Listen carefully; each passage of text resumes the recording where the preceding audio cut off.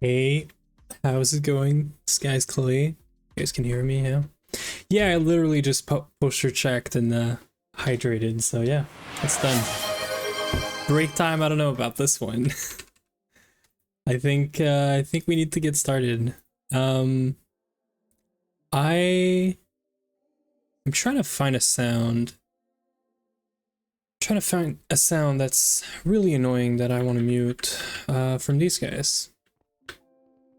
How is it going? How are you doing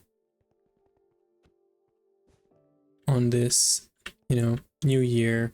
I mean, we've streamed before, but how's everything? Yeah, so these guys are very annoying. I want to try and just fix this real quick, but whenever they spawn an infernal one that makes like thunder or whatever, it's not the blizz, but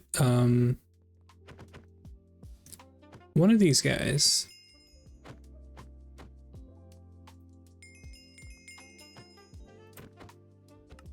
I look for Blaze.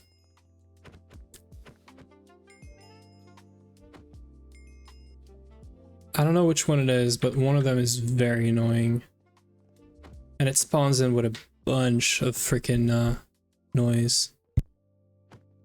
Been losing my mind learning connected textures rendering and animated texture rendering. Yeah. Yeah, that'll mess you up. I'm good.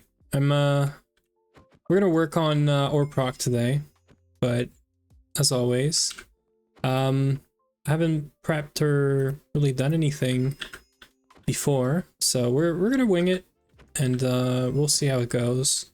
I don't know if the stream's gonna be a long one today, but we'll see.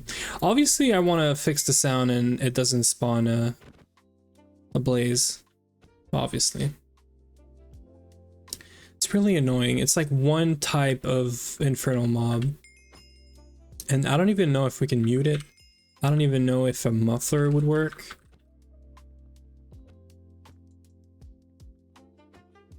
Like maybe a sound muffler would work. I'm gonna cheat it in. I don't care about this. Oh wait. It might actually work. Okay, you know what? We're gonna leave this, and if that fixes it, I'm just gonna leave a sound muffler right there. It is very annoying. To be fair, I may be losing my mind, but I have cracked it on how to do the textures. That's awesome. It's always nice to play around with code and games and stuff. Really wish I had a bit more willingness to get back into deving when I'm not, yeah, just deving in general. I'm trying to get back into it, but yeah. Muffler is great. Yeah, hopefully that just fixes her problem. So nothing has happened since last stream because I have not connected. I've been actually stuck. Not stuck, but I've been stuck on Baldur's Gate for the past like 4 or 5 days. So I'm having a lot of fun getting achievements and stuff, and yeah. So ore proc is mostly good. We have multis for everything. Now, what I want to be able to do is I want to be able to scale the multis, and so every process can be scaled. And I also want to AE2 the whole thing. So it needs to be a subnet. I want to remove logistics pipes. I don't want any of this weird stuff anymore. So instead of this, obviously we want to interface mainnet with a subnet, and that's basically it. Yeah, that's what I want to get today. I want to get this entire ore proc like fully A2 with proper storage maybe, and yeah, I think that's the idea here. Honestly, I'm only super in depth on the dev cycle because it's a good excuse to learn how things work and stuff. Yeah, no, I get it. Yeah, I've had a lot of fun in the past too. I've never really got into modding or like mod packs. I just don't see it, get it, or whatever. Like it's just not for me. Like modding an existing game, I don't know. Like I'm much better at creating, you know, story, lore, and then having a vision, and like for mods or mod packs, I don't know, it just doesn't work for me. Like I can't wrap my head around doing a very simple, you know, new feature or whatever, or content in a game. It doesn't resonate with me somehow, I guess. Yeah, I don't know if that's weird, but okay. So we have our washer here, or chemical bat, sorry. The simple washer is not going to move. The ore washer is fine. We're going to have one chem bat here. One of them is going to be for hydrofluoric acid and rare earth, I think. Yeah. I'm the opposite. I can't do lore and story. It's my quest book stuff. It's so overwhelming. It's just preference. Yeah, no, totally. Yeah. But you're doing it, so props to you, you know? Yeah, okay, so we're gonna stick to this. So there's gonna be a chembat that's doing hydrofluoric acid. Because right now they're all in here. All of the chembat recipes are in here, and it's a mess. This sulfuric acid is actually, it's for ilmenite, I think. Yeah, it's for processing ilmenite, which I don't quite like. Because it's messed up. It's mixed up with everything else, which is kind of weird. Yeah, like ilmenite into rutile and all that. I think we shouldn't mix those up. I'm pretty sure that's what it is. Because what else would we have here? Rare earth. I'm sure we had rare earth at some point.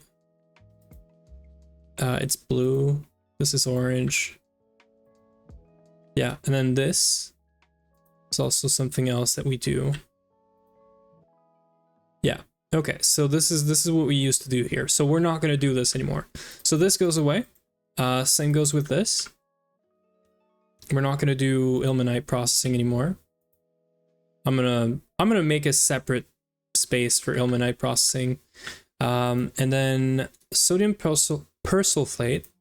This is going to be another possible chembat.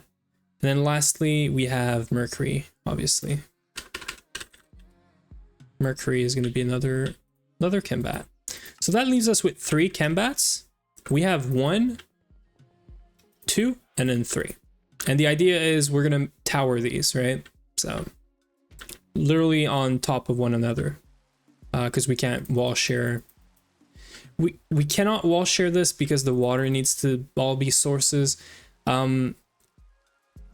Although I had an idea that we might be able to wall share this. If we fill this up with water, and then we put another chembat on top of it, flip it upside down, and then put water into it, we're going to be able to share this slice right here of water and casings. And then we're also going to have all sources inside because it's going to be an enclosed space full of water. So that's the maybe idea I have, but I might just forget it and just put them all, you know, properly just in a tower vertically. So yeah, that stuff is probably going to be paused come Tuesday because I'm getting Star Rupture when it releases. What is Star Rupture? Is that a game? I really don't keep up with like the new games that are coming out every freaking time. Yeah, no, I did not know this this game. Cool. Another like base building open world co-op game. Looks cool though. Looks really nice.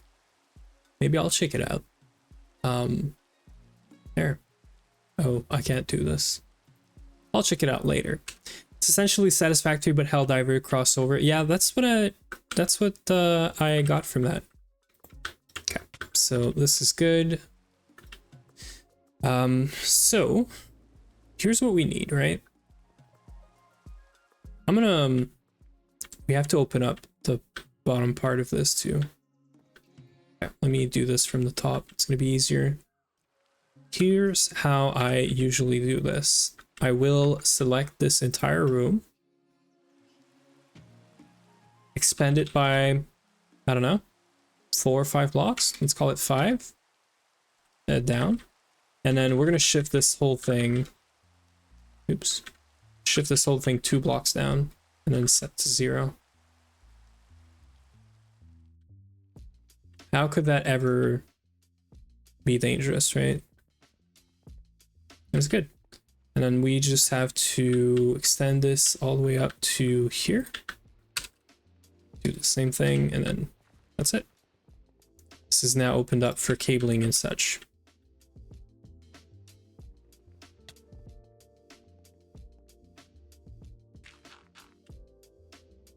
Okay.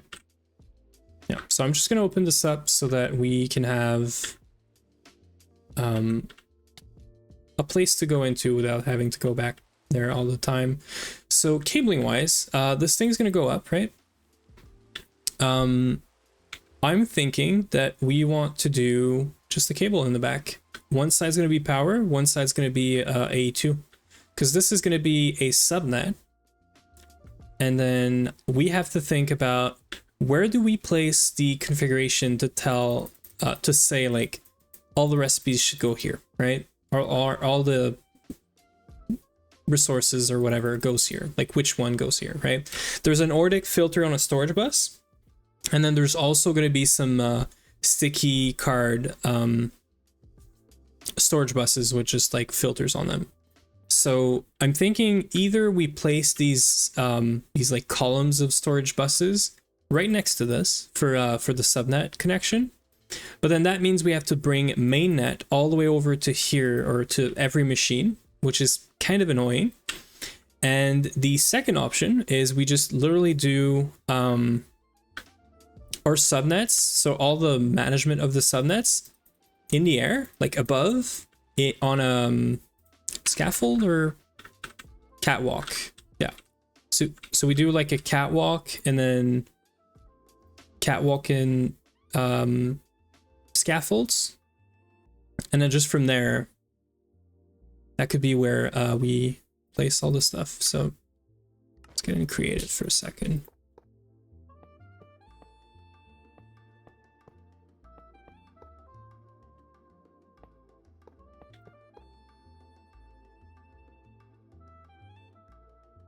This is actually going to be maybe annoying. Let's see how that goes.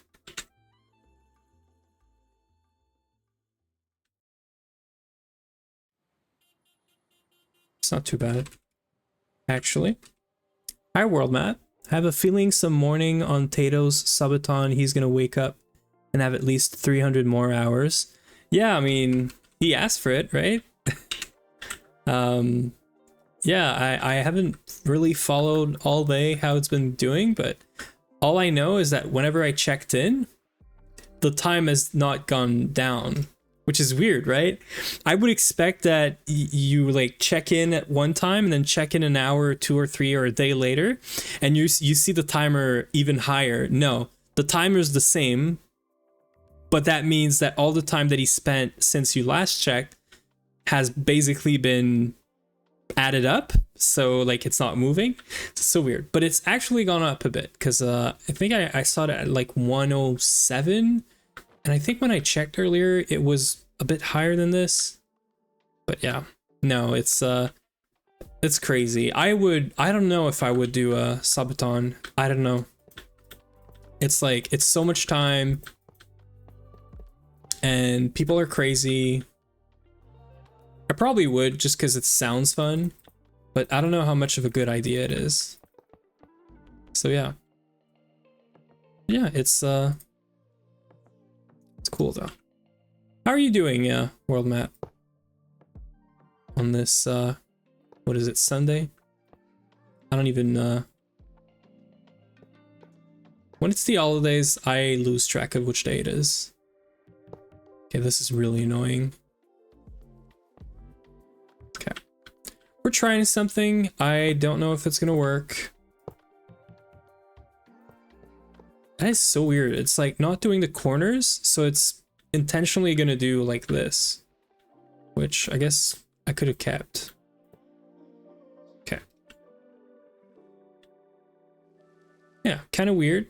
Maybe we make it a square. How large is this thing?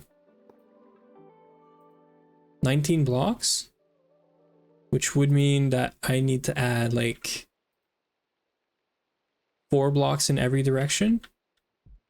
Let me see if we can do this.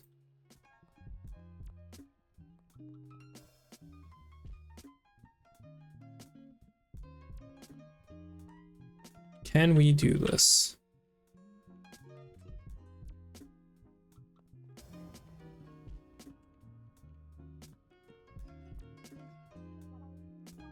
That is, yeah, probably not a good idea, is what I was going to say. We probably... I'm going to keep doing it like this. 1, 2, 3, 4.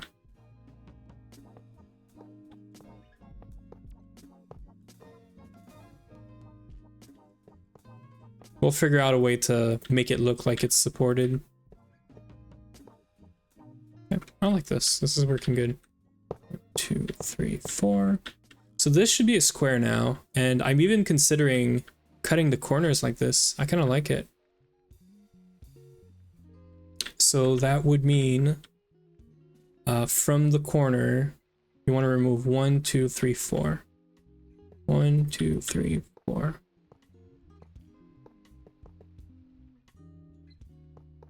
3, 4. Oh yeah, I kind of like this. Okay. And the reason I'm not going any higher is because we're gonna have cables along with interfaces, controllers, and all that. This is all gonna be here. So let's just figure out how the hell we're gonna do this.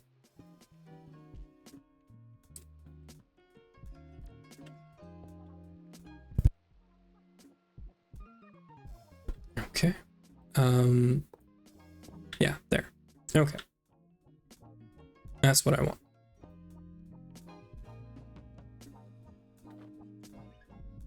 So 1 block higher, actually.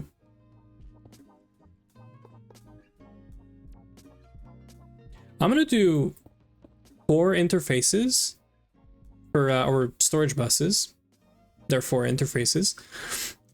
This thing's gonna need a controller. You know what? Let's do it right away. Let's try to do it how I'm thinking of doing it. Then we can figure out the rest of this. There is 1, 2, 3, 4. Nothing here yet. 5, 6, 7, 8, 9, 10, potentially 11. So I think I'm going to count this as a step in ore proc. I know it's weird because the hydrator, but I know there's some stuff that is going to end up in here, and we're technically doing, as part of the ore proc, we're doing rare earth 2 or rare earth 3 as well. So I think we're going to count this as 11, potentially more, which is good because the idea here is this. So space between every one of these, which means I'll be able to fit technically 5 per side. I think we'll do 3. That's going to give us 12, and I could technically add more. So this is going to be in sort of like a circle. It's not a circle, it's a squircle. It's a square with the corners cut. So this is going to be a subnet, this is going to be a subnet, so on and so forth. And then the idea is we're going to do wireless all the way next to the machine, and then see how we can make this pretty. So that is the idea, I think. So we're going to want cables. We're going to want colors, which we'll do as we go. And we're going to want controllers, interfaces. We might want some big interface, but I don't think we need the big interfaces. Do we? Yeah, we need any output to go back to the main or proc subnet. That is a thing. So technically, for every subnet, there is going to be an input, which is going to be storage buses or a bunch of storage buses, and there's going to be an output, which is going to be a storage bus on at the end of the yeah, it's either this or every machine that has an output bus is going to output directly into the main ORPROC subnet.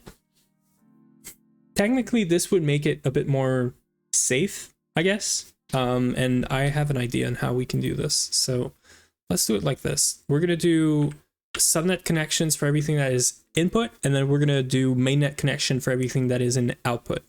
So it doesn't matter where it's from, it's just always going to be input in the main subnet for ORPROC.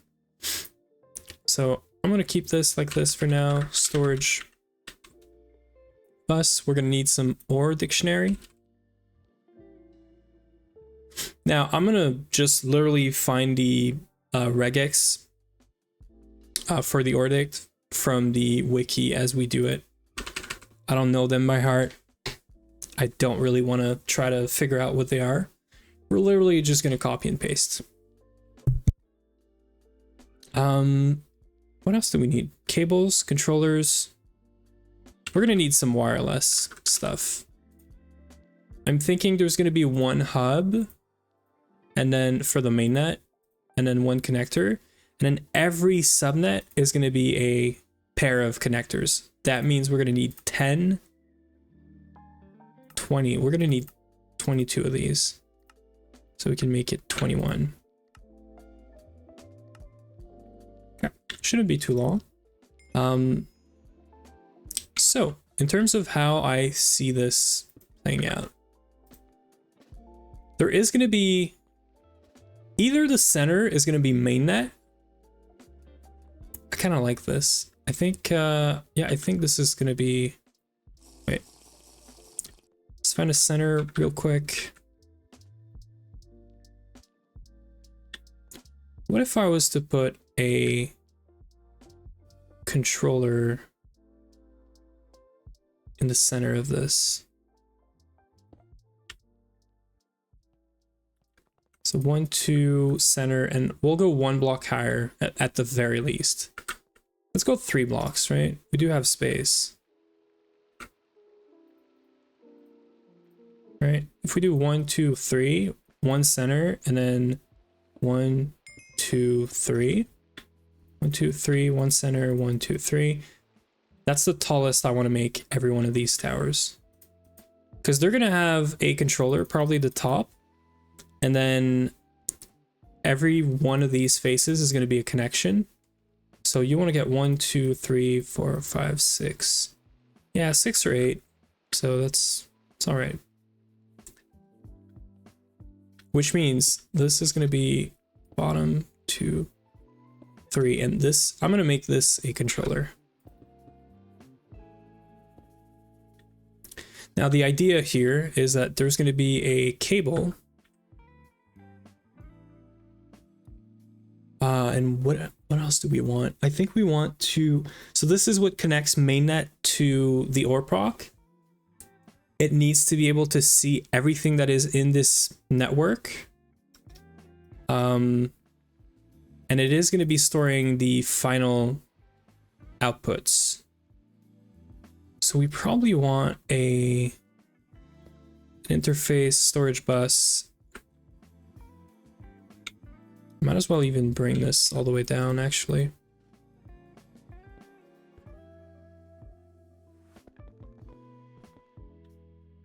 Okay, so this is going to be... What color do we do for the main subnet, the main ORPROC subnet?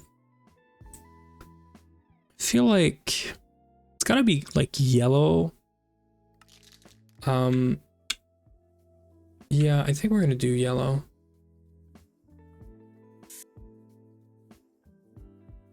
Okay.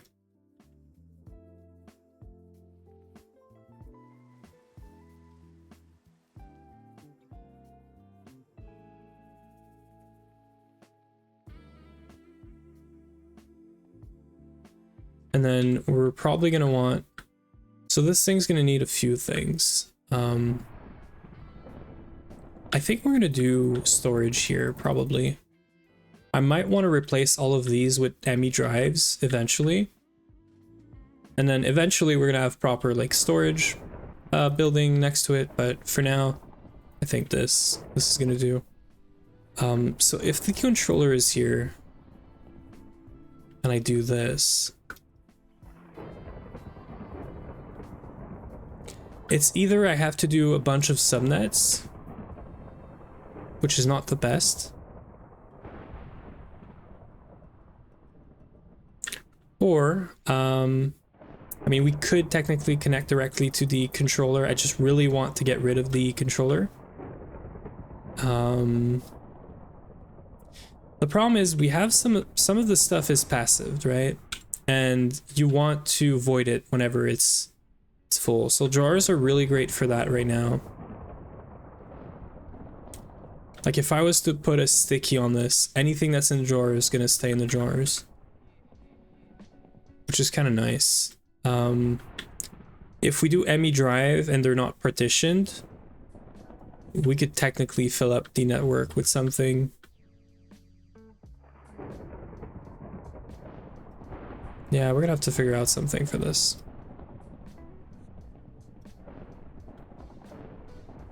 Okay, anyway. Let's worry about storage afterwards, maybe. For now, we can just leverage this. So this is gonna get stuff from the mainnet. We're potentially also gonna connect to this directly from a ender chest. I think I want to have the ender chest right here. Let's actually move it. We're not mining anything, so might as well move it now. And I think I want it on top. I think.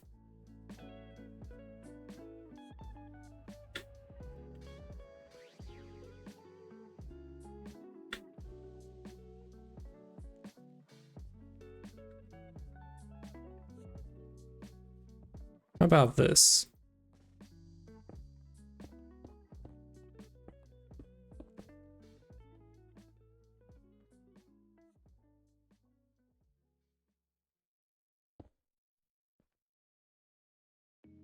What if we do a sort of like column like this? A pillar sort of to go around the cable. And then up here, we can have some stuff connected directly in here.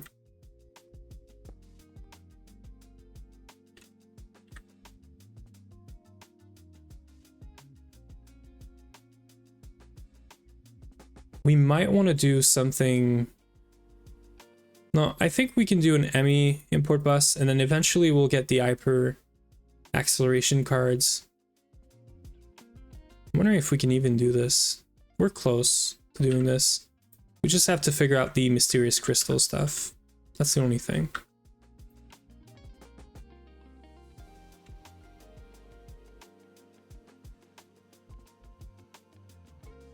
Let's make some acceleration cards. Nothing's online yet.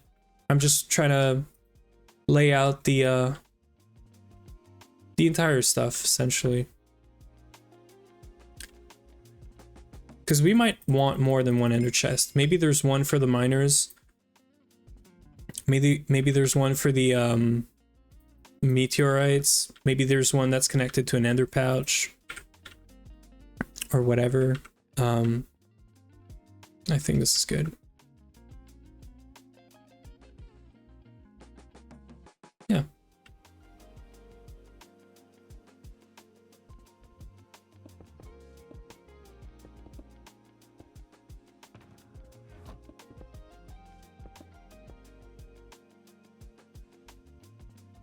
Can we get some like half glass or mana glass? We'll do mana glass.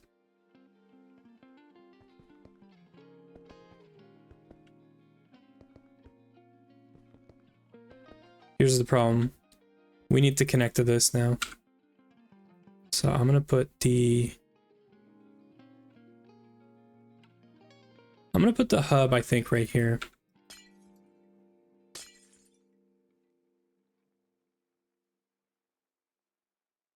I think this should work. This is gonna work fine.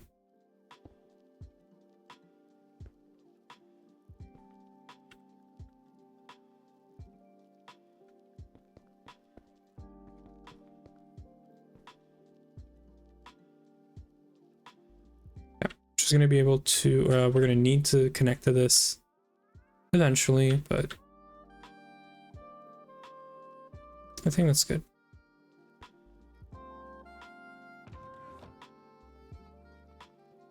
Yeah, I kind of like it roughly. And then so back to this, right?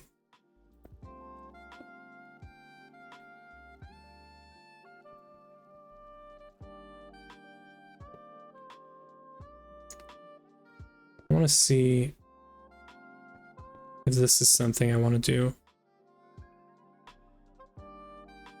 So we're going to have some interfaces, right? And I think I kind of like this. Then we could even have signs. For example, this could be macerator.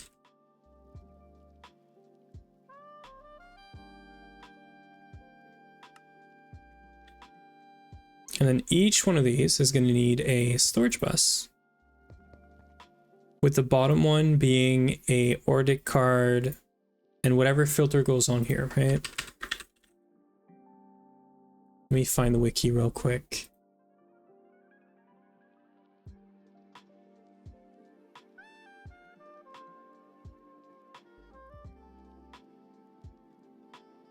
Okay, so for macerators, the filter is this.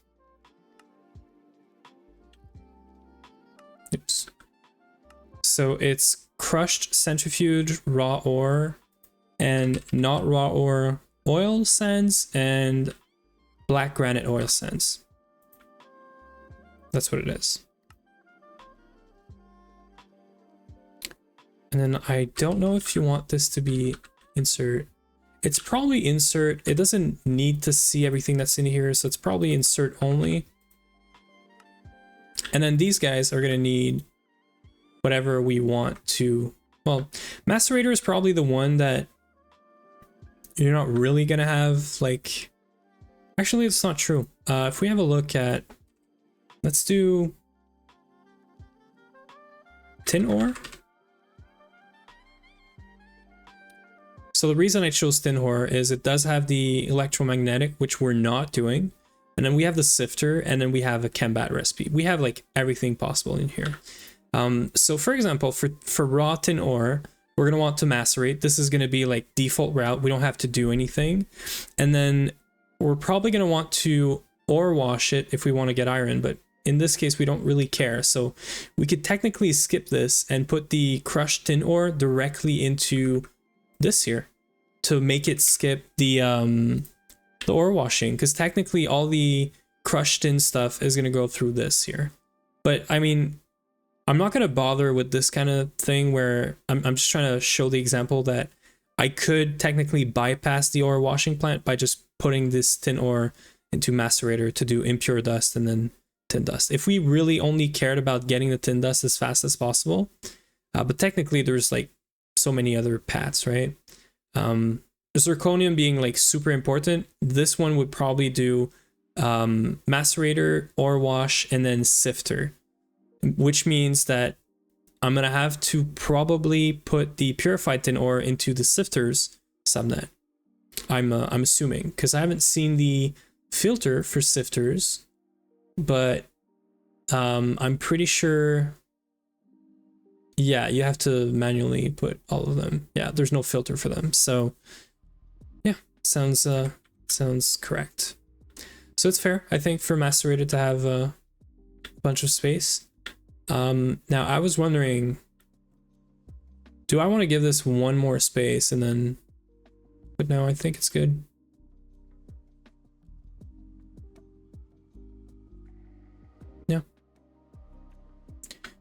know if I want to do this here or in between.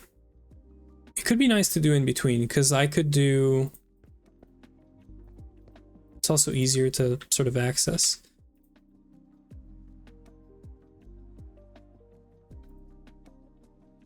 So if I do it on the side, right? For the other one here, I might want to do this.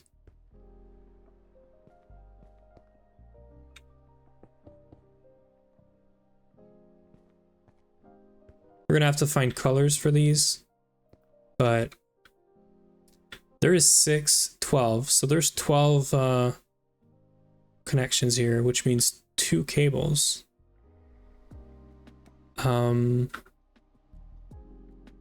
Or a big cable right here. So I think technically we can do this, right? Let's do anchor.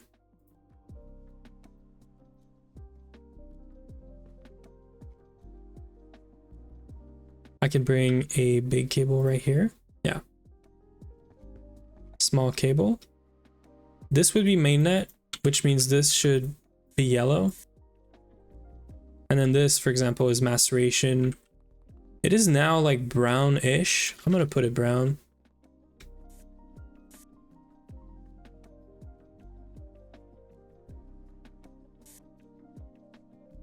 And then this could be...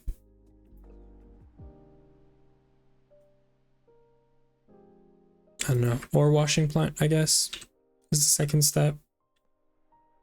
Sort of. And I could keep these. Or, actually, or washing plants. And this is going to be like blue-ish.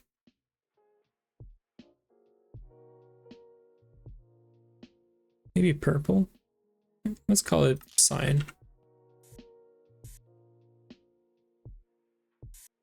Right? And then there's going to be a storage bus on every one of these. Like this. And I am pretty sure that this is not allowed.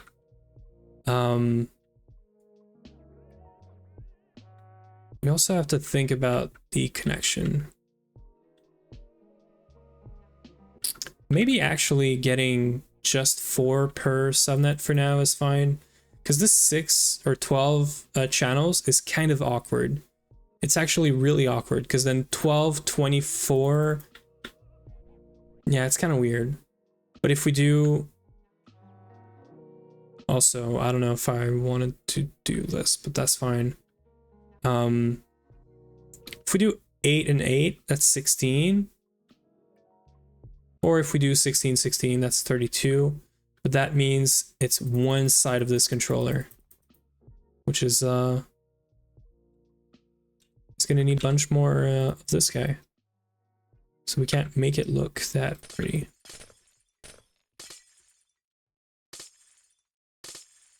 Yeah, we're gonna have fun figuring this out, I guess. I guess it's good we made this thing big. Okay. So I was wondering, can we put the wireless right here? I don't think we can. Yeah, no, because that's a full block.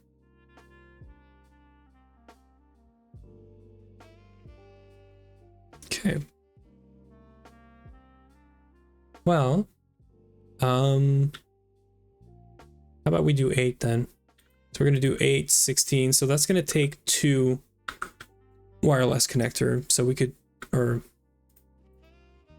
wait, no, 2, 16, 32. Yeah, no, that is going to take 2 hubs. So we can maybe put one like on top.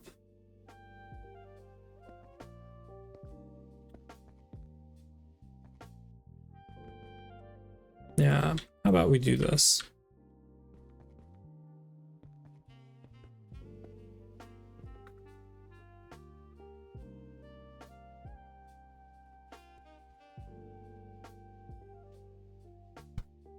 Okay.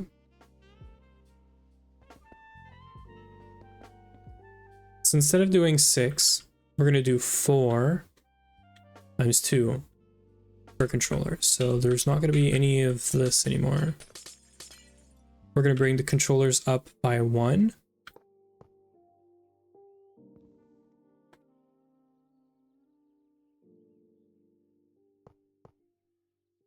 And instead, we're going to add 1 more cable here. Yeah.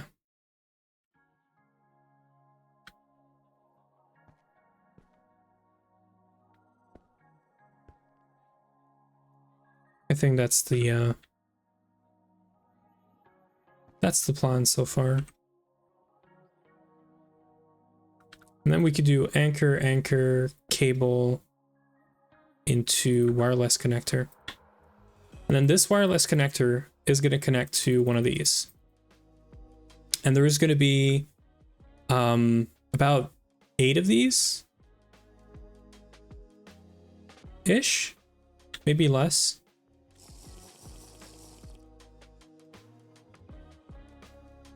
Yeah. Yeah, I think there's 8 or 7 different like processes. So I think the page has 7 right now, the wiki page. So let's just keep going. We'll see what happens.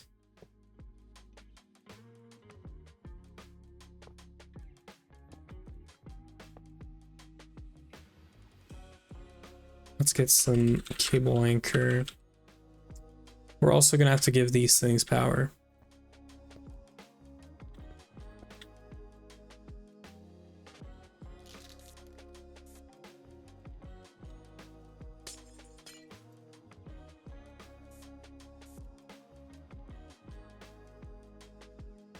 So actually, these are not going to be cable anchors. Yeah, these are going to be quartz fibers. It's almost going to look like it was meant to be. Happy little mistakes or something.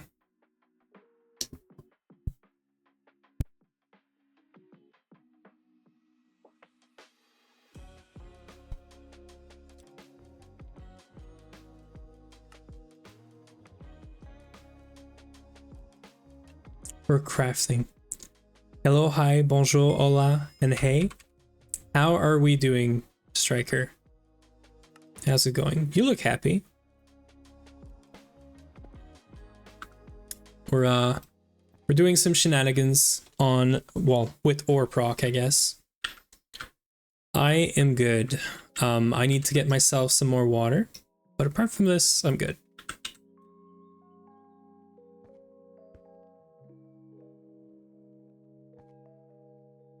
Made it into LV today. Very happy. That is very nice. Congrats. Is this your first time in LV? I can't remember if you're like a first time player.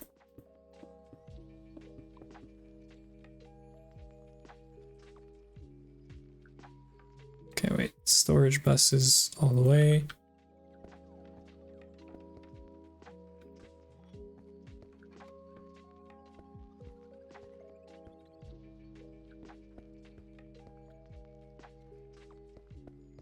Okay, so let's just figure out what these two are real quick. Maceration stack is done. Ore washing is done. Let's call this one thermal centrifuge.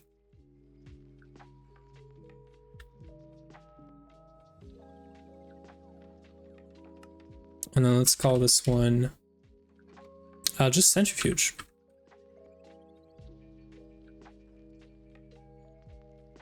Technically industrial centrifuges. I did a 4-hour practice run where I used creative a bit. That made it to HV, so in terms of playing properly, yeah, that's cool.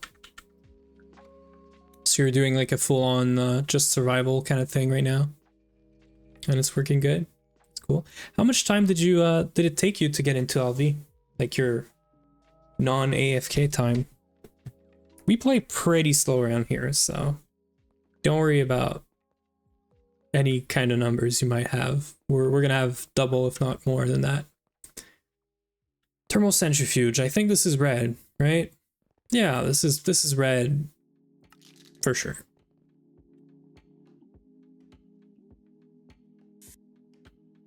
Then centrifuge is very obviously yellow, but we can't put yellow, so we're gonna do orange. I think orange is fair. Actually, if there isn't any orange, I mean, this is sort of orange.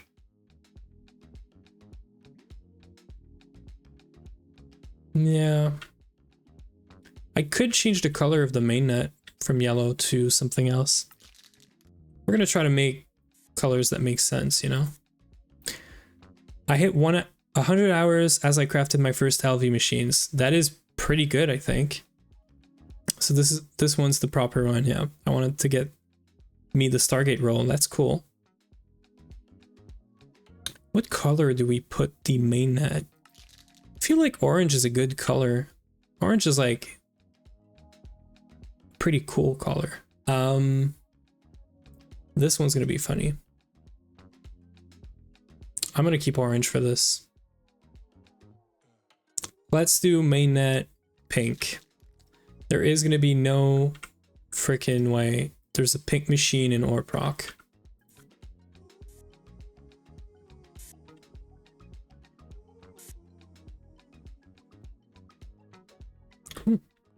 And did you play any other packs or like expert packs of any kind before, Striker? Or is this also like your first pack? Because surprisingly, for a lot of people, GTNH is their like first pack. So I think it is a fair question. Okay, so right from the corner, so from here.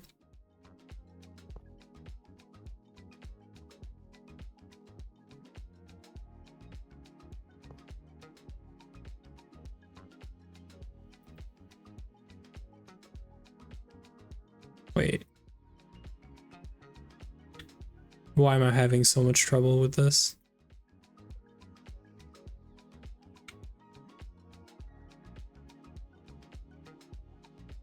What the heck?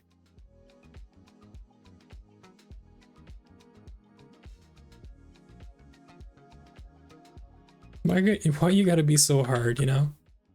So yeah, that's one. So 1, 2, 3,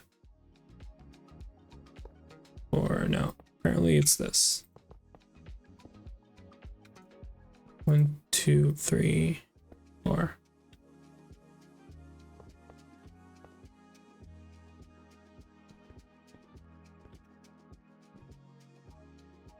And then I need to get me some more wireless. I've done like 500 hours in Nami Factory. Yeah, that's a pretty common mod pack people have done before. GTNH.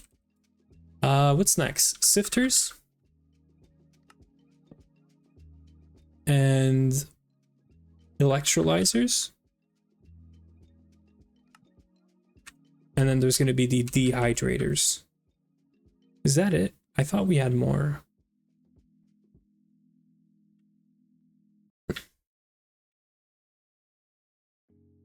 So the ore washing plants, how does that work?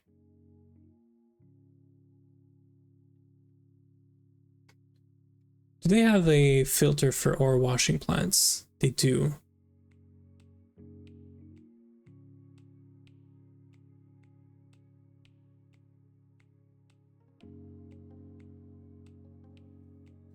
It's so weird though, because the wiki page says that we set to combat mode with screwdriver to process rare earth dust with sulfuric acid and get crushed.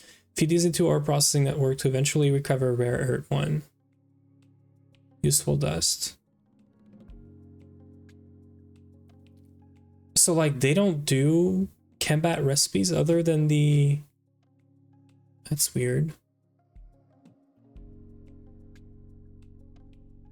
I have a hard time believing this.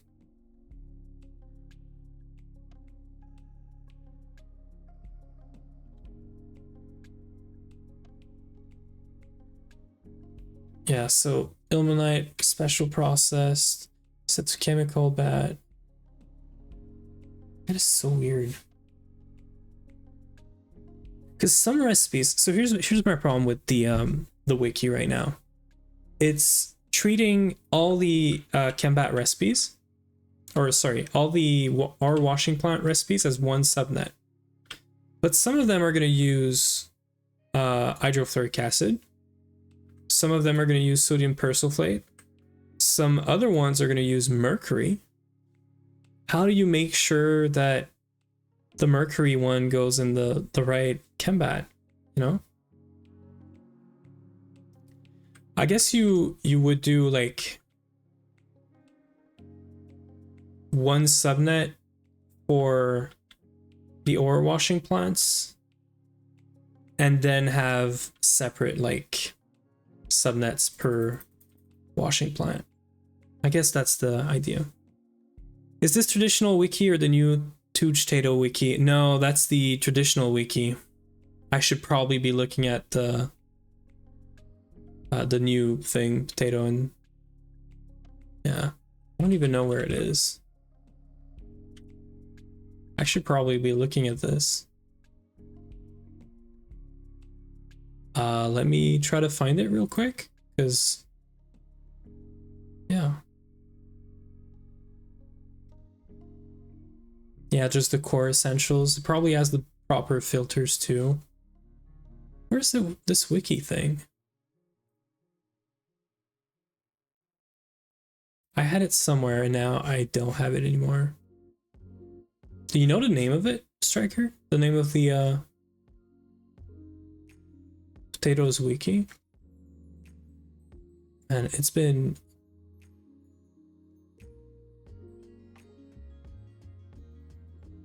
Yeah, I've been there also once. I'm checking right now too. I can type. It had a name. I remember it having like a very special, specific name. Now, I don't remember anymore. Well, if you do find it, let me know. Man, I don't... This is crazy. Okay, so I'm just gonna wing this, but essentially we're gonna have a subnet for ore washing plants, and inside that subnet, every machine's gonna have a subnet as well. There's gonna be a default one for like simple dust washing, I guess, right? Is it simple dust? Yeah, it should probably be simple wash by default. So that's the one that's gonna have the main ore dict filter, and then every other interface for the other subnets is gonna have sticky cards and storage buses to allow some flexibility. I think that's how we're gonna do it. Which also means this subnet is probably not gonna need all these interfaces, but that is fine. So we're gonna have sifters. Let's just keep going. We have sifters, electrolyzers that we don't have, but we're gonna place right here probably. We're gonna change the centrifuge for, instead of being not even the center, it's gonna be on this side, and then electrolyzers are gonna be on this side. Greg Tech blueprints, yes. Yeah. GTBPGG. So is there an ore proc guide or something?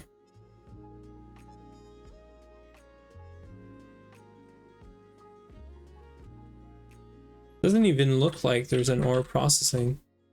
Interesting.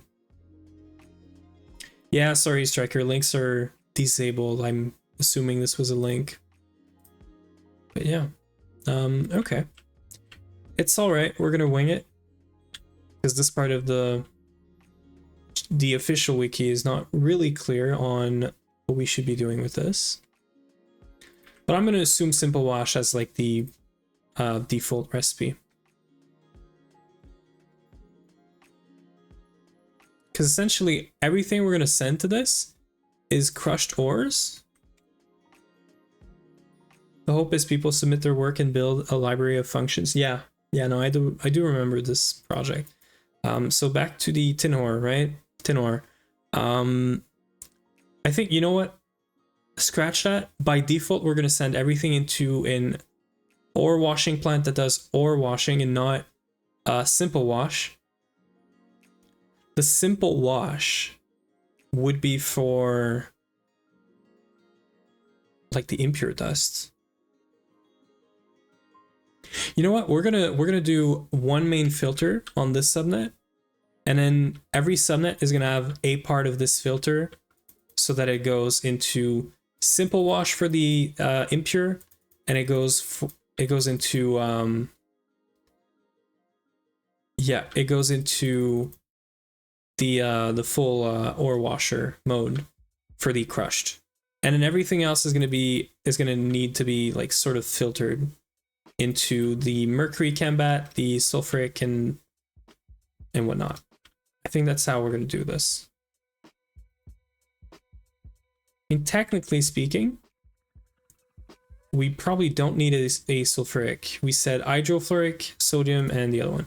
And the hydrofluoric is only for the rare earth. So this can be merged into another combat.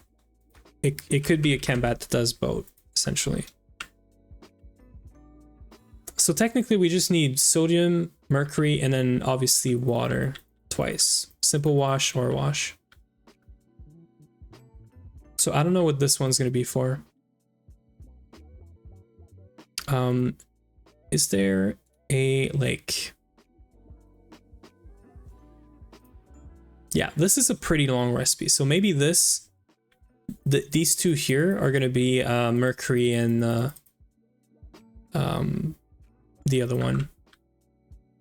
Yeah, then we'll see. Maybe I don't know, maybe I'll remove this one or remove this one. I think the hope is, yeah. Thanks for the follow, Vainery.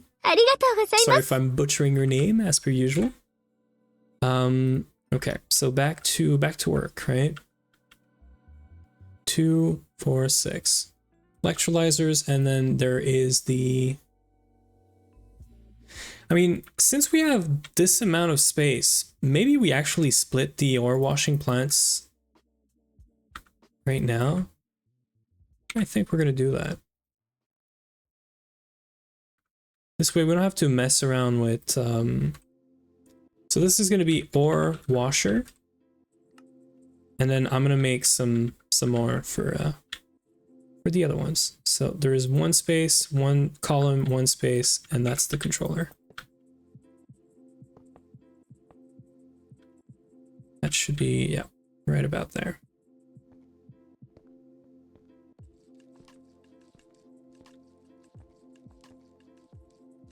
So you know what? There's gonna be 1, 2, 3, 4. I'm going to place all the ore washing on this side, which means I'm going to remove these. And this is going to become the electrolyzers.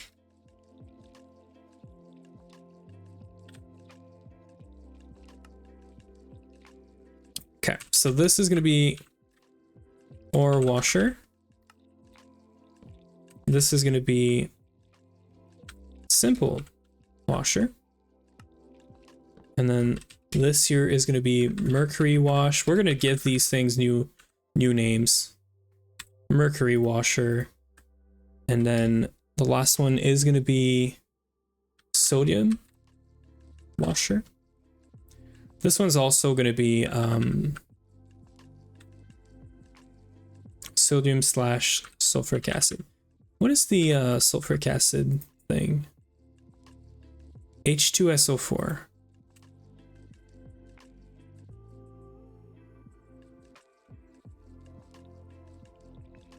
Can I do like...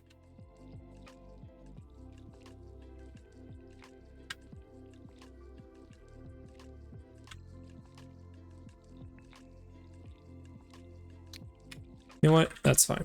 H2SO4. That is not what I wanted. Sodium, H2SO4, washer. That's it.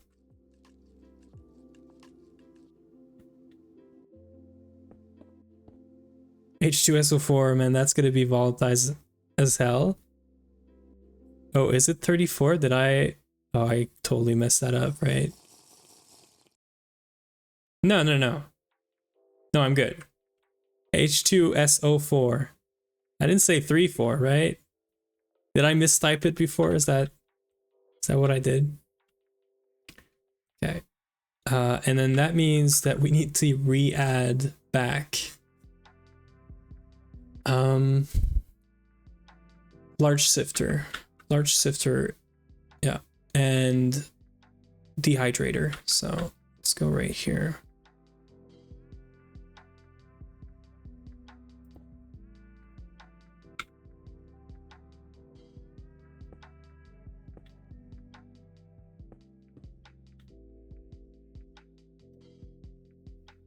You mistyped it as 34 at first, but you have 34 oxygen on there. Yeah, it's gonna want to explode. Yeah. We're all good now. I think I fixed it. Happens a lot, you know? Mistyping around here.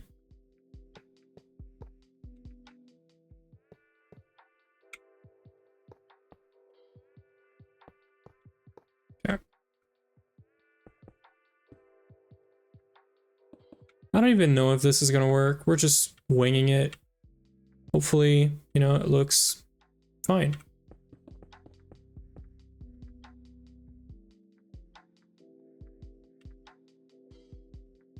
And maybe we'll decorate a bit more afterwards.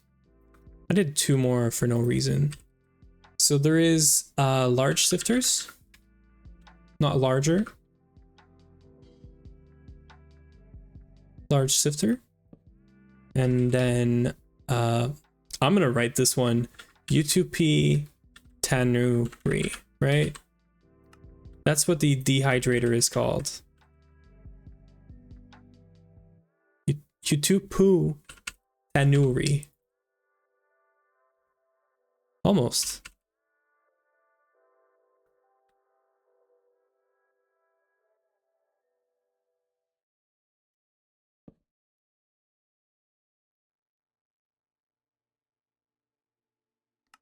Yeah. Yeah, that's fine. And then let's do quartz fibers everywhere.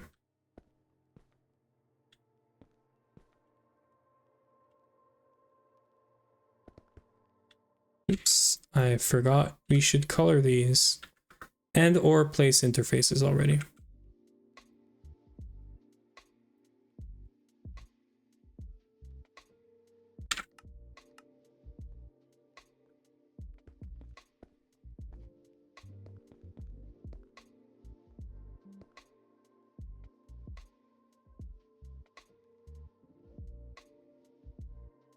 I guess we're gonna wait for more interfaces.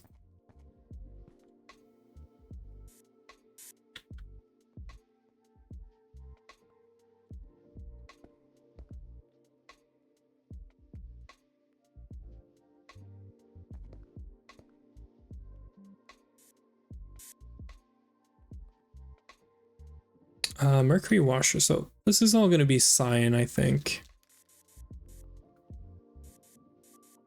I know they're not the same, but they're all the same machine technically.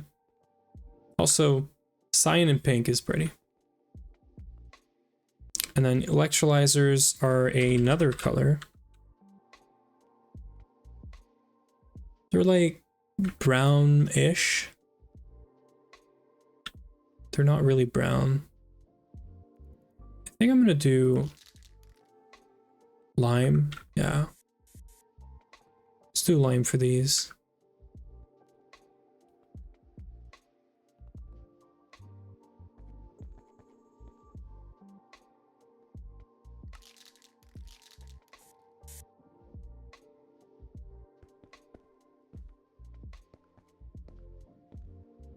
So this is the large sifter. They're also sort of blue.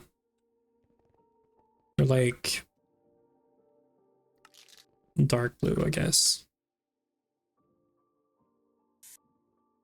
And this is the orange one.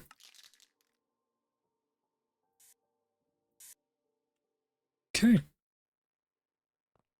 This is good. So we get power everywhere.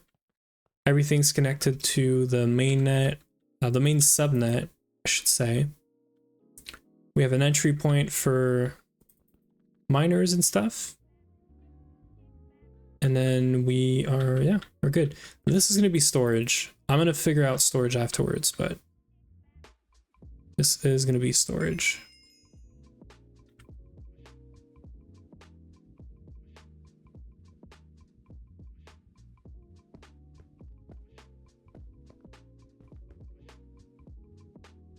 I don't even know if we're going to want more interfaces, but worst case, we can always go up or down.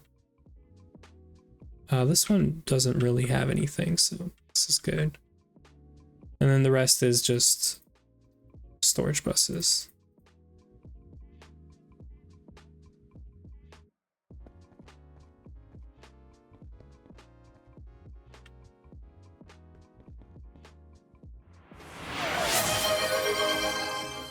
Alexander with the break time. Is it break?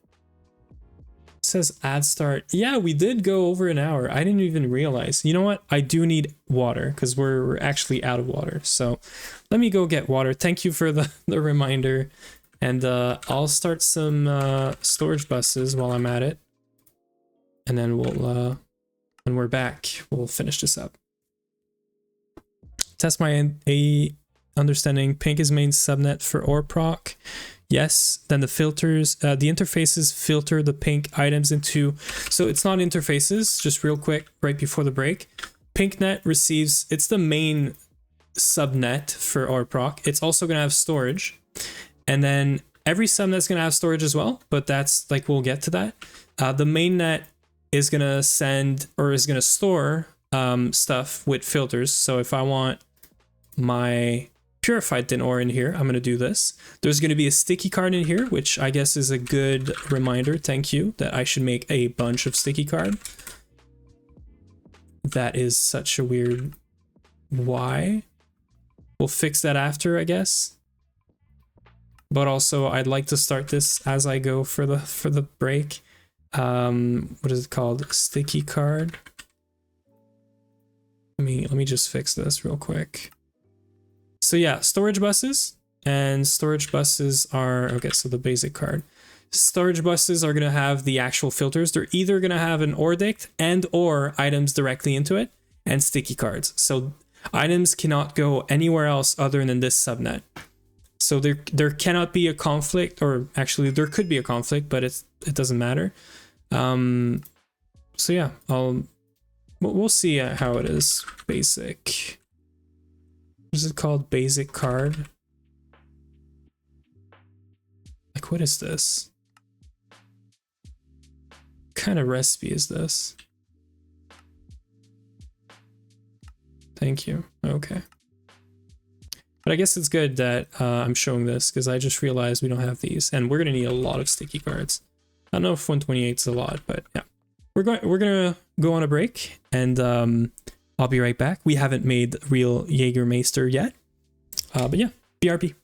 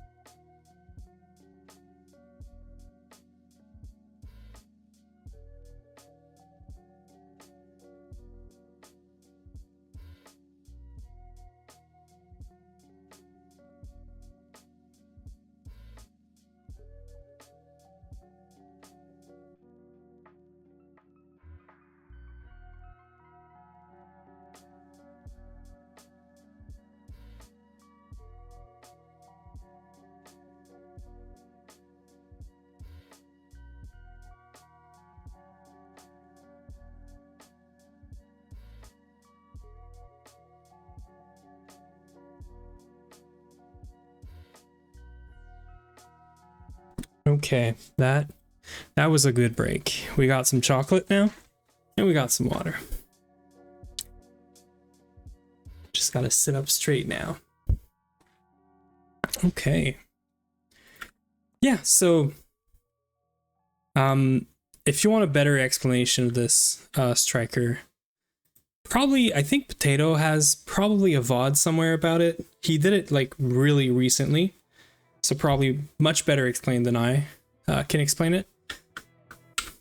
And I'm sure people like VinCat and maybe Nine made a video about it. I highly encourage looking at them. I'm just trying to get my head around the logic used in these styles of nesting subnet, and I think it makes sense in my head. Yeah, so essentially, whenever you're in a network, you can forget about subnets and stuff, but whenever you're in a network and you want to store or send stuff into a subnet, you can either export it, which is usually very slow, or you can storage it. You can just storage bus it. These are gonna have to be set to, I thought I had a card already.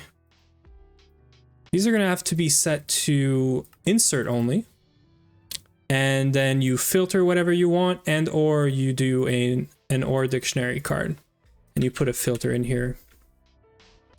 And that is, and a sticky card as well. So whatever is filtered in here, and I think even the OR dict card, a sticky card makes it so it cannot go anywhere else other than here. And because it's insert only, it just disappears.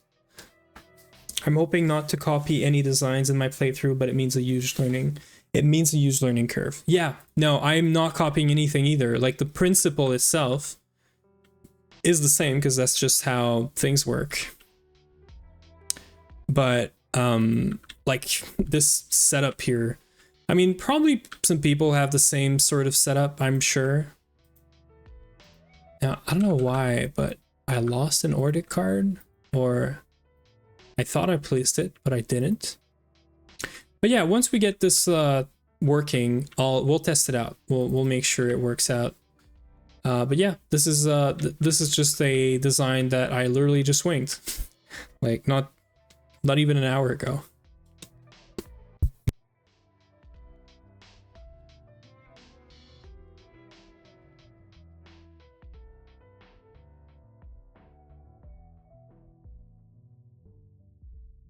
Okay, so a couple of things we're gonna have to change here. The maceration stack we're gonna have to change. This is gonna go away. It's indium. It's kind of important, kind of a big deal, but we're gonna set up indium somewhere else. I don't know that I want indium here.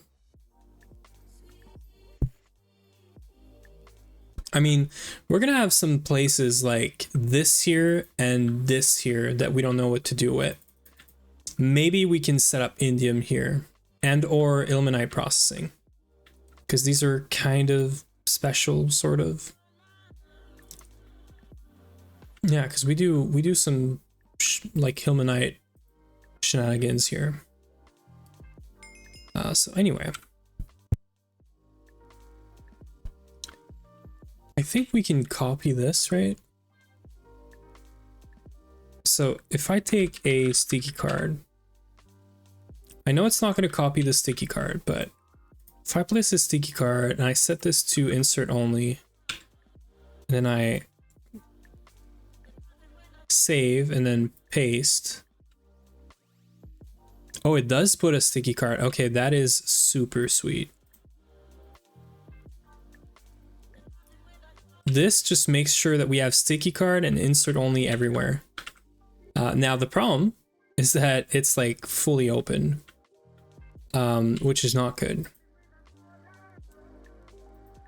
We're probably gonna want to put any item in here just to start us, because we want to make sure nothing else gets in here.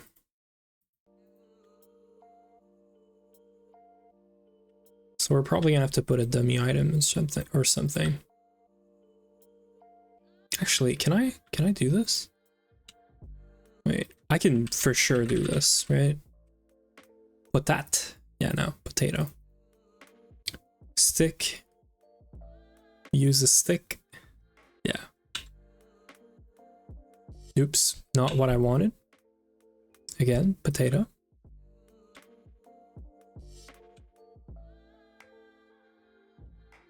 Oh yeah, we're gonna do this. So the reason I'm placing a potato here is to make sure to not have anything goes in these until we have the need for them.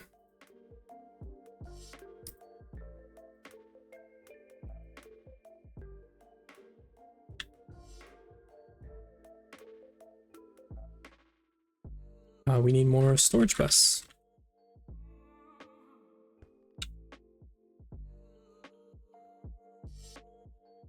Need for these? What is that? Need for what?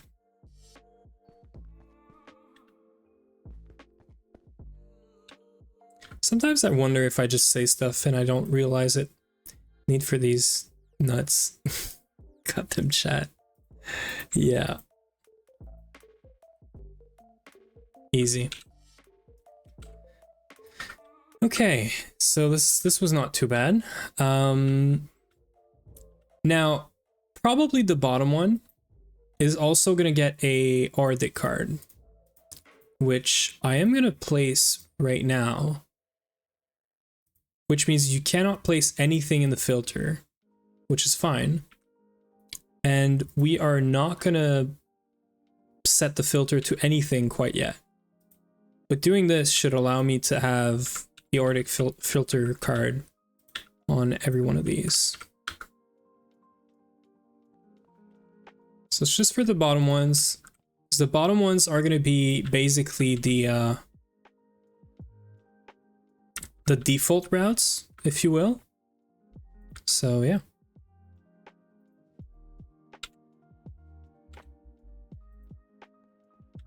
How do you even do this?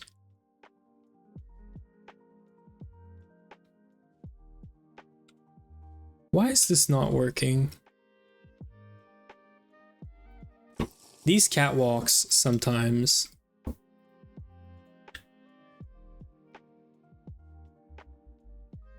Oh, there is already a catwalk. Okay, cool.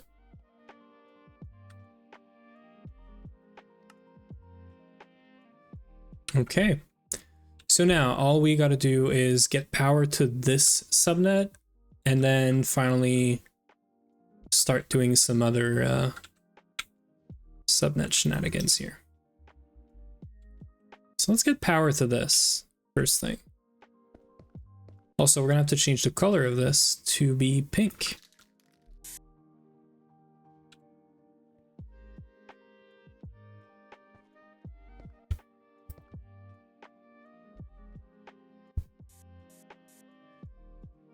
So I'm gonna do a quartz fiber right here. Actually, you know what? No, I'm not gonna quartz fiber this. We're gonna plug it directly into this battery. This battery is used for, it has so many problems as well. It's used solely for ORPROC machines. We used to pull the power out of the mainnet. Now we pull the power straight up from the, I think the reactor. And that means we have a secondary battery over here just for these machines. So if main power goes down, we're good. We used to be connected like this, actually.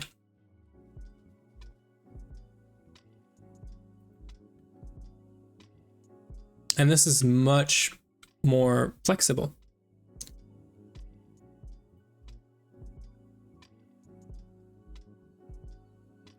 So that's P2P'd from reactor straight to that battery via mainnet. Yeah, exactly. So the energy hatch right here has a P2P GTEU straight connected the same way, probably, on the, not the reactor, but on the battery that the reactor is powering. So it's reactor cables and then energy output hatches on that battery into a P2P. I can show you actually.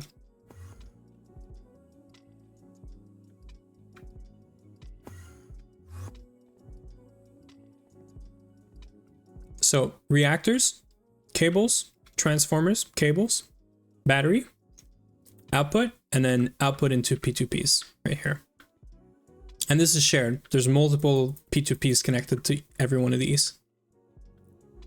And that's it. And these are 64 amp, 64 amp IV, 64 amp EV, and then 16 amp LUV.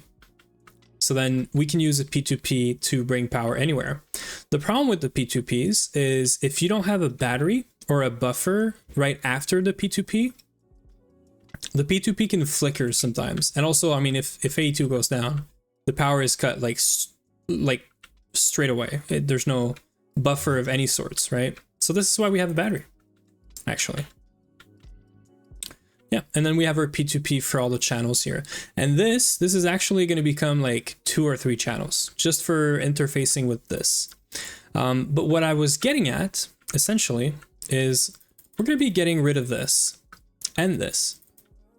I'm going to want to plug the EV power directly into a power converter, power something that I forget the name of for AE.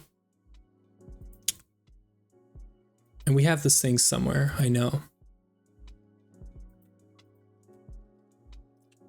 Applied energistics power.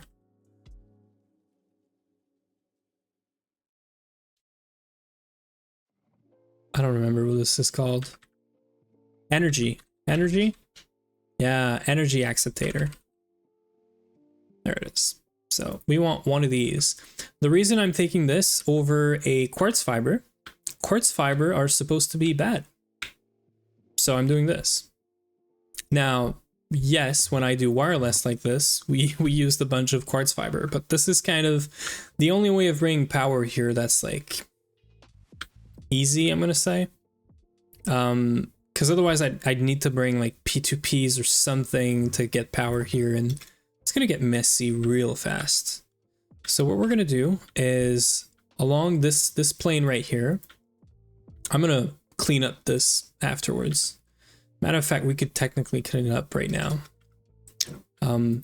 Logistics pipes is not being used anymore other than feeding stuff in and from these chests. If I was to remove this, we have a buffer here that would probably take a bit of time before it fills up.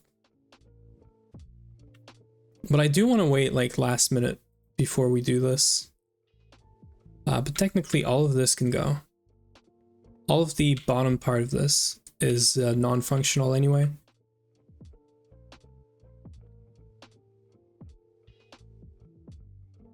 I'm pretty sure about this.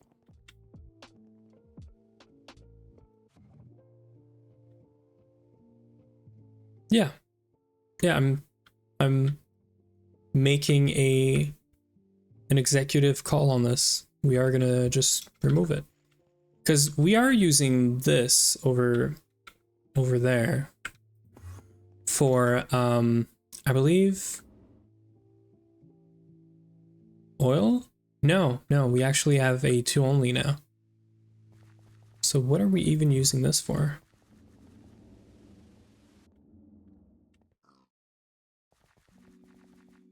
Easy, we're just not.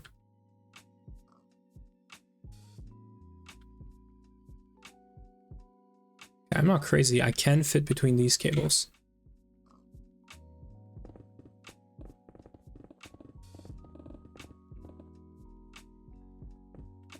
Okay, so we're just going to remove all of this LP piping. Oops.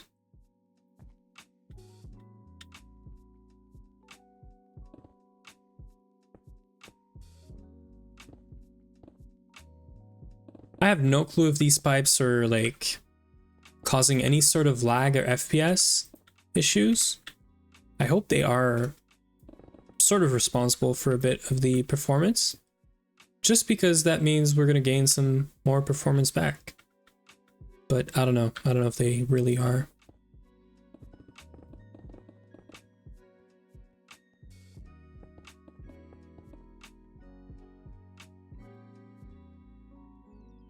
Okay, and that is a lot more logistics pipes removed. Okay, so for the connection, I think we're gonna keep the, yeah, we're gonna keep this like this. I might bring the P2P alongside here instead. Is it time for me to remove? I think it is time for me to remove this. I think we are removing logistics pipes. Okay, we're turning off ore proc. I mean, we're kind of working on it, so it's fine if we don't have ore processing for the rest of the stream slash whatever. We also don't need to be doing this anymore.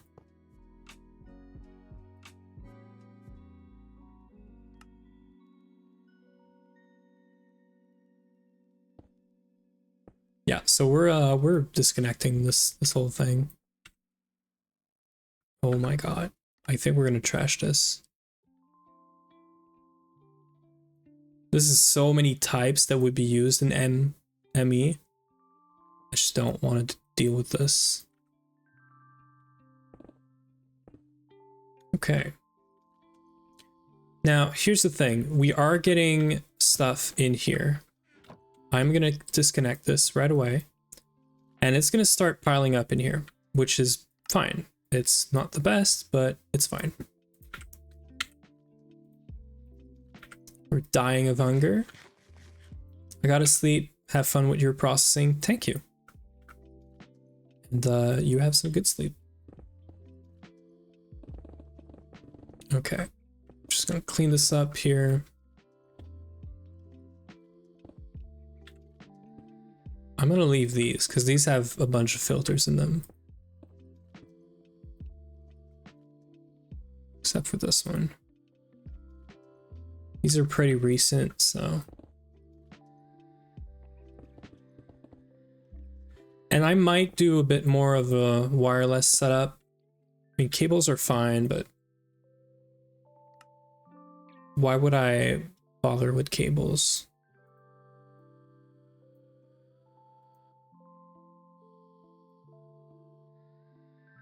Yes, we are trashing nether stars now. Now that they're fully passived, we don't care anymore. We have a lot too. We have 4,000. And last I checked, we had like 700, and I was like, hey, this is a lot. Because nether stars used to be Salus Mundus, which was also a pain to get. But then we fixed both. We fixed Salus Mundus and we fixed nether stars because we're just getting those like straight out of the Witherby, which is all running now. And it's great. Why does it feel like I'm heavy again? I guess you can do this, right? Yeah, so the only thing right now is we're sending stuff in here that is not going to get processed. And it is going to block somewhere. And that somewhere is B proc, or B processing, and OR proc. And I do know that they are avoiding any extras. So if this fills up, great. I mean, it just means that we're, our Bs are working fast. But also we're just going to be able to re-import this.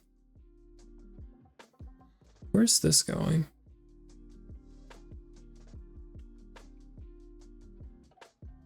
Oh, yeah, now we're removing this.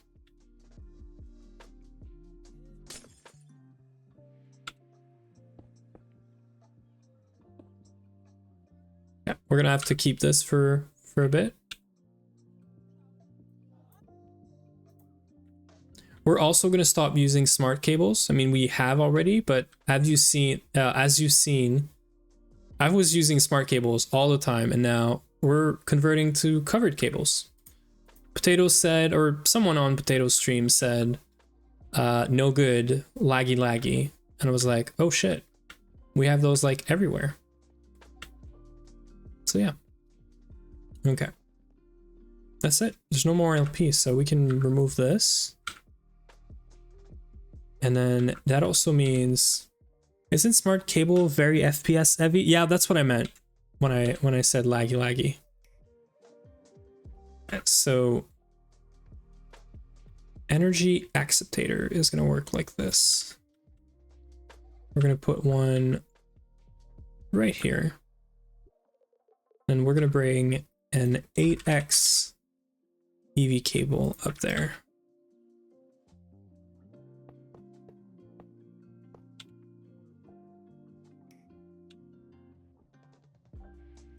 That technically means things are going to come up online now. Yeah. I don't want this question to sound like I'm talking down, so please don't take it that way. But do you understand the difference between FPS lag and TPS lag? Yes, I do. Yes.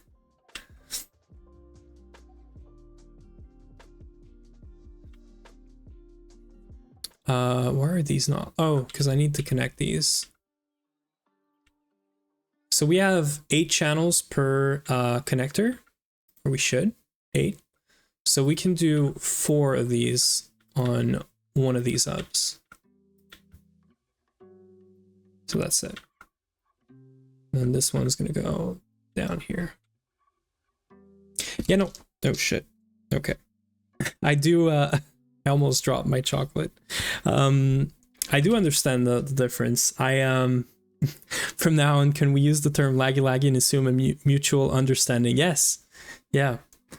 So, yeah, no, I have a lot of experience with Minecraft servers and just networking in general and computers, software. So I do understand the difference, but laggy sounds much better. And, I agree. We should just use this term moving forward. What did I want? The glass. I'm trying to eat my chocolate before it melts. Oh, we're gonna cap this off for now. This is not gonna stay cobblestone, just to let me know that this is gonna be a full block of potentially this, potentially concrete, potentially a darker concrete. I don't know. Laggy, yep, exactly. See, we got power everywhere now. This is good. Okay.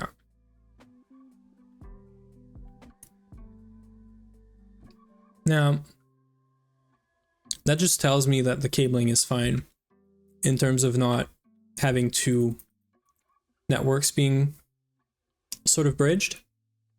What's going to happen now is I want to get, so here's the thing, I want to get storage in every of these subnets. There is 2 ways we can do this. One way is before every machine, we have ME drives. The other way is above every of these controllers, we have an ME drive, or we could put it underneath. I don't know about the underneath, but it could be nice. Because then I could do something like this, right?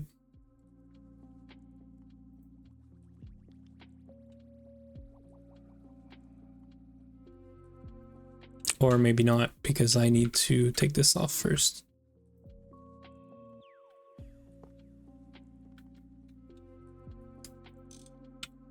So I could do something like this, and I could have a terminal. Where's the terminals? This is crafting. I just want like a normal terminal, please. Yeah.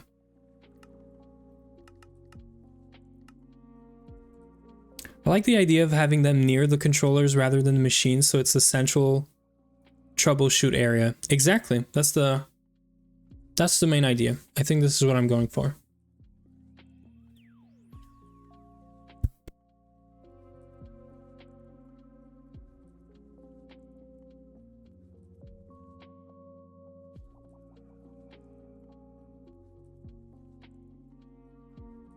And now that we have only power in here, it is the right time for testing a theory of mine. if I do this, it goes bad, right? But if I color this brown, it's good. That's what I wanted to test. So that means we can literally bridge all of these, break everything for a second.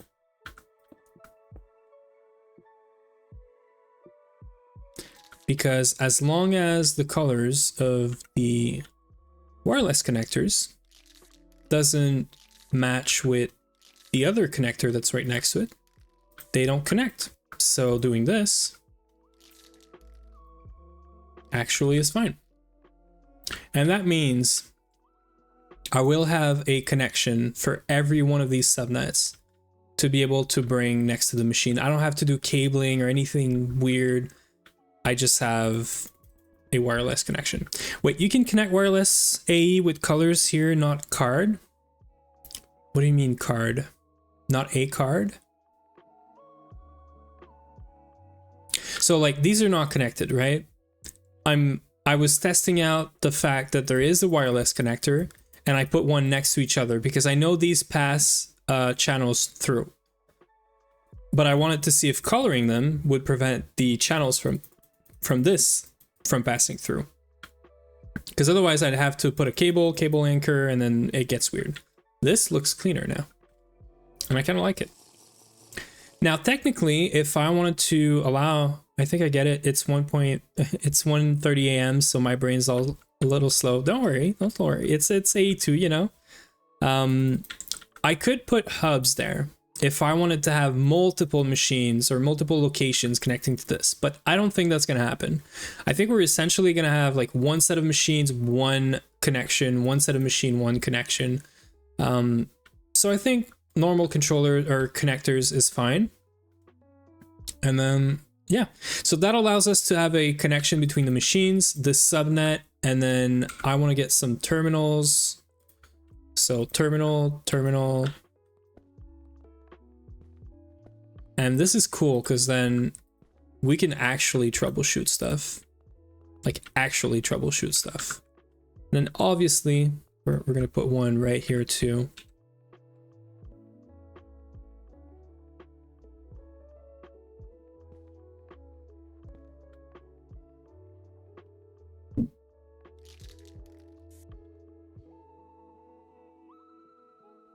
We're going to have a cover there. Don't worry.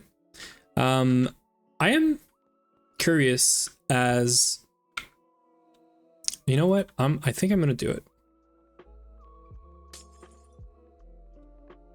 I'm going to go back on this a bit. So I'm going to move this to the side like this. Same goes for this.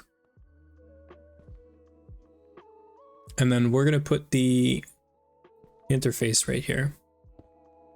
Yeah, I like this. Oops, I don't have my cheat mode on. Yeah, so we can come here. Main entry is technically this. So, you know, we'll figure out a way to get up there. This is going to be the main net. It should have storage that we're going to have down there.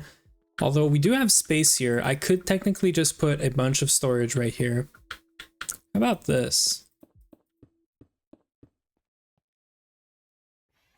How about we have ME drives right here?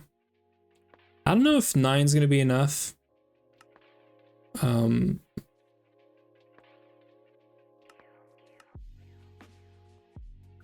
So I'm thinking like ME drive, a wall of ME drive here. Yeah, like a wall of ME drive, and or maybe this goes here. You know what? Here's what I have in mind. This right here. And then let's also do a workbench. This allows us to filter, troubleshoot, whatever. Yeah, and then we'll have like a cover on this maybe.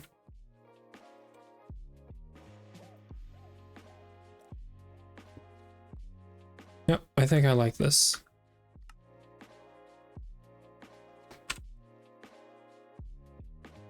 Well, that was fast. I was expecting it to take way more time. Channels are going to get messy here, but that's fine. Usually, you see, these three are offline. That's because this cable right here is only 8. But now that we actually changed this, we can put a big cable here.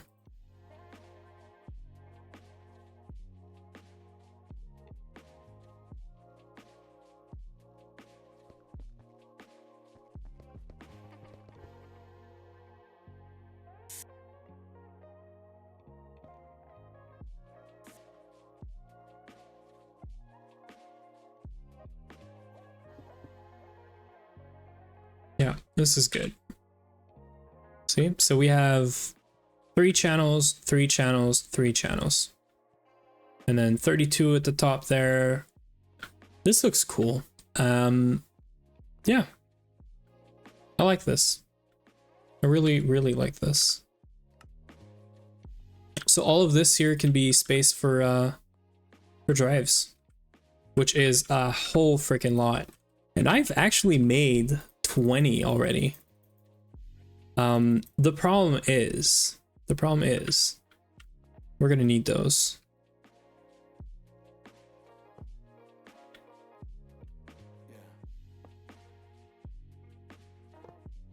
Oh shit. We're gonna need those drives because every subnet is also gonna need storage. Now, maybe not 1,000,000 storage cell, but we're probably gonna want more types than yeah, so you know what, we're gonna stick to 1,000,000 storage cells for here, and then we're gonna do 16Ks in here. Gonna be much more affordable. Yeah, these.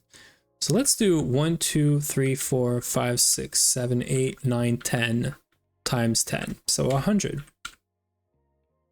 116K. Oops. Just for fun. Could we do 10K cells? No. Not even close.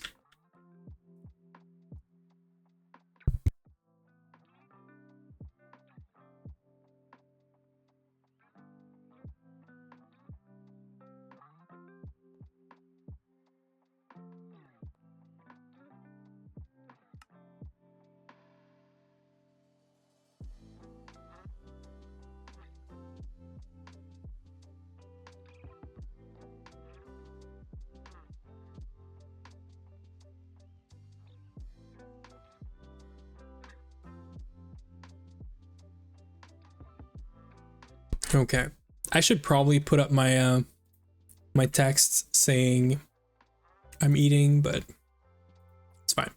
So this is the filter. I'm just gonna copy and paste it. I'll ask questions later. This is for macerators, which it is. The second one is electrolyzers, if there is any. Large sifters. Electrolyzers are called IE.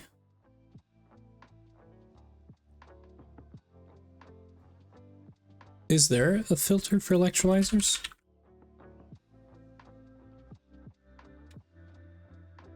No.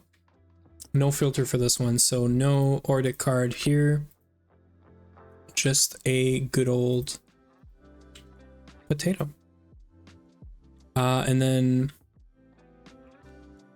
Wait, does that work? Oh, that is so sad. I wish we could have the rails around this, but yeah, unfortunately. I'm pretty sure this is not going to work. Yeah, it's fine.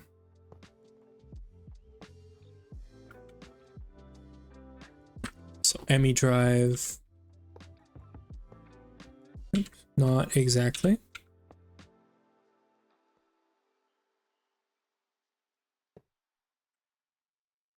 You really have to hit the side here.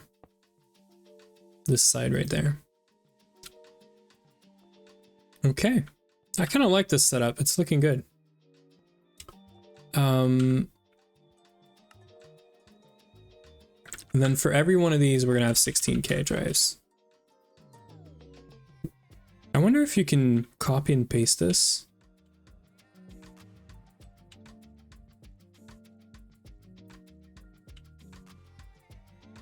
Okay, so it doesn't copy the drives, which is kind of whatever.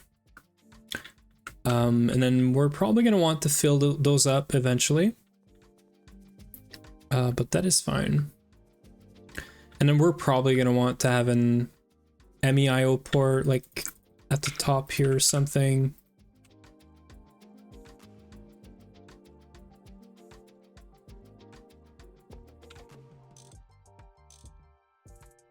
Yeah, something like this.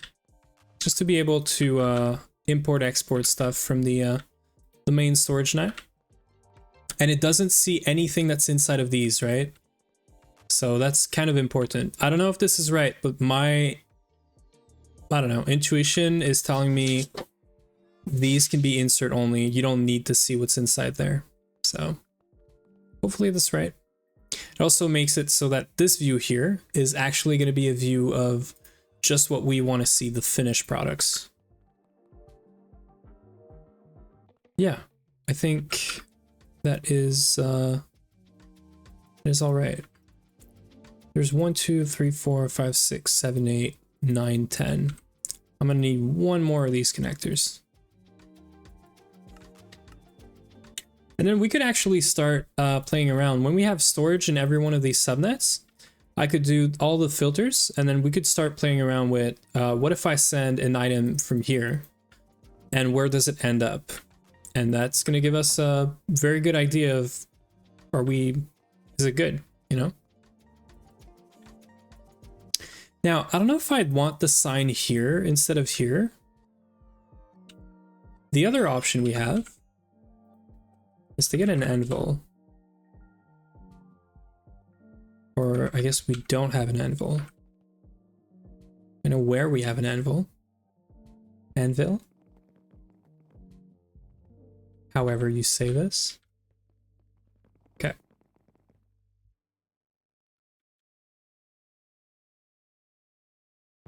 If I place this here. If I do this. Macerator. So it does show macerator and it does show in the tooltip. So I think we're going to do this. This is going to be electrolyzer.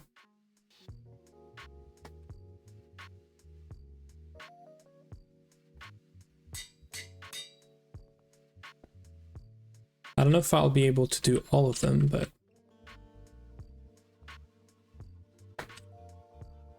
thermal, centrifuges.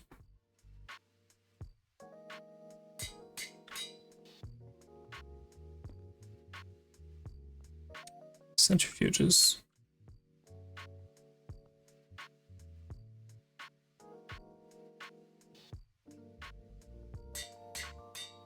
So I'm on purpose not putting the S at the end of every one of these. Don't ask me why. Or washer.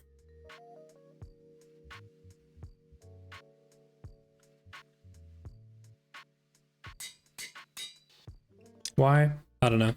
Honestly, I feel like these are wrong. Industrial centrifuges, thermal centrifuges, electrolyzers. This should be maceration stacks, not macerators. So I think I'm gonna rename these eventually for the actual machine, or I didn't do a typo. So yeah, simple washer.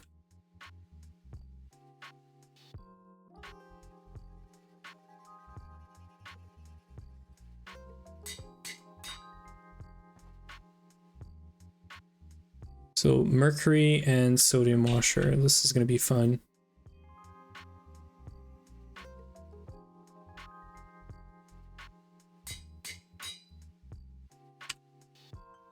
Sodium S2 O4? No. What is it again? H2SO4.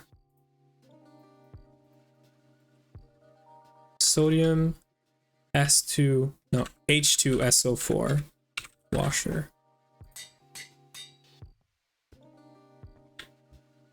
And then sifter, whatever that is.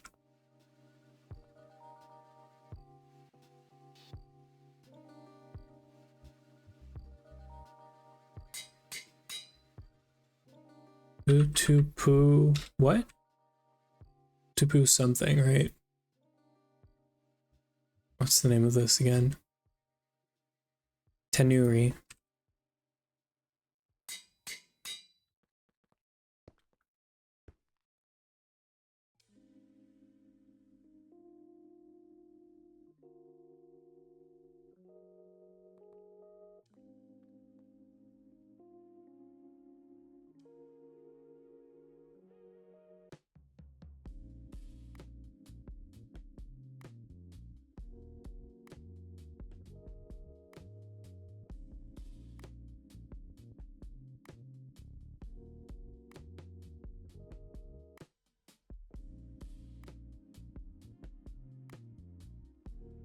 Okay. I think we're all good. This is gonna mess me up. I should just say put dehydrator, but we're committed now. This is the name of it. Okay. So macerator has a filter. Done. Ore washing. Now this one's special. So the filter for ore washing is supposed to be something like this, which is crushed ore, any crushed purified, any crushed centrifuge, and any crush that is not crushed bastonite or crushed monazite. Now, if we have a look at crushed purified, it's these guys. No, it's not crushed purified. Sorry. Okay, so it's any crushed star that is not purified and not centrifuge, actually. So it's just the crushed versions, this, and then that's like the worst. Why? Crushed ore, crushed gold. Okay, so it's gonna take this, for example, and it's gonna do a gold is a very good example. So this filter is gonna take all of these, all of the crushed gold ore, and send them into, as per the wiki, what sounds like a single subnet for chembats. How do you decide if you want to do sodium persulfate or mercury washing? And this is what's bothering me. I think there should be a default of sodium persulfate for ore washing. But even then, this makes no sense. Because sometimes you're going to want to send this into ore washing. So I think the default is going to be ore wash. And then, so that means the one with the filter, with the, what is it called? The ore dict card is going to be the ore washing plant. And that means none of the mercury or sodium is going to be done unless you specify it, unless you configure it to do it. Because otherwise there's no way to really filter this. And I don't want to start doing like yeah, I don't want to start doing a what is it called? A filter for like every single different step. So that sounds awful.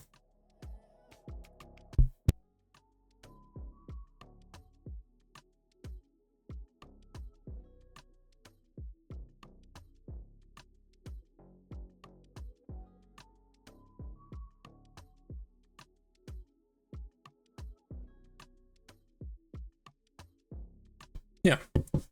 Okay, sorry. I was drinking some water. Yeah, so I think this is what This means crushed ores are not purified or not centrifuged, as well as not crushed bastnite or monazite. This is needed because crushed itself encompasses everything, blah, blah, blah. Sure. And then,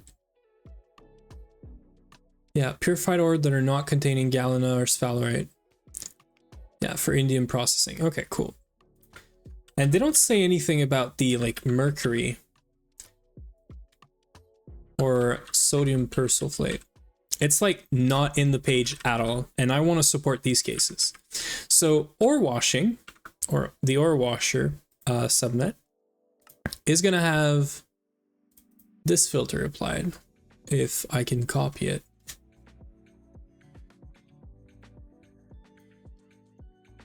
So it's going to have this filter applied,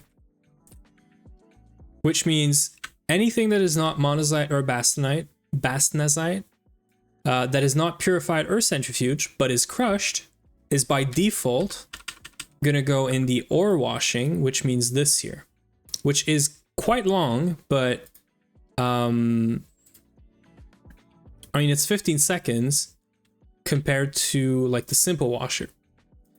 The simple washer is going to take care of anything that is, I guess we don't have a simple wash usually, because we send it to centrifuges. What I have in mind is the impure dust. But when you have an impure dust, you can do two things. You can simple wash it and you just get it for speed, or you can centrifuge it. Okay, you can centrifuge it and you're going to get extra outputs, which I assume everyone does this and not simple washer. So we could remove simple wash, which means we're going to have a lot of space actually freed up. We're going to remove this. We're going to remove this. Okay. Just dying in my ore washing plant. So what we're going to do is we're going to remove simple wash. We're going to remove this, which is like a mix of a bunch of stuff. We're going to move we're just going to not put these here. So these are going to become sodium persulfate and mercury. And then this here is going to probably be the space for indium processing, because I can easily fit an LCR, an electrolyzer, as well as a chembat. So this might be just indium processing, or ilmenite and indium processing, I guess. We'll see. So I should change and remove all of these.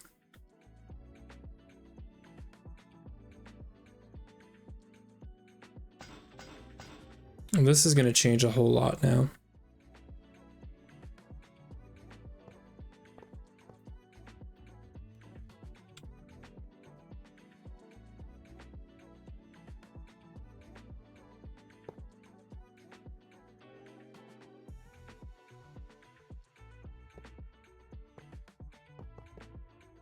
Okay, I'm going to remove this real quick. We're going to do some cabling cleanup. We're gonna have like bare machines, and we'll go from there.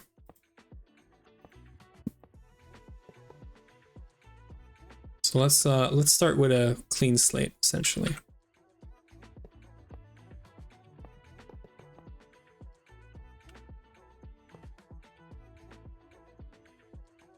Welcome back from the app break. So we are gonna remove this. This is good. We're not going to need, yeah, we do need water. These things still need water.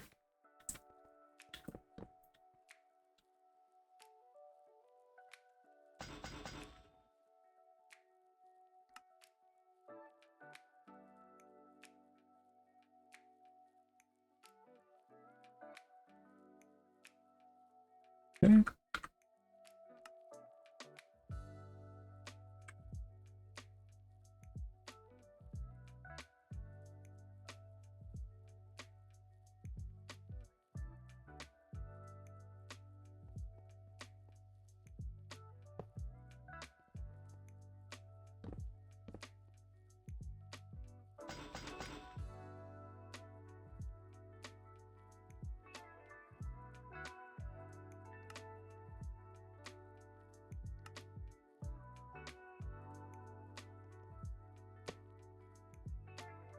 So this is good.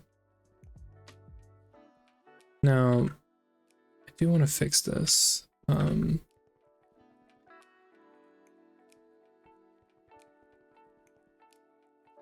Power's all the way in the back, so I should be able to do this. IV, EV, EV. That's fine, we can play around with power afterwards.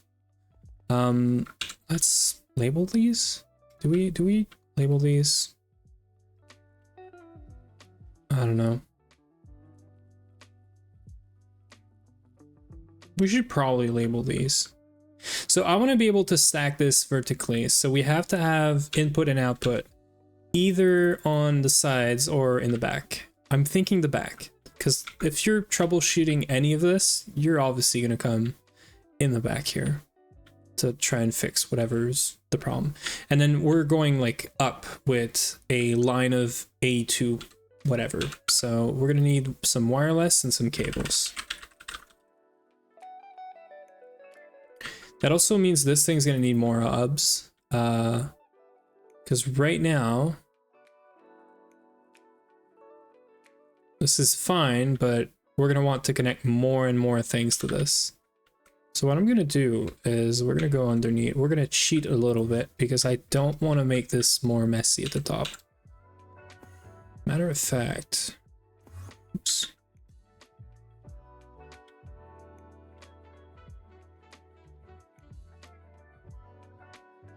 Matter of fact, I'm going to change this.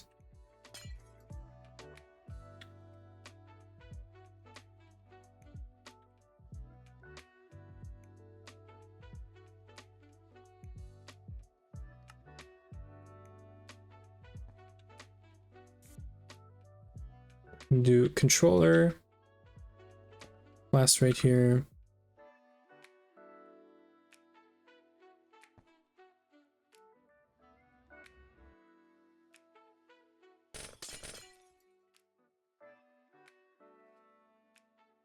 And then what I'm going to do is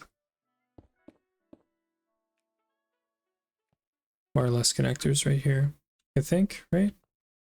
No, we can't do that. I'm drunk. We can't do that because of the,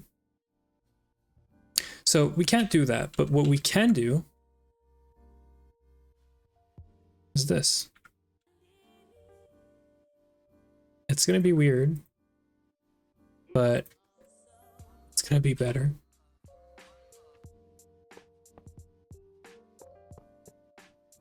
See? This is fine. Now I can technically put hubs here and here, which is much better. Okay. So there's going to be one hub for these guys. Unfortunately, this is going through. But let's do pink here. If I color these, is it gonna fix my problem?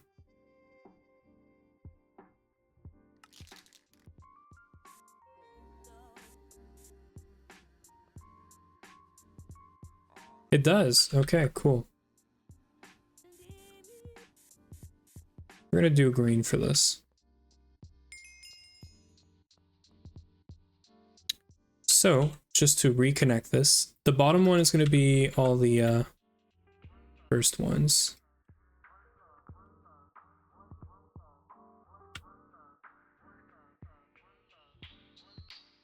There it is. And then we're going to make another right here for the machines. And then if we need more, we can do the other side. I guess this became a huge, weird Frankenstein looking thing, but that is fine. So we're gonna have probably a wireless connector right here. It is gonna be pink. So is this one. And then we're gonna want a big cable here. This thing, or actually it doesn't matter. And this thing's gonna go up, potentially 2 more. And actually, so pink is for output. I'm gonna put the outputs to the right. When you're facing the back of the machine, outputs are gonna be on the right, inputs are gonna be on the left. And yeah, that's just how I usually sort of do this stuff. So this here needs to be output. And then we can really properly identify this by this is pink net, this is the main net. All you can do on here, or you should be doing on here, is output. So we should have ME output hatches, or sorry, output buses. We're probably gonna want more of these. And that's it. You should really only do this. And then on this side, it's different. On this side, we want to connect this. This is the main ore washer, not the simple one. It's already set up properly. So it goes to this guy. And it just needs to have the same color for the subnet, the connector, and then this one here, you want to do stocking input bus. The advanced stocking input bus. That is really important. Can we do 32? Yeah, we can. Okay, that's going to take a bit of time though. So we're going to do advanced stocking input bus, and you set it up with the pull from ME, and the only thing it should be seeing is whatever is in this subnet. This one right here. So it should only be able to pull stuff from here. And that's it. This is how we have a buffer for every like step in the ore proc, and this is how we we get efficient with ore proc. So we're not gonna have a simple washer, we're just gonna have mercury, sodium. So this one's gonna disappear.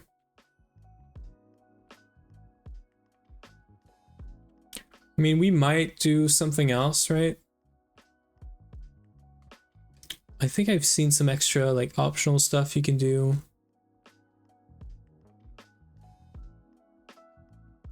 So we already have the hydrator, the dehydrator. We already have, well, I guess the forge hammer is not going to be used. So maybe the dehydrator should go here, and then this spot here can become another sub process. So we're gonna have like ilmenite / indium maybe here, and then maybe the other one goes here or something. Yeah. I think this is good. So we're just waiting for these guys now. It's gonna take a bit of time. I guess we could move machines around. So this is gonna go away. And by going away, I mean, we could probably increase the amount of machines we have.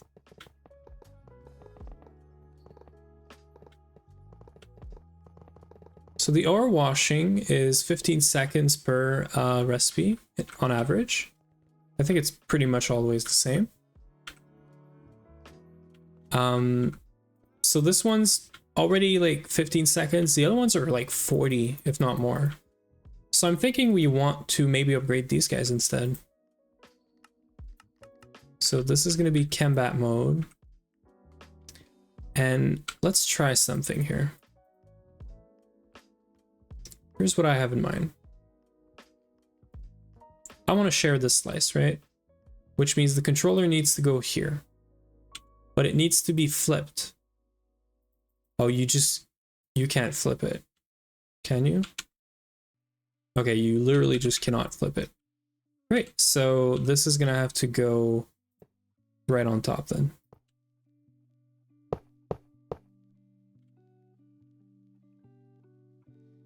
And then I'll give this guy another one.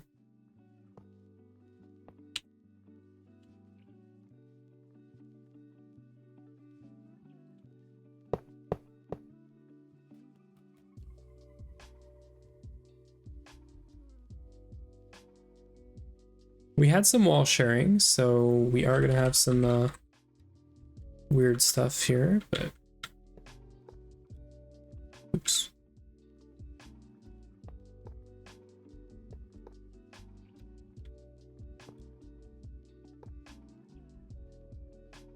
I guess we need more of this.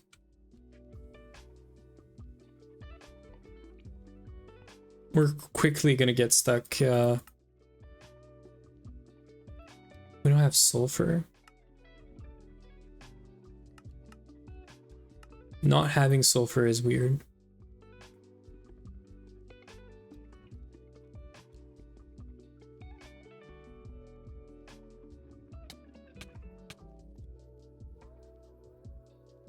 We do not have sulfur, actually.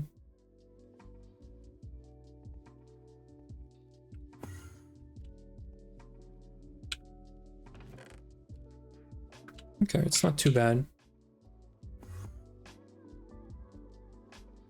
How do we not have sulfur though? I feel like we're getting sulfur from so many different places.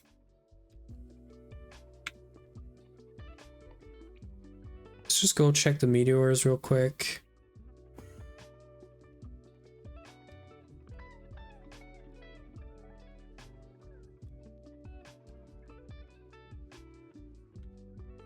Replicator, we could do this. If I just want to get some sulfur like right now, which is so weird because we get sulfur from so many different processes and stuff. We get it from, isn't it like redstone centrifuging? We get it from netherrack, which we don't do, I guess, passively, but blaze powder, yeah.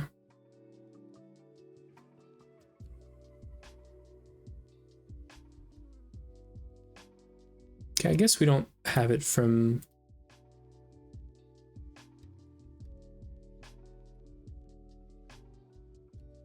I thought it was from something like redstone, but doesn't look like that's what it is. Okay. Well, we're gonna need some sulfur.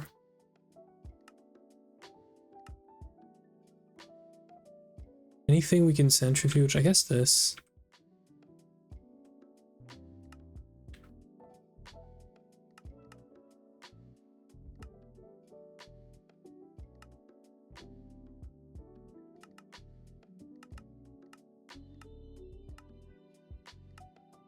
That is gonna get really weird really fast, but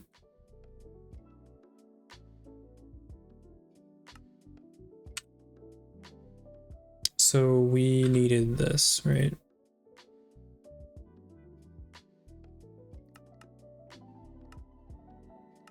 It's fine. That's a temporary fix for now.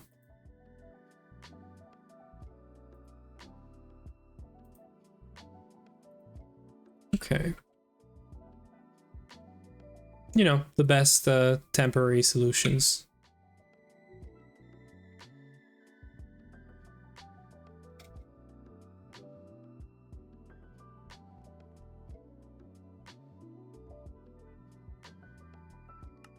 Now, I feel like we're gonna get stuck here because we're cooking up so many things. Scheduled. Yeah, we're stuck behind this. Yeah. Interesting. Why is this not like faster? Oh, that's why. Oh, we should definitely change this.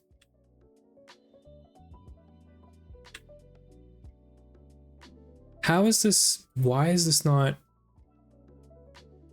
Oh, we should change this because we have parallels now for assemblers. Before I could understand why this was faster, but yeah. Okay. Let's just mark these, all these recipes actually. Processor, applied processors. So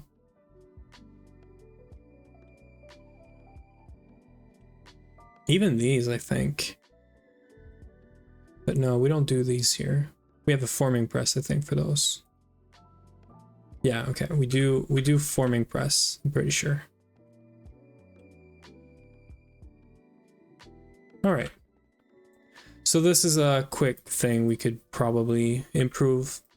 I mean, the only thing is we're gonna have an extra step now of making molten redstone, but we should be able to do parallels for this.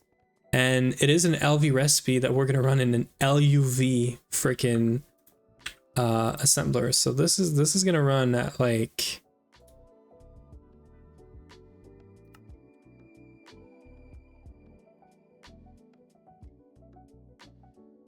logic processor.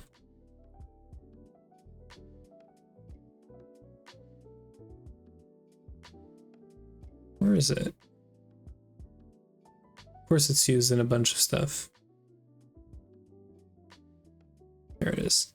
It's gonna take 2 ticks. So yeah. What is that? Like 1/10 of a second? Or something like this? So for 1, and we're gonna get parallels because we are running the assembler with imprecise. I don't think we have parallels yet, but we're gonna get parallels. And we have 16 parallels. So we can make 16 of those in 1/10 of a second. So technically, gonna be probably much faster. And these are used for a bunch of stuff.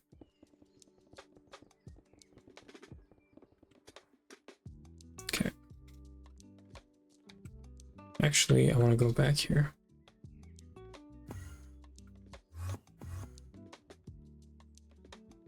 Okay, so these guys are going to need the same setup, actually.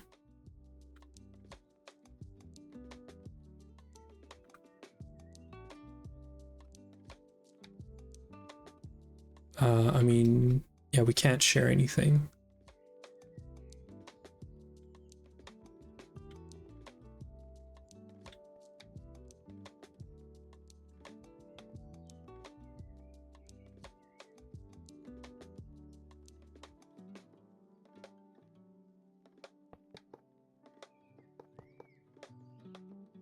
Okay, so I want to do this. Even though I'm not sure it's prettier or whatever. We're gonna ask for one of these.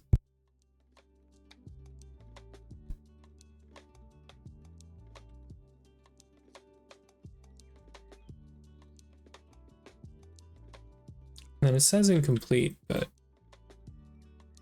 pretty sure it's good.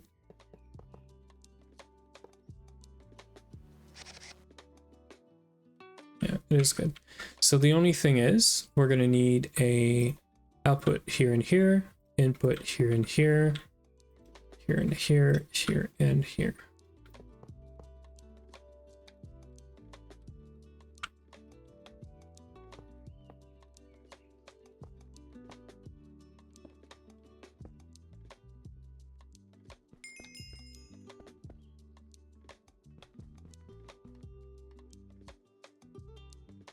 So this is all going to be pink.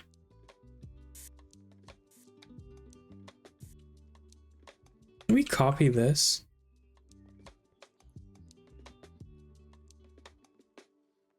No. I mean, I get it. Okay, so we're going to connect this to whatever we have channels in, actually. I guess this is fine.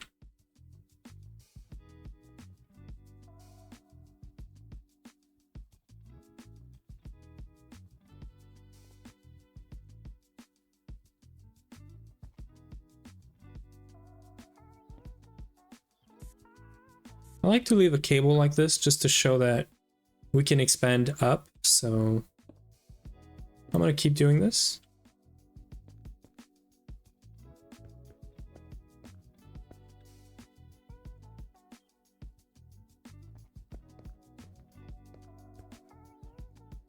And this is going to be the, well, I guess they're all the same color, but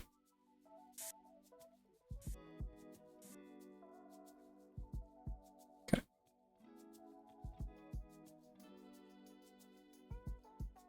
So here's the other thing though. We have to bring liquids in here. This is water. It's easy. We can just have a reservoir hatch, but these guys actually need an input. They need an input of mercury.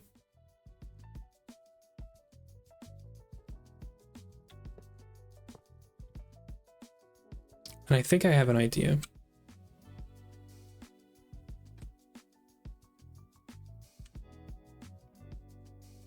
It is kind of expensive.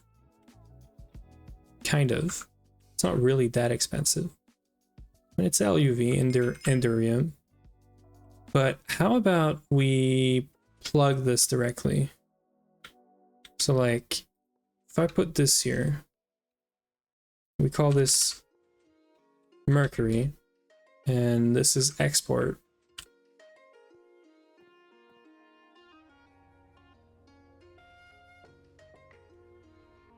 And then we need to figure out where the heck sodium persulfate is. And then we're going to call this one H2SO4.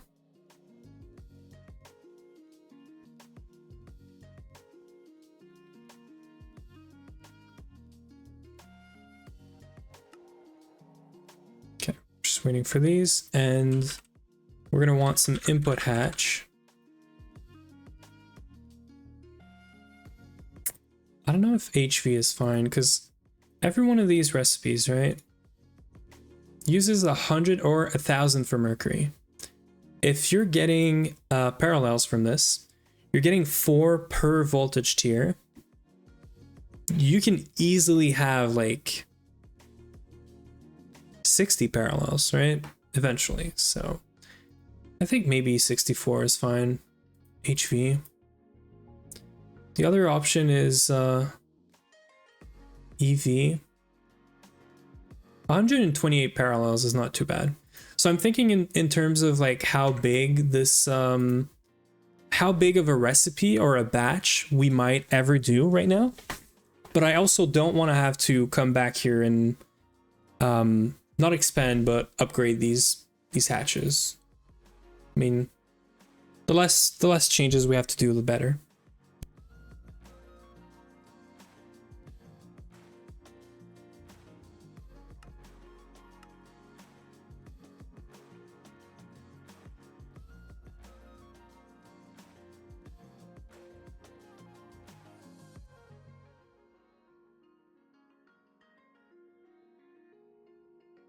Okay, shouldn't be too long.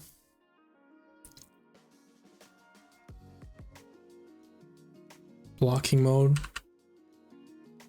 Let's go check it out.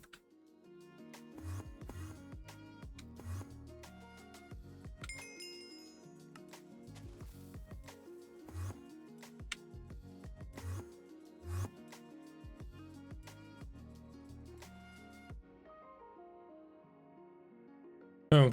It's just working. Okay. I came up here for nothing.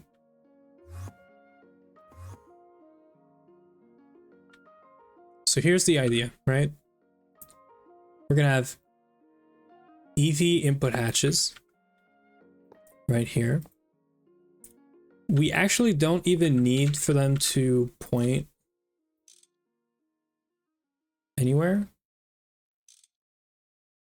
What I'm going to do is, for now, we're going to just place this here. And let's call this one, or actually they are,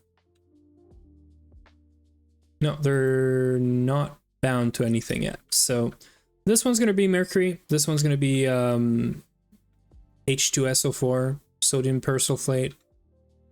So what we do is This one is sodium. We do H2SO4 import, and then that's it.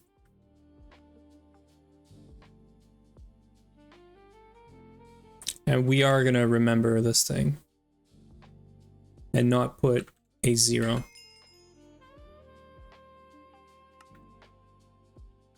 That's it. We need a reservoir hatch, because yes, even though these are not water, they need a reservoir to fill up the multi first. And then we also have our stocking input bus, which goes like this in toggle automatic item pulling mode from ME.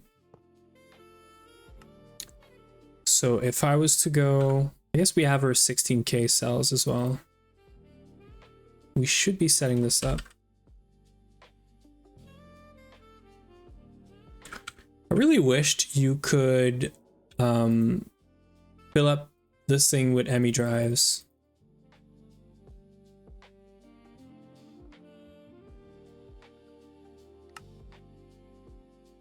Okay. Yeah, I really wished you could do this and do this and just put 10 drives inside. That would be crazy.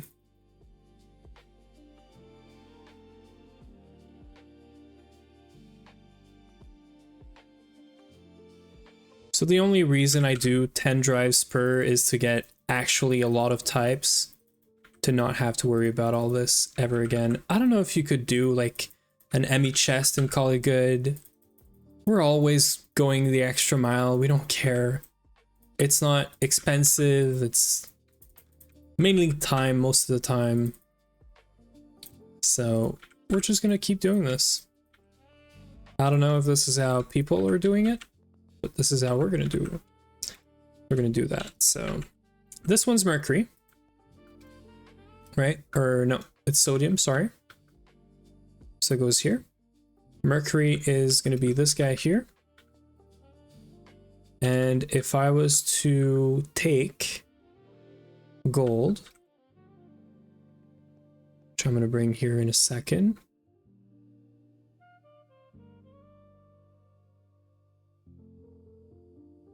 This is 2x cable. We're probably going to change this, but I just want to connect this for the sake of testing this, even though machines should be off.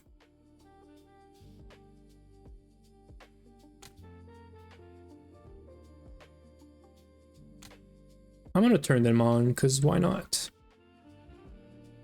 Okay, so I think this is fine.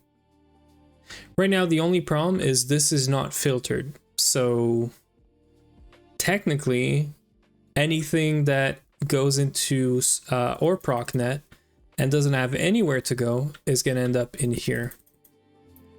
So we should probably I think you can filter these in a way. Or I'm gonna have to make a subnet out of this or something.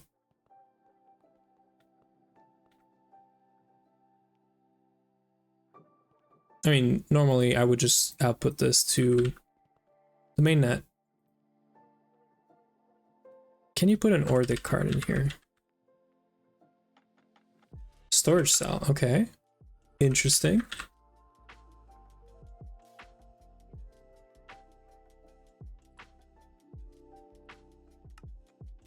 Okay, you could technically do this, but I don't think that's right.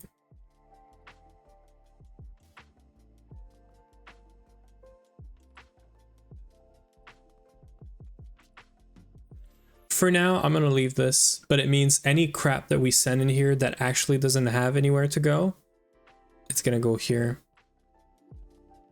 which is not the best. Technically speaking, I could probably make a subnet, but not even then. Even then, it's not, the solution is not a subnet. Solution is just to assume everything goes into a subnet, and the only stuff we get here is the clean stuff, the gems and whatnot. I think there is an output filter, isn't there? Gems. 3 storage buses are required to output from the ore proc. So crushed purified galena, sphalerite, bastnasite, monazite, and also the dusts that are not impure and not pure, and the gems. Okay, so there's actually a filter for these.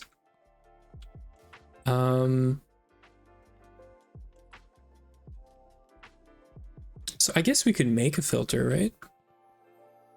It's gonna be messy for now, but what's preventing me from doing this? I have exactly 20 for the 20 drives that I have. If I put this in here,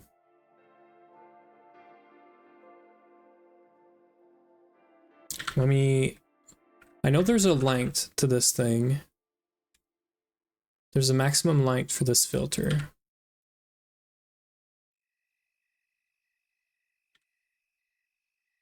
Let me just do this. Eventually, we're going to have centralized storage, and this is not going to be an issue. We're just going to do a storage bus that exports back to the mainnet, or the storage subnet, whatever it is. I think this might work though. So if I do or dict and I do this, it should end with crushed purified sphalerite, and it does. So technically, this is now, see, it's doing everything that is a dust, that is not a dust impure, not a dust pure, anything that is a gem, anything that is crushed bastnasite, monazite, anything that is pured galena and purified sphalerite. The reason for the sphalerite and galena is for indium processing. Now, technically, I'm probably going to want to do purified sphalerite and galena in a subnet just for indium. But also, I don't know, doing this allows me to just store it for now, and then that's fine. And crushed monazite and bastnasite should technically go back to mainnet, because the crushed monazite, we do use it, or we do process it. So the crushed monazite, we use it in a digester, right? The thing though is that I don't use this recipe. I use this recipe because I don't understand why someone would do this over doing sifting, which potentially yields more than, like, for every dust you have potentially more than one monazite, so you get even more. I don't know if this is wrong, but my mind is telling me this is better than this, just because you can do much more monazite dust by getting the extra outputs from some other stuff, like getting monazite, crushing it, getting monazite dust. So I think I'm going to keep doing this. We're going to store monazite dust, because if I remember correctly, the way our monazite is set up is just a, yeah, stocking input bus. So as long as the mainnet can see this, which it will see this, because it's going to see what's inside the ore proc subnet, it's going to be able to see this. So we're going to change this up a bit. We're actually going to want no crushed monazite,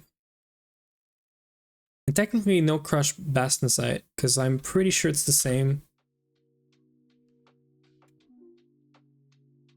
So now it's dust, not dust impure, not dust pure, any gem, not pure, or no, including purified galena, purified sphalerite.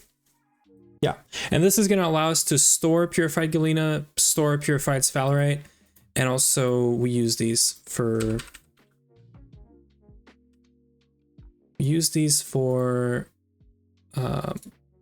this right here. And this is just going to be a stocking input bus.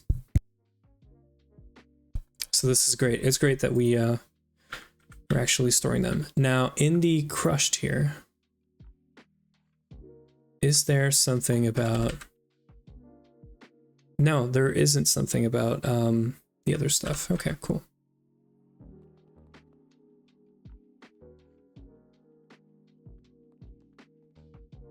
So I guess these should get like a high priority. And then can we do copy? What happens if I do this?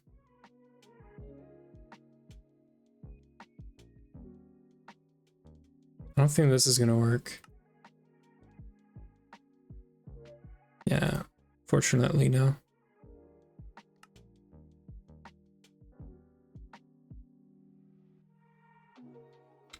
Okay, so I'm gonna have to manually put this in every time.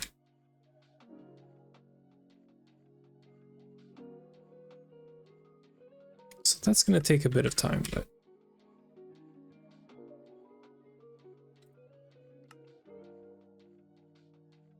I don't know if there's a better way of doing this, but I'm gonna do this 20 times. It's easy enough.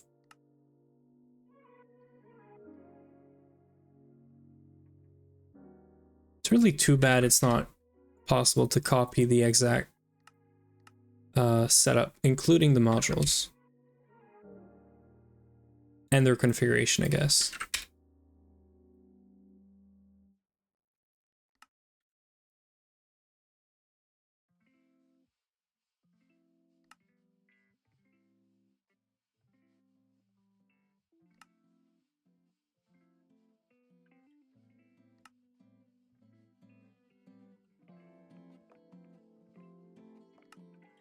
Yeah, we're getting there.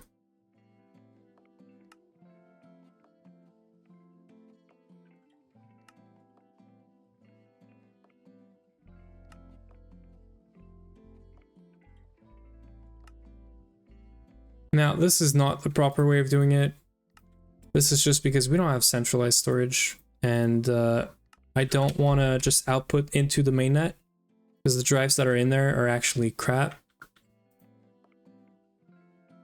So I'm going to store some stuff locally over here and hope for the best.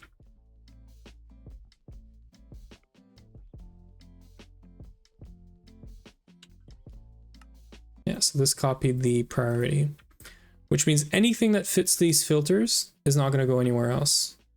But eventually it's not going to be the case. We're not going to have a priority of any sort, because we're not going to have storage in the main subnet. So this is good. I think we're good to test it out.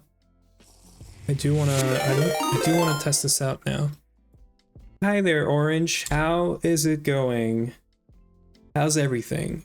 I didn't even see you stream. I guess there was so many people online today. It's crazy. How was your stream? How's everyone? Test it, break it. What are we testing and breaking? We're working on ore proc right now. I'm winging this. I have no clue if this is the proper way, but you know, we're gonna figure it out. So I do want some raw ore, which we're gonna go get some raw ore. Break it, test it.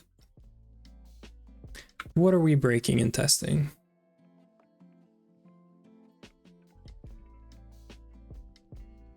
Oh no, you know what? I did see you online. Yeah, you were doing your solo Gata run, I think, right? Yeah, no, I remember now. I pay attention. Okay, do we have any like gold ore somewhere? Gold ore.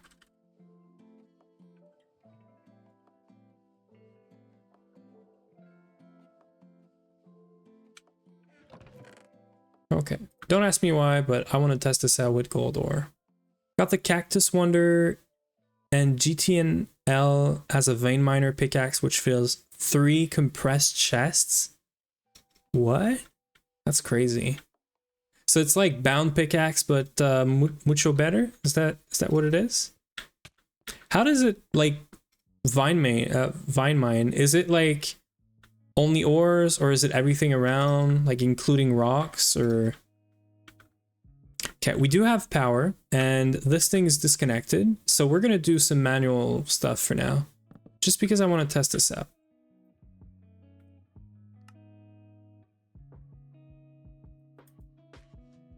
And yes, we are trashing all of our old stuff.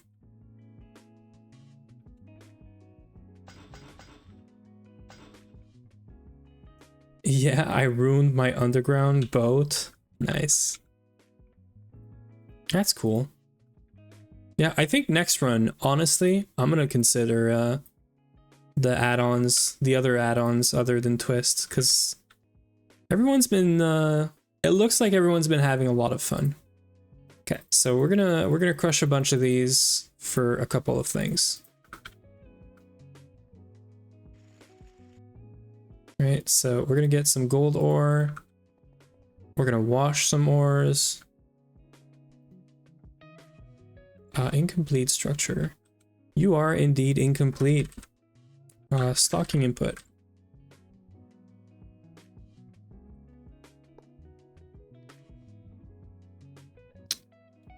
Yes, you are complete now, right? Yeah. Yeah, I don't have any input anymore though, so we are gonna have to but I filled it with using world edit. Nice, you're using world edit. Are you using world edit for like building and stuff, or was it just for like fixing stuff?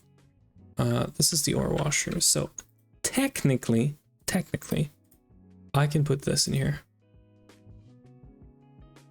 right? Yeah, and it's gonna fill up and it's gonna run. Trust. It's filling up.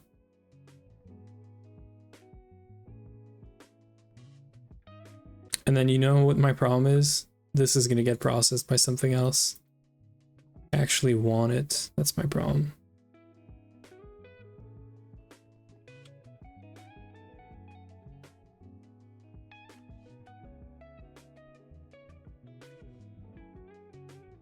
Okay, so is it in the output? It is. Great. We're gonna do some shenanigans because I actually want to test this out, and I don't have any of the ores with me. So we're gonna do this, and we're gonna do an ME chest real quick with any sort of drive, like even a 1K drive. Storage. What do we have that's like ready? That's fluids, Senshas, I guess block container, that's whatever.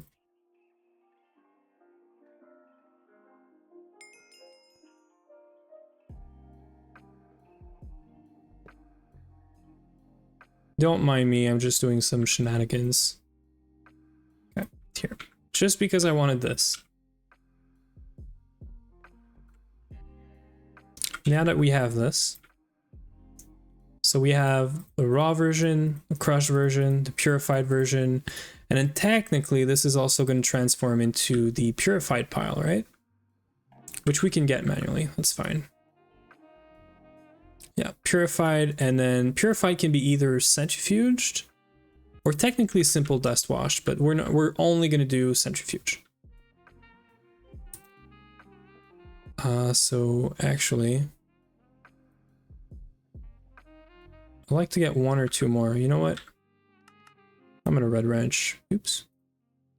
Red wrench. I don't care. Just look away. I needed that. I don't know why I just did that. Applied. Finally got a stream after so long. Yeah, I mean, I've been online.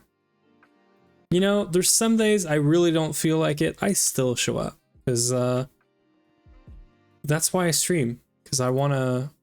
Okay, so this is going to be a problem, but whatever. Stone dust, sure. Actually, we should probably trash this. Let's put a trash in here. Where do we put a trash? That makes sense. Can't really put it there. I guess it's gonna have to go like here. No, that doesn't work. It's gonna have to go here. Okay.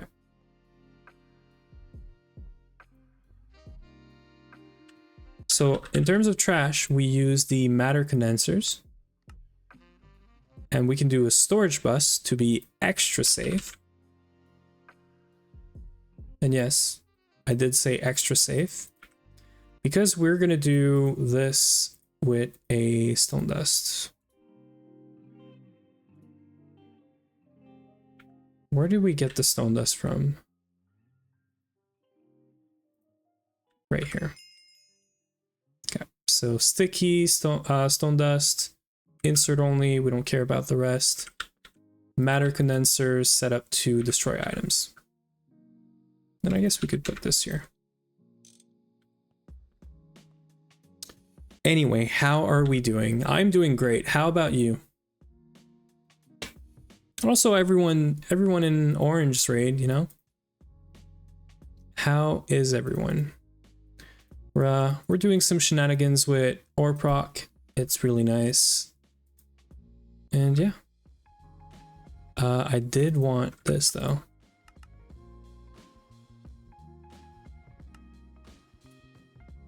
And then a gold dust, which is fine. Okay, so I can get a gold dust. I don't have to cheat it in. So here's what we're gonna do. I'm gonna drop everything in here and then we're gonna check. This is the main subnet for ore proc now. And I'm gonna see where everything lands. We have a terminal and drives for every subnet. So if I drop this, it's not here. We can't see it. This is fine. It should be in the macerator subnet, which it is, which is great. Then the crushed, which is what we're going to get out of the macerator step. This one should end up in the ore washer right now because we haven't manually filtered it to go into sodium or mercury washing. Tired and can't sleep, hooray. Yeah, I am also feeling a bit tired and we're getting out of the holidays. I didn't even have like vacations or anything, so I worked through the holidays. But yeah, I was sick. Yeah, it is sick. And then so macerator, good. We're getting gold ore, and right now it's gonna go into ore washing, which is this guy here. Nice. Now, if I wanted to decide that this doesn't exist, by the way, the simple washer not exist anymore. If we wanted the gold ore to end up in, let's say sodium, because we want more copper for whatever reason, I would take this guy right here. So these guys are not going to have an ore dict filter. That's the first thing. They're also going to get a potato just to filter out anything we don't want here. And then what about this guy? This guy's also losing this. Technically, this guy doesn't exist anymore, so whatever. And then this is the default. Yeah. So if I wanted to send my crushed gold ore into this here, I would place said gold crushed ore here. Now, here's what's going to happen. It is not going to be in here. I'm guessing it's going to go in here. And I would be correct. Or it just doesn't know where to go. And it went, I don't know where. Okay, so this is good. This is why we're troubleshooting.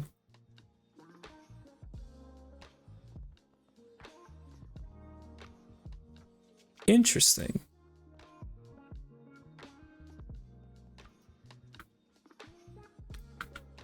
All of our machines should be off, by the way. No, it got processed. So it ended up in here. It ended up here. And we don't want that. Which means any interface or storage bus that has manual items like this, we're also going to have to up the priority. And the reason for this is these should have priority over any of the ORDIC filters. So if you're using a filter manually, that's because you're expecting your stuff to go in there for sure. We're gonna have to have a look at these guys. I don't know if they have a filter, but I'm sure they do. Did I just put like gold ore everywhere? No, okay. Or I did. Okay. Let me redo this real quick.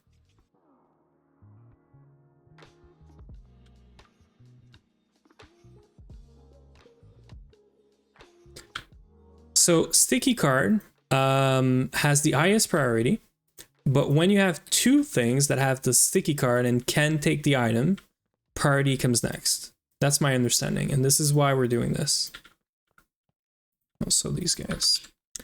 So if I want to send my crushed gold in here, I already had some, but whatever. Today I saw one of the coolest things ever though. I saw someone make pacified LV circuits. Yeah, I've heard about this. Yeah, passive LV circuits and some other, yeah. No, there is a reason. It's just like passive circuits. It's the most craziest thing. I think it's happening in the one of the big runs. What is it called again? The run that 9 is in. I keep forgetting. Yeah, Project Singularity. Thank you. I think they're doing this, or they're planning to do this. So yeah. So here's the thing. We're gonna try this again. If I send Crush Gold Ore, it should not be here now because we have proper priorities. It should be here. And that's exactly what we want. So everything needs to have priority if it doesn't have an ORDIC card. That's the rule basically. They did wish is crazy. They did wish? What? They did, which is crazy? Yeah. Probably that. Yeah, which. Hi there, Yui, by the way. How are you doing? Haven't heard from you in a bit. Yeah. ORDIC. Do we have a filter for thermal centrifuges? Thermal centrifuges. I think this is LTRs in the wiki. I'm looking at the wiki, by the way, at the same time as I do this. Yeah, LTRs. So everything that is crushed purified goes in here. Crushed purified and not galena are not sphalerite. This is very, very important for indium. Last week was busy in Warframe. Always Warframe. And then centrifuges should get anything that is impure. There it is. I'm sad I couldn't participate in ore proc. I mean, you've done this. I'm basically following what you did, right? And I had to get it because we worked on the bees, and now the bees are producing way more stuff, and I really wanted to set this up because we really need the ore proc to step up right now, because we're gonna get so many bees that are gonna create so many like ore stuff. Yeah. Love Warframe. You know what I'm having a lot of fun recently with? Baldur's Gate 3. I've been playing solo for the past like 3 days, getting to bed at 3 a.m.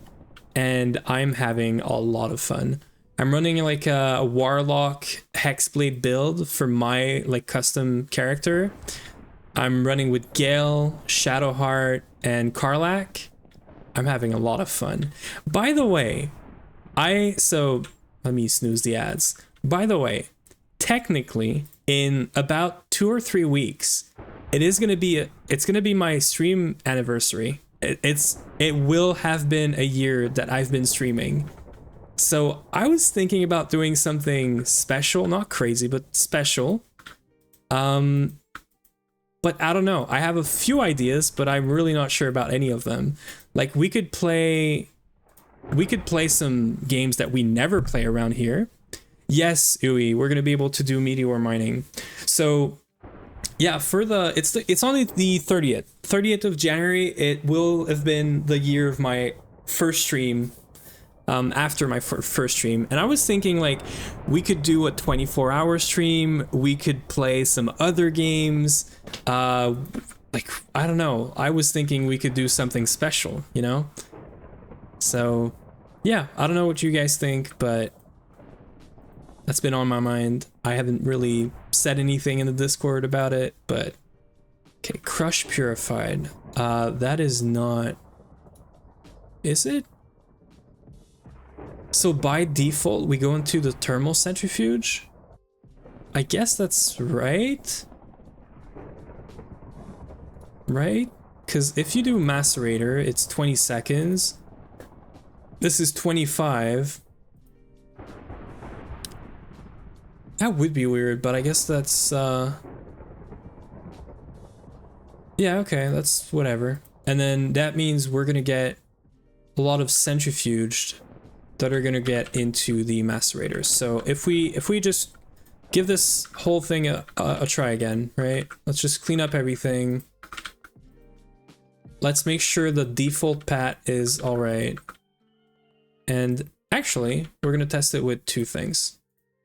So we're gonna have raw gold ore, crushed gold ore, purified dust, I guess. And then the normal gold. And then let's take another one like tin ore.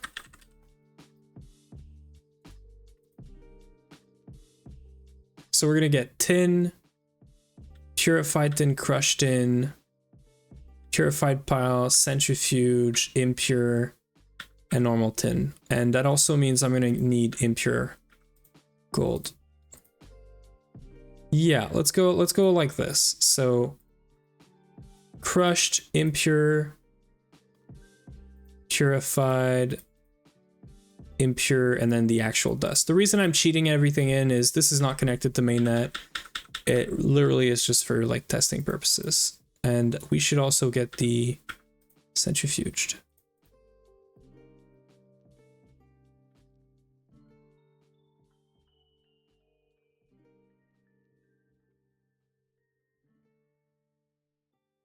Okay, this is kind of weird, but there it is. Okay. So if we do crushed, I mean, I guess we have copper dust. If we do crushed, it should all end up in here. That's all right.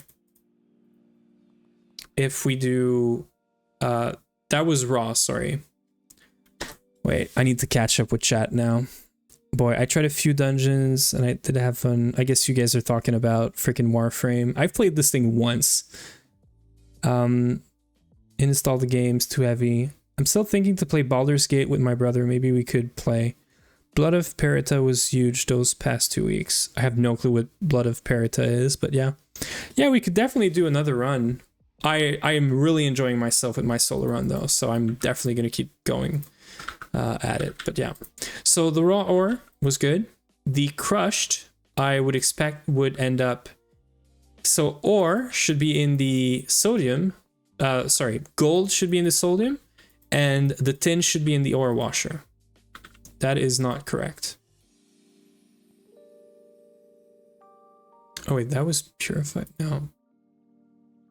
Did it get processed again? I think it got processed again.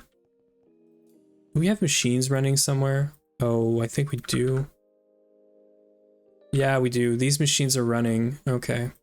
Let's try this again real quick.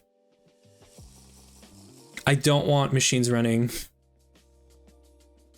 Okay, so crushed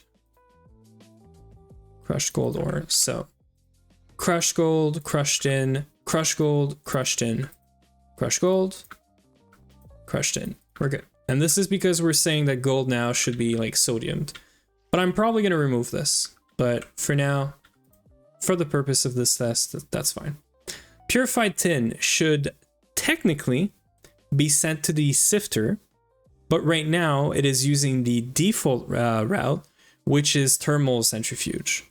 So I'm actually going to do a sifting. Where is it? It's right here, right? Yeah. So this doesn't have any filter. We're gonna do purified tin. This one is the dehydrator. It's also not gonna have any of these.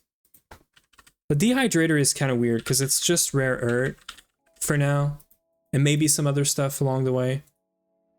I think rare earth 3, yeah. I'm just gonna do this for now, but essentially tin and gold. The gold should end up in the thermal centrifuge. It is. The tin though did not end up there because I think we didn't do the priorities here. Yeah, so let's just try this again. Purified gold, purified tin. Purified gold ends up in the thermal centrifuge. Purified tin ends up in the sifting as I wanted. Then if we ever have, for some reason, centrifuge tin ore, it should end up in a macerator, and so does the purified gold, actually. Yeah. So this should be in macerator. That is correct. And then purified tin, this should be in the centrifuge, I'm pretty sure. Oh, it doesn't have anywhere to go. Okay.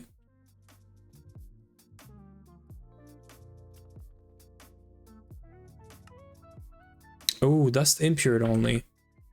Is it because we're never really expecting to macerate? Yeah, it's because we're not expecting to macerate ever a purified dust. I don't understand why you would do this though. Dust pure. Yeah, so there is no reason for this to not also be dust pure star.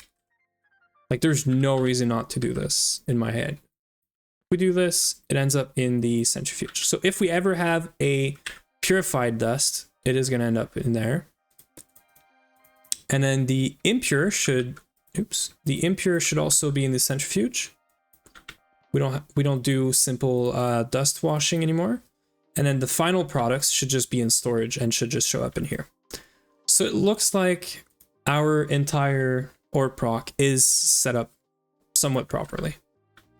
Now the only thing is this needs to be removed. By removed, I mean just not connected for now. We don't know what this is going to be, but maybe it's going to be something eventually.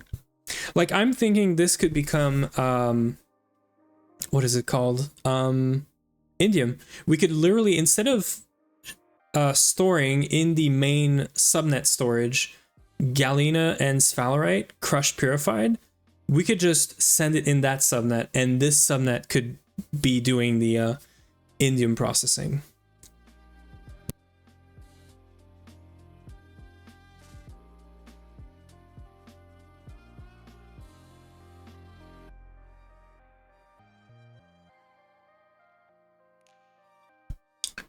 Okay. Yeah, so I think we're good. I'm pretty happy with this. Obviously, I need to figure out a better way of like showing that this is supported, maybe. I was thinking maybe pillars on like around here somewhere going down, or maybe even like here, but I don't know. For now, this is just a decoration problem at this point. Now, this became kind of ugly, kind of fast. If I want to keep this clean, I could move this back to the cardinal, like, of this, like, cube. And then this could be hidden. This needs to be accessible near the panel. So does the IO port, but we don't really need those. So I'm saying we could remove this. We could move this somewhere where we don't see it, or put it to the side, whatever it is. And then these storage drawers, or these ME drives, sorry, I'm thinking they might actually fit better underneath.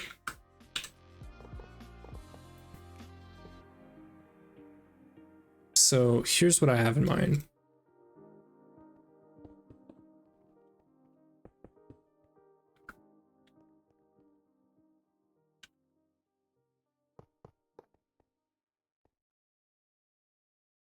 Yeah, I'm thinking this is going to be slightly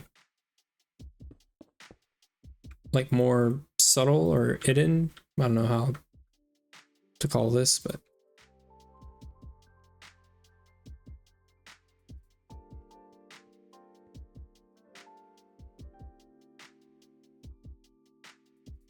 yeah.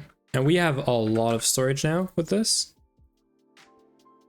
And eventually ME drives here. Actually, no. ME drives here right now.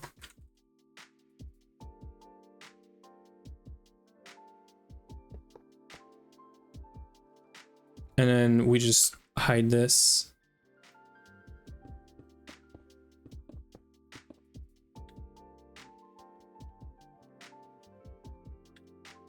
Yeah.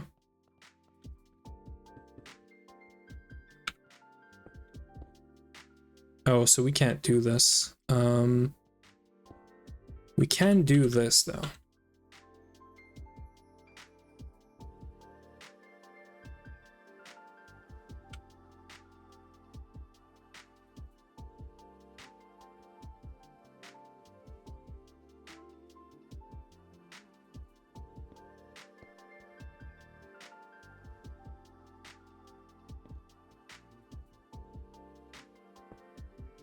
And we can put a cover here. We can now hide this. And then might as well do the same thing here.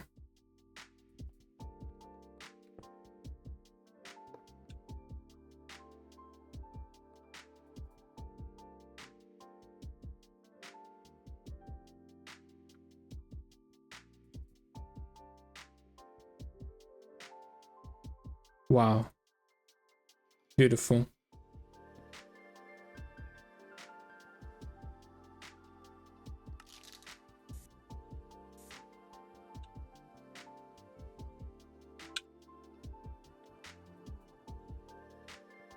Okay, so it's not going through this at least. Okay, so we can cover here, and then we can also block this. And you know what? This is fine. Maybe these connectors would be better up top there instead of like this, but they look fine.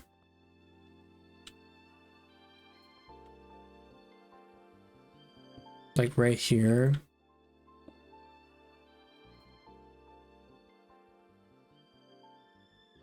Let's try it. I'm curious about how it's gonna look visually, because we might have to add more. One more might just be enough.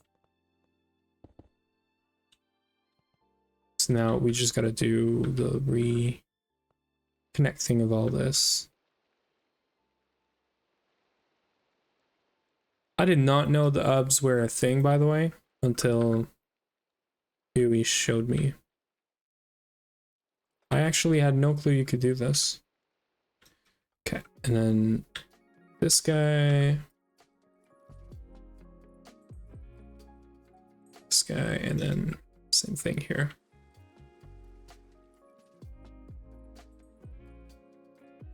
This guy. Okay, cool. So this is outputs from the machines. This is these subnet connections. This is empty until we need it for more machines. And this is technically going to be for more of these subnets if we need to. If not, it's just going to be machines. I think we're going to have plenty. We have 32 times 3, 2-ish channels. So like 64 to 96 channels for machine outputs, which means channels are actually output and, or yeah, they're outputs only, because this is subnet. So this is all good because there's a controller for every subnet. So we're good. I think we're in business. The only thing we need to do now is I've converted these machines, but we technically need to convert this, this, and also I want to move this around, I think. I think we're going to have centrifuge electrolyzers, and then I think we're going to do macerator stacks, And then maybe leave some space out. I don't know. We could technically do Galena here. The only problem is this output needs to go into an electrolyzer. I guess that's fine. We could technically do liquids too. I could have a special fluid storage bus that sends this, but no, like this is indium. It should be enclosed. So if this is indium only, there should be an LCR next to an electrolyzer. It does the whole thing, and there's only outputs that are items, which means actual indium, and so like actual indium as well as these dusts. The water we don't care about.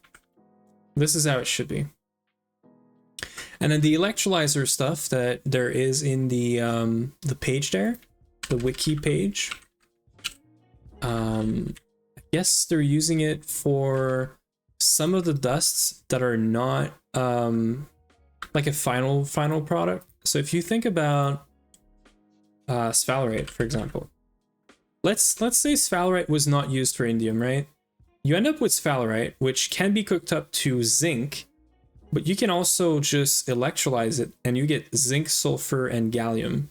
So if there's any dust like this that you should always electrolyze, that's how you would do it. Pyrite is a good example. So pyrite or chalcopyrite, whatever, it's always iron and sulfur, and you can cook it up into iron ingots, but you are probably much better off electrolyzing. Even though if you only care about the iron, probably don't care about this, but if you just want to get as many outputs as possible, I'm guessing this is why they put an electrolyzer subnet. And I think I was going to do it anyway, so it's fine. Okay, I think we're good. So I'm thinking about removing this because I want to flip it. I think I want to flip it so that we can have 3 or 4 macerators here, and then indium maybe there, electrolyzers, centrifuges. This is going to stay the way it is. This is going to be space for one of the other like special processing stuff. That's basically it. That's what I have in my mind. Yeah, thermal centrifuge, whatever. So we're going to have some extra space, which is kind of nice, because usually we don't. So this is good. I should fix this up eventually. So let's hook this up. This is the same. We're gonna have output, input, ME output, stocking input bus. We're gonna have some wireless shenanigans, which we're gonna need a lot more of. And then a bunch of cables. And we actually don't even need this to be open.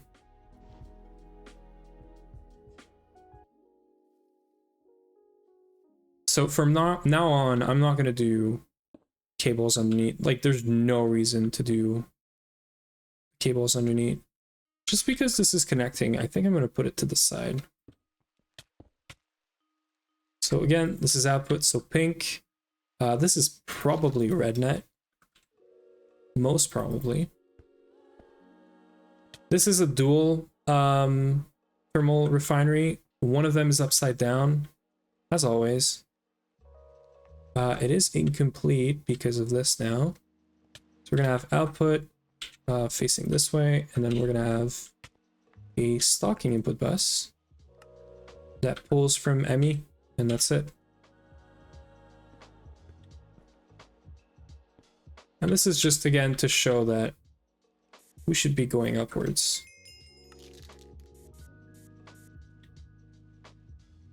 And then let's connect this to this guy right here.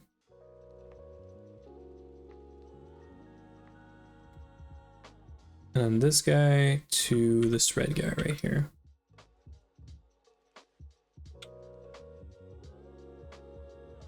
So it's online, and this is just the subnet. This is the mainnet. This shape is kind of cool, I gotta say. It is kind of cool. Okay, so we can now just start this. We're also using downlink modules everywhere. No more maintenance hatch. Okay, so we're gonna strip all of this out now.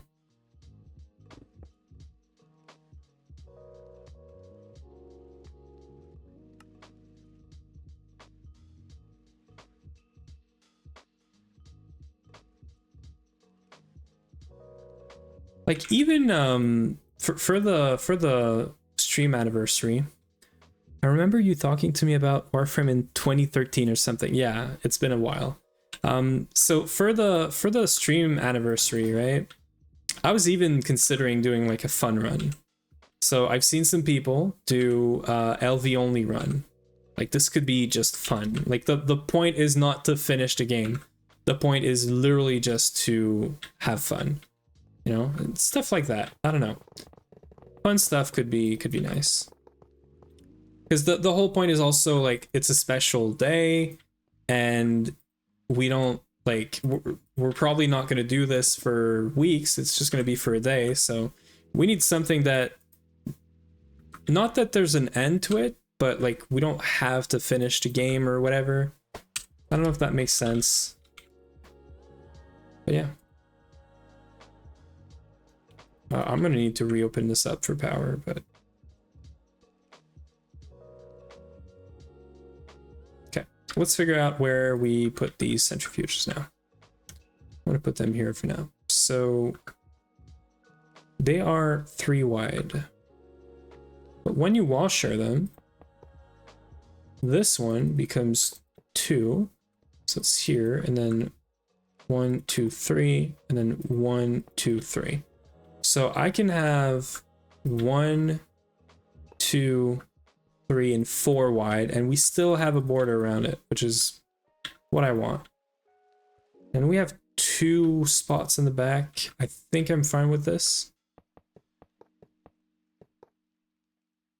And now I'm gonna run out of these things. Am I? Maybe not. And now here's the fun thing. These things now have only the middle available for stuff. Now, I don't want to do anything underneath. I want everything to be visible. So power is going to be right here.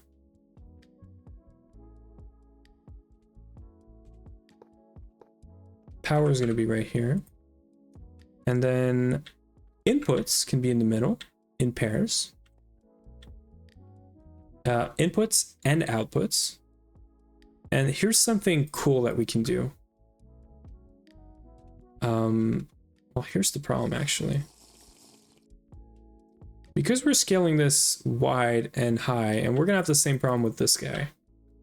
With the maceration stack. Because it's gonna be wide, and I don't know if we're gonna be going up either, but we want to go for the centrifuges, we want to be able to go up from here. How do we do this?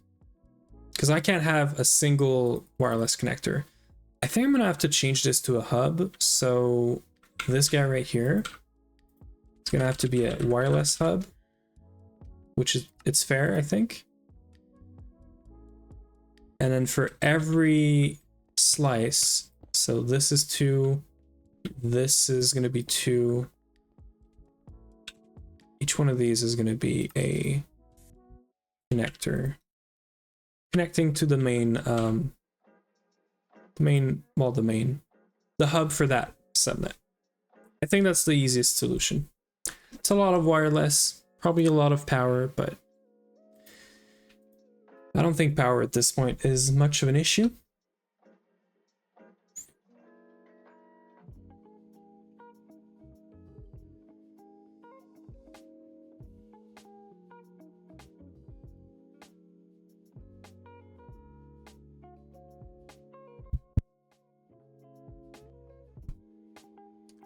I read something in the cooperate. What is this? Oh, sheldonite.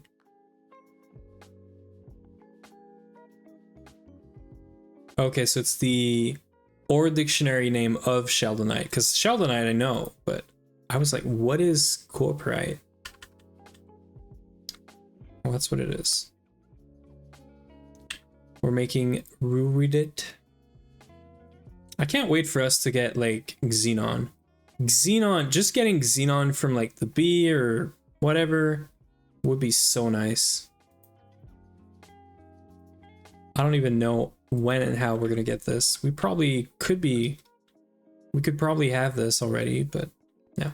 And every one of these centrifuges is gonna need a muffler hatch and a maintenance hatch. So let's put that in right now.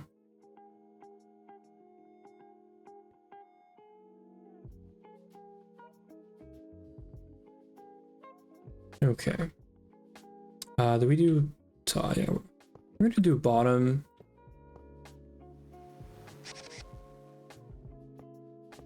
So bottom's gonna be maintenance. Oops. And muffler. And we'll put controllers and we'll finish the thing.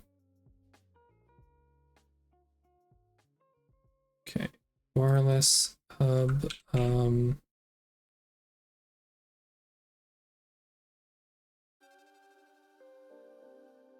I don't know if it's connecting to itself, but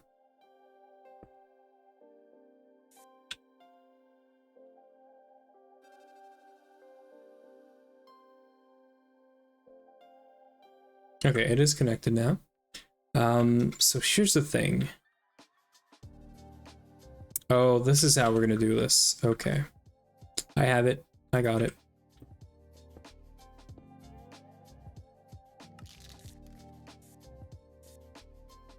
It is a lot of wireless, but trust. I didn't know we had more. So power is going to come from over down there. And then we're going to have a bunch of, not cables.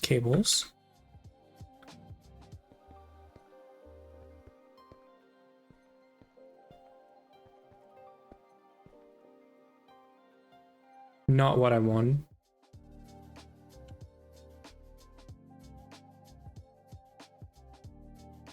Okay.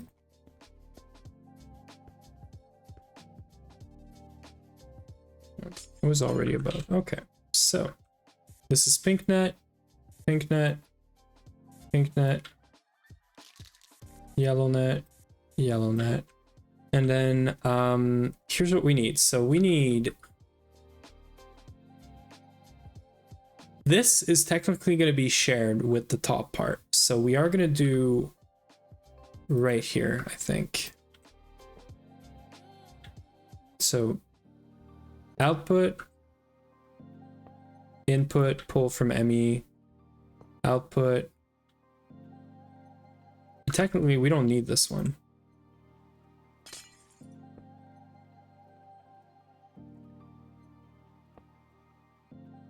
I could literally just get 2 centrifuge controller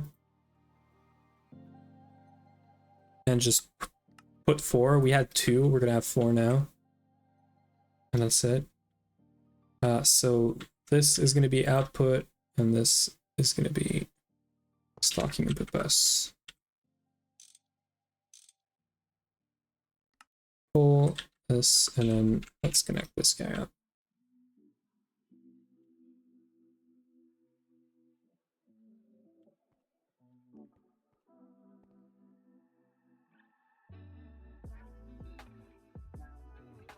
That's it. Perfect. These are 1 too high though.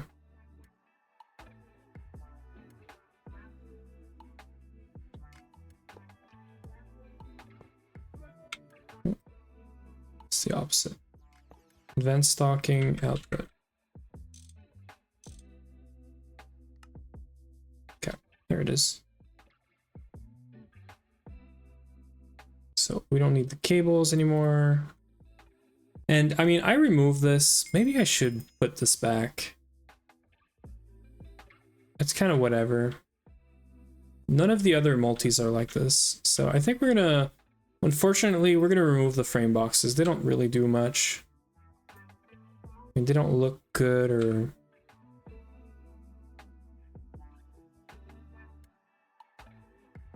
or anything, so.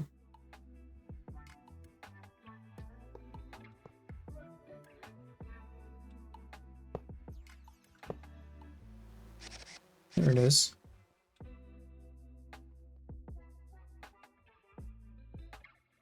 Where's the thing for this?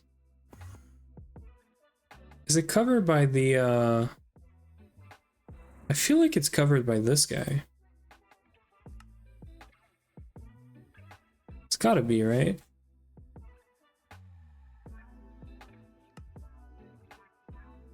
No, not even. That's the only thing with the drone. You really don't know which drone center thingy is covering this. I'm assuming it's gonna be, oh yeah, it's gotta be this one.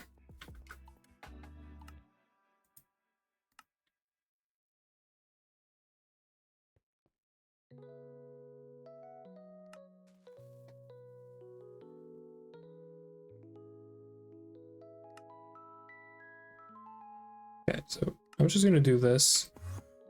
Don't know why this guy is like power failed or anything.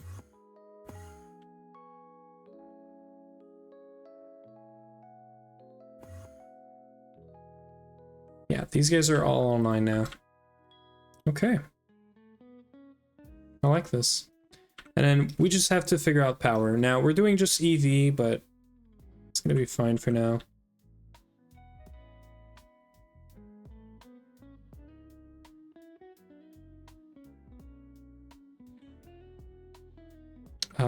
Is 16 amp gonna be enough? I think it is.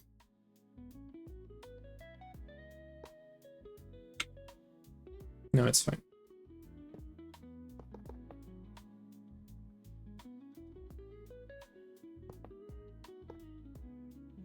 Yep, this is the right height.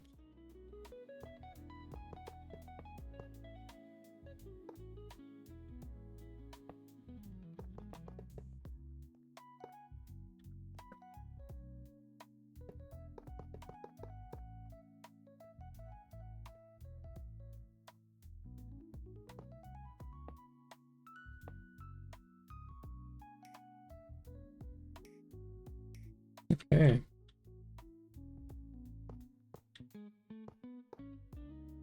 We're good now. I'm hyper focused. I guess we're cabling. So these are all good now. They should have power.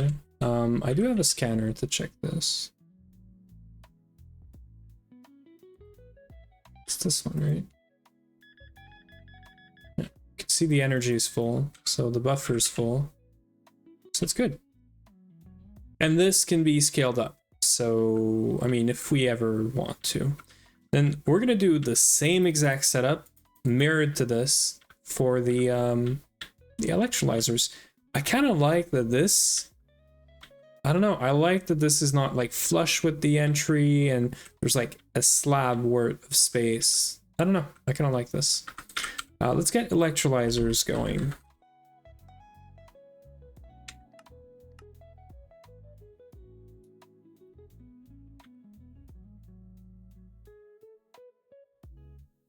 I know it's not going to be however many this is, 72, but that's just approximately. So it's fine. So we're gonna need same setup, right? One block over, so there's gonna be one here, one here.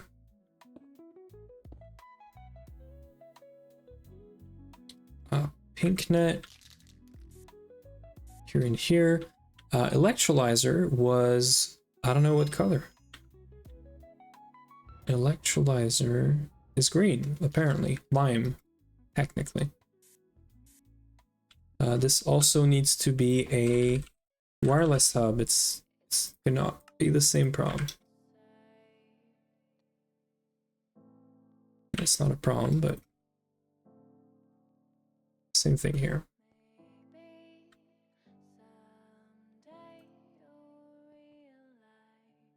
So 1, 2, 3, 1, 2, 3.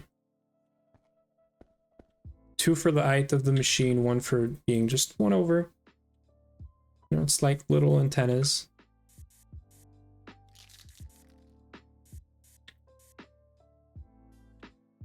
We can connect this.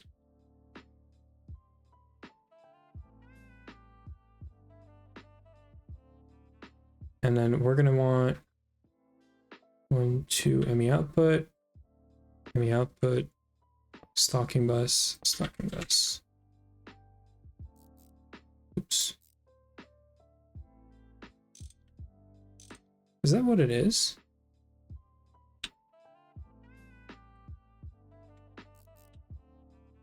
Oh, interesting. I don't have to open the UI anymore. Okay, so it is, and then, well, I guess energy hatches. We're just gonna do EV power. EV power is just really cheap. EV supercons are really cheap. So it's a nice way of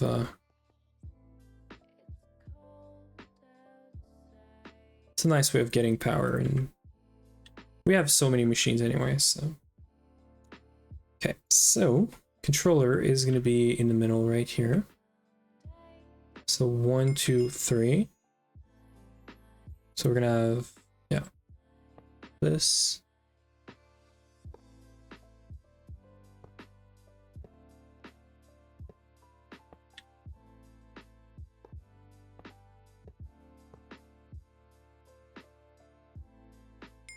That looks all right to me.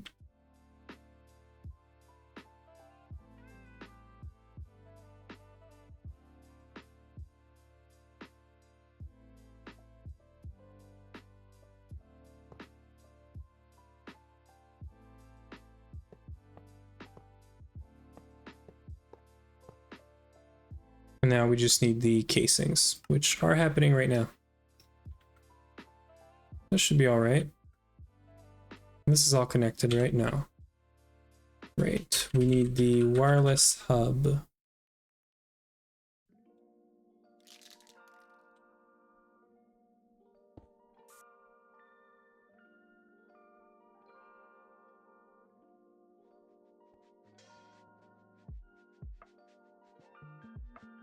Okay.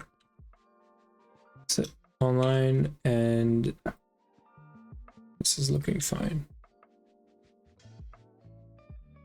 I wonder what the power usage of this network is. We have a tool somewhere, right?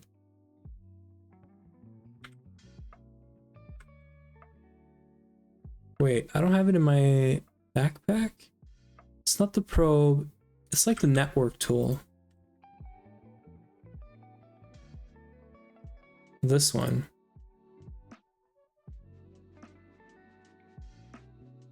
Yeah, so this is the pink net, the pink subnet, which is the main subnet for the ORPROC. It's not the main net. And it's using 5.62 KEU per tick, which is about 5, let's call it 5700, which is like 3 amps of EV just for a function, which is not that bad considering we have like wireless everywhere. And I yes, of course, I have to do like macerators still. I have to do the sifters and the dehydrators. This is going away. The sledgehammer is going away. There's a super nice void metal anvil in there. It's very damaged for some reason. Go figure. Yeah, this is all going away. I don't know if we're going to use this forge hammer for anything, but might as well take it out.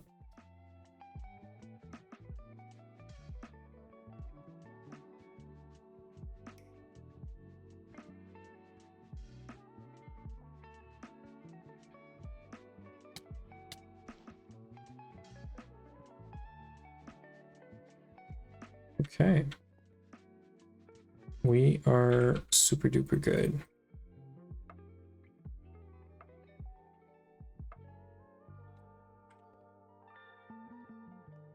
Is the recipe done?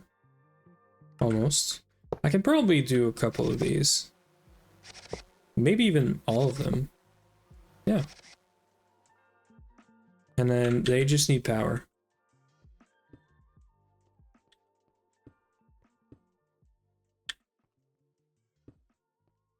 And this is all EV, so EV Supercon 2x should be fine for now. This 2x is like 2, 4, 6, 8.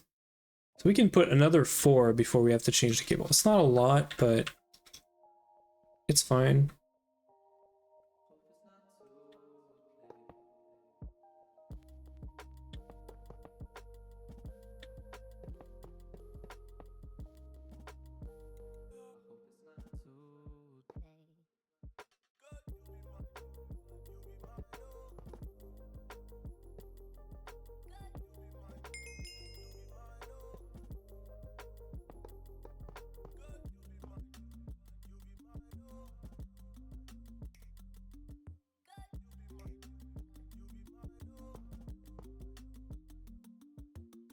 Actually, no.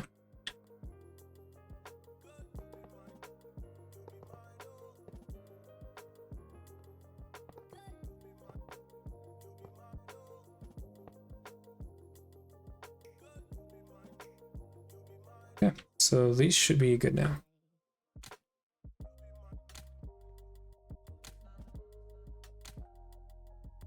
So electrolyzers are set up. I guess we could do macerator stack, maceration stack. The only problem with the macerating stack is I don't know that we're gonna have more than one right now. Oops. Yes. Yeah, I don't know that we're gonna have industrial.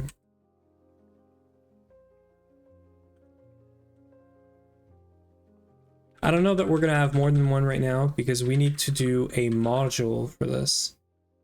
Really? Are you really like... So when you place the machine, it can have a name longer than what you're allowed to enter in the downlink module. That is very interesting, to say the least. Yeah, so again, maceration stack, if we do a quick search, we need this module. I don't know if we can do this. Yeah, we should be fine. I did do a bunch of circuit before last stream, actually. I did 512 of every of these, and we've used about 500 EV circuits already. So we could probably level maintain these. I don't know. I guess we're good for now. Let's get, can we get like 3 more? Yeah, we need graphite. That's the problem. So we need, like, we're in a weird spot right now where we need ore proc to be able to process stuff like graphite. So what I'm going to do is we're going to set up the entire thing as if we had all 4 of them. Well, technically we don't need the upgrade, but I think it's because the... Yeah, no, we should be fine. I can install the module afterwards.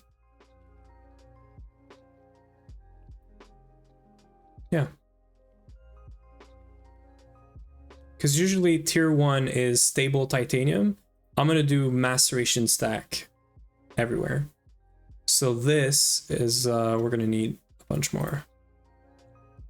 It's actually not too bad. Molybdenum, palladium, it's all stuff we have. Platinum. Right. So I'm going to remove this. We're going to redo the indium setup.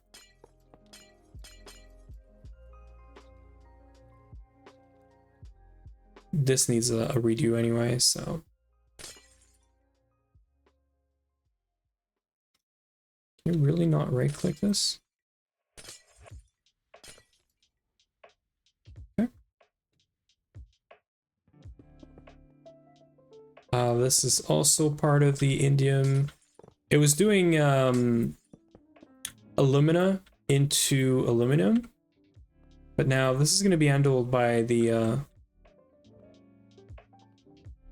electrolyzers over there, so.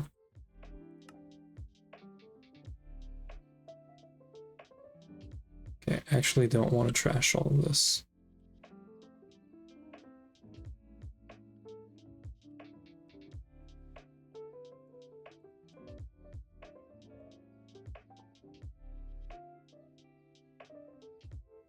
Okay.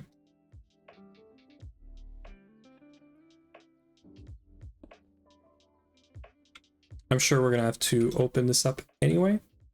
I mean, we're gonna have the same setup, right? So we're most probably gonna have connector, connector, free space, connector, connector, no, connector, connector, and then we're gonna have power, power, power. Is that right? 1, 2, 3, 4. No. Power, power. Yeah, so then we can close this up. Okay, cool.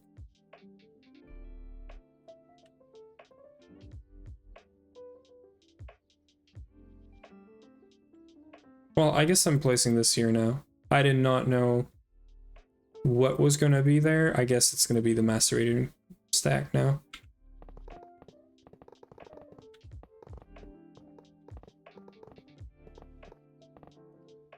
Okay.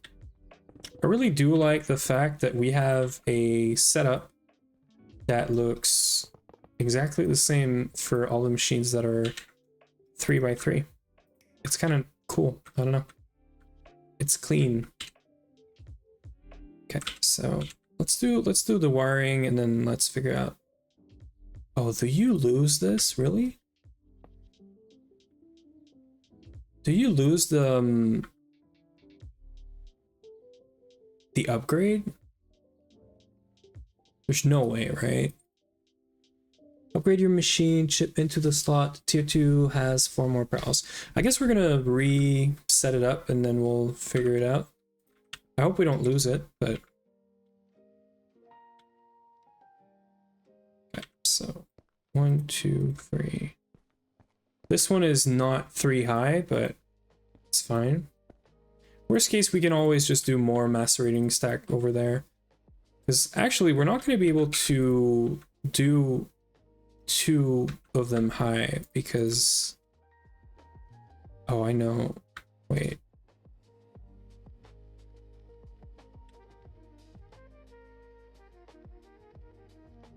This is empty in the middle, right? So you can only share the top part or the sides, which we're gonna share. But that means if I was to place this 1, 2, 3 right here, maybe it fits. Maybe it fits.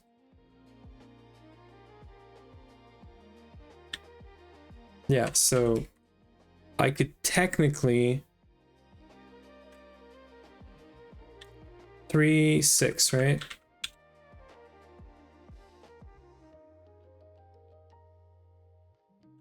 Five up. Ooh, it barely fits. We can technically fit 2 macerator stack. One is flipped, the other one is like the proper way. We could technically have 2 macerator stacks. Okay, that is very interesting.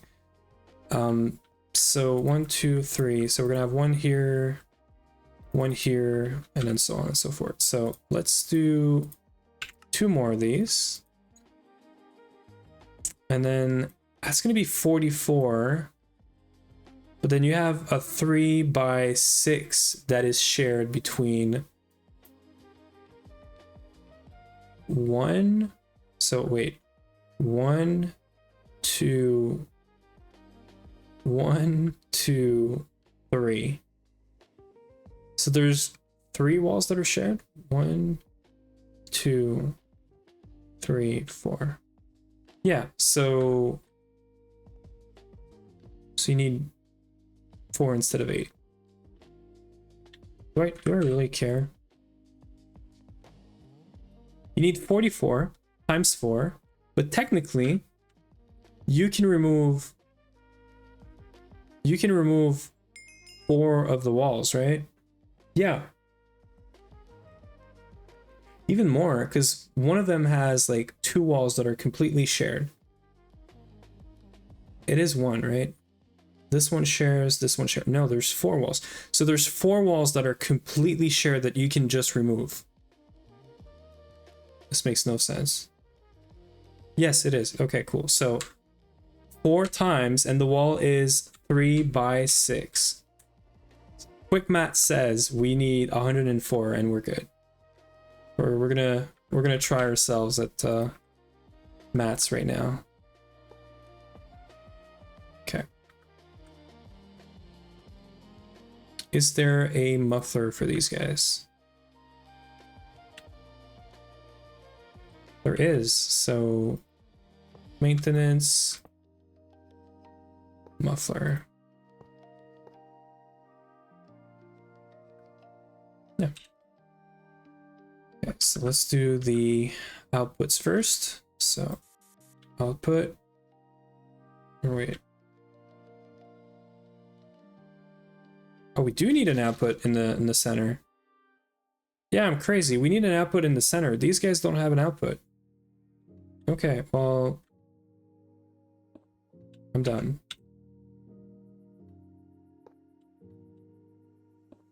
It is getting somewhat late.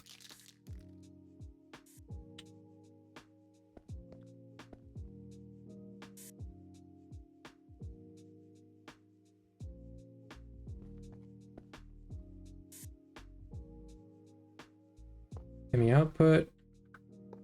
Give me output.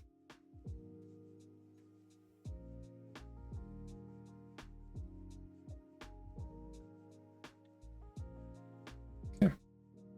That's good. So we are going to need a output here. So pink, pink.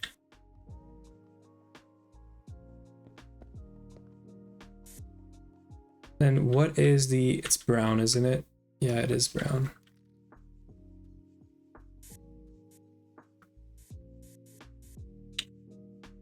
And then this here doesn't need to be the third block from the bottom there, but I think I'm going to follow the same thing. So 1, 2, 3. So output, output, output.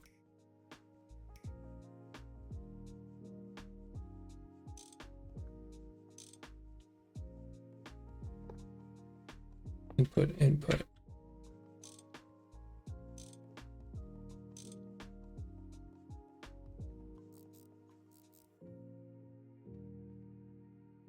Okay. Oh, we already have them? Really? Okay, so it's quick. How do I do this? Okay, cool. So what, jump? Like, oh, you can't copy it. So I have to hold 2 of these? Yeah.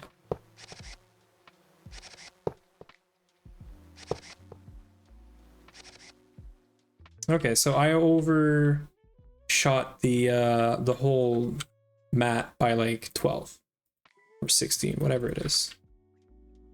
Easy. And then there might possibly be another maceration stack right here. I do want to see this though. I want to see if this fits.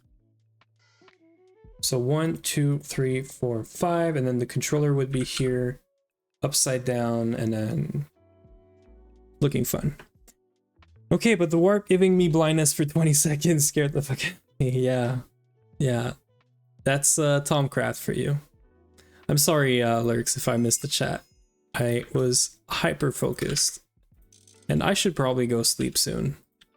It does fit, so we can technically fit another maceration stack on top, which is really interesting. And you know what the problem is? I think we lost the... It seems to be running fine, which is really interesting because I was not expecting this to be doing fine. We did the middle, yeah. So I was expecting this to not be happy because we don't have the module thingy. But I don't know, maybe it's happy and it doesn't care.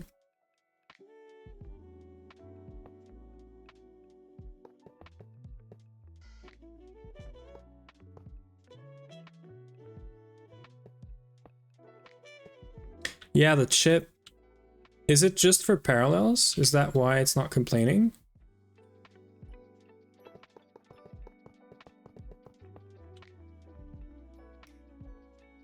It needs it, yeah, to work. So here's the problem. I can't make a chip because I don't have graphite. And now I can't make graphite because we don't have ore proc.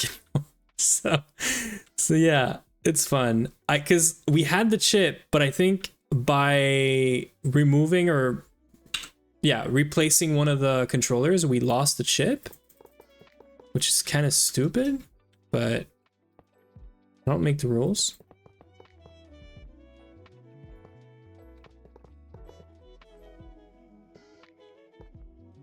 So I'm gonna have to figure out how to get another chip like this.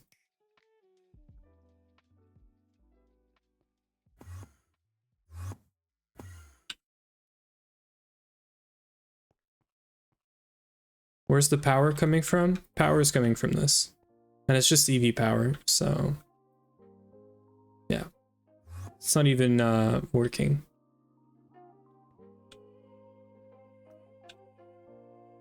Oh, right. We do have one from the Autocraft. Okay, that is cool. Can you take it back, though?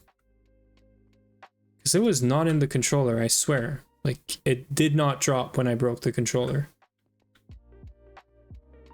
I'm pretty sure about this.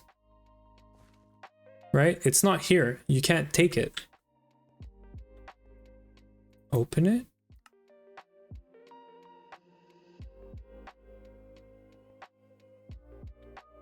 Yeah, it does eat it. That's what I'm saying. So I guess, well, you know what? It's fine. I can, we need graphite. That's the only thing I need to get at least one other chip. I can probably salvage some, like... Oh yeah, we could totally just do this, right? Or is it carbon? I think it's carbon.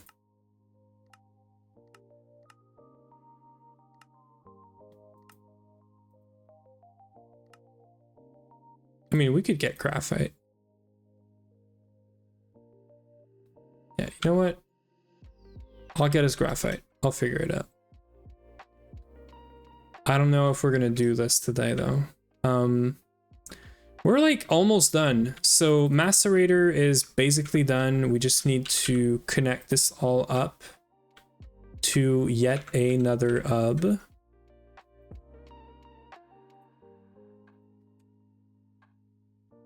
Thank God it doesn't take forever to craft these.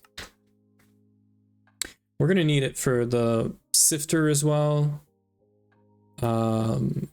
Let's make 2. I can go look for the meteor in the meantime.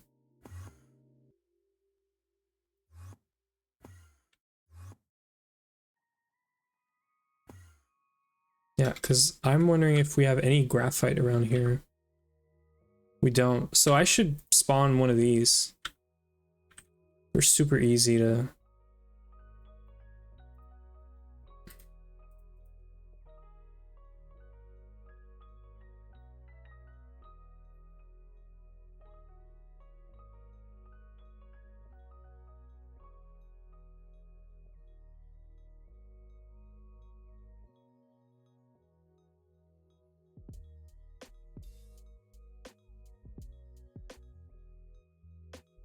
Sorry, I was so confused right now. Activation.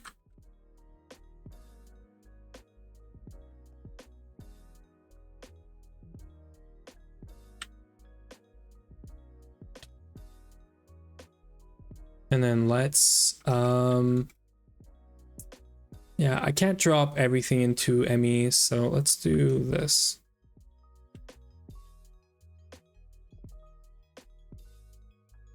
I just want to get some easy graphite. This is probably the sort of thing that we should either meteor mine, or I don't even know if there's a B for this. Yeah, no, there's no B for this. So graphite's the one thing we're gonna have to keep mining, I guess. Either through a meteor or just like plain old miners.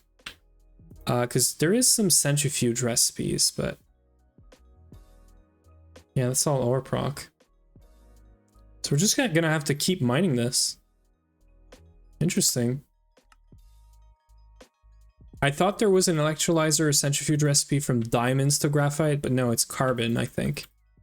You get like 64 carbon for like 1 diamond dust or something stupid.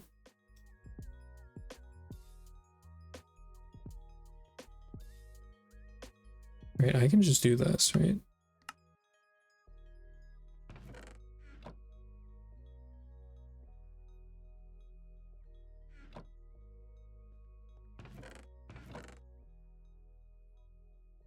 And the whole point of ore proc is that we have all of these are ores that we should be processing, and we can't because it's not going to keep up with it.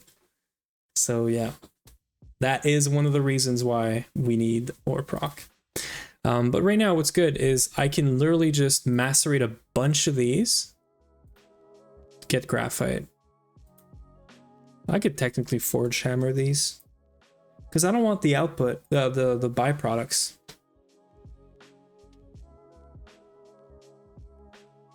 Yeah, so you know what? Let's take like all of this.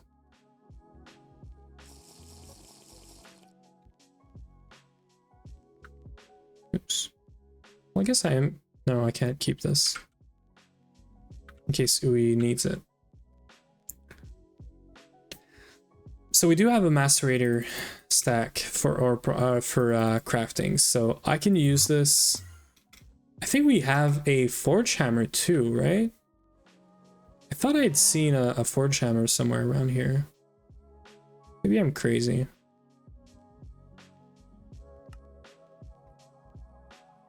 Yeah, we have the HV forge hammer, which is like a single block.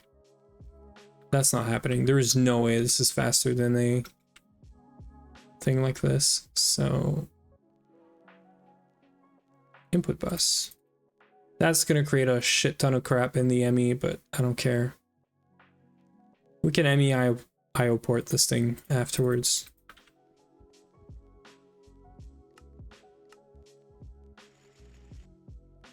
That's my bad for not looking at if we had everything before actually starting the thing, but it's all right.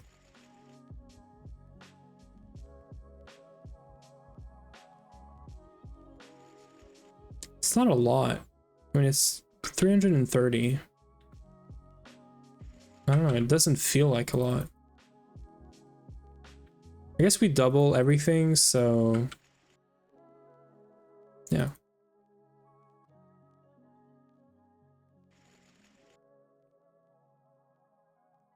That is a lot. So now we're macerating this. We're going to get a bunch of pure dusts, and we're just going to drop them into a centrifuge somewhere. I'm sure we have a centrifuge for crafting. Yeah, like this.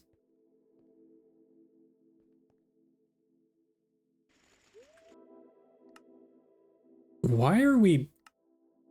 What? Why are we breaking polyethylene bars? There's like... Oh, for this. Okay. I was so confused right now.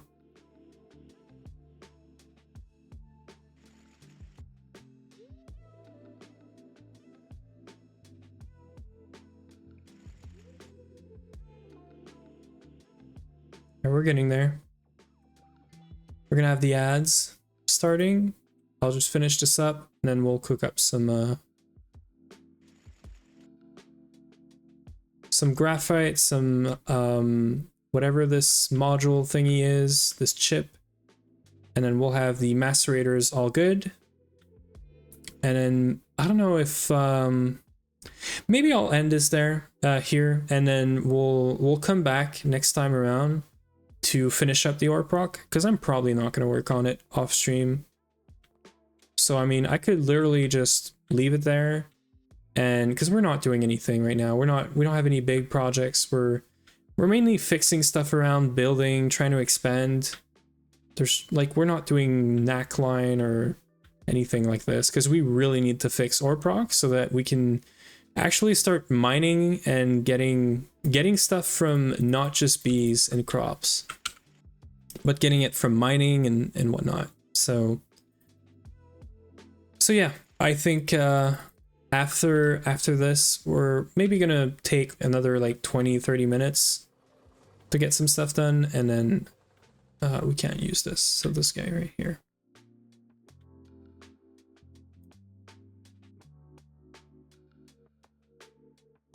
This should work, right? Yeah.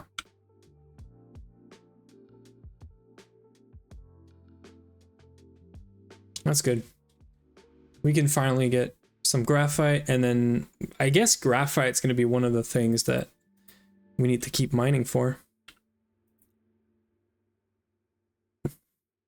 It's really too bad that it's also diamond, because we do not care about diamond ores.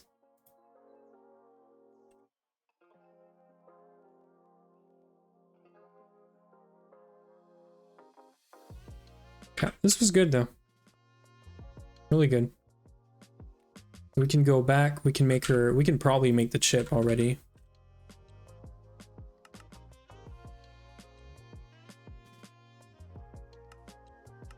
There it is.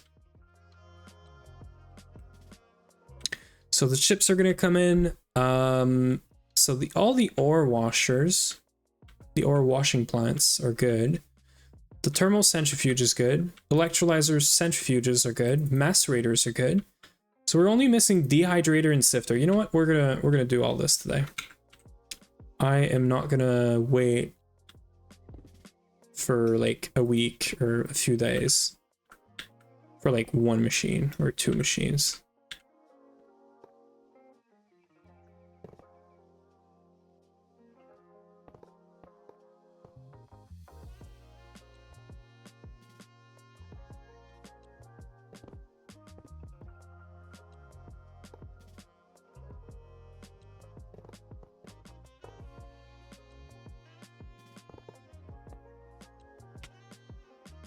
No more Ender IO shenanigans here.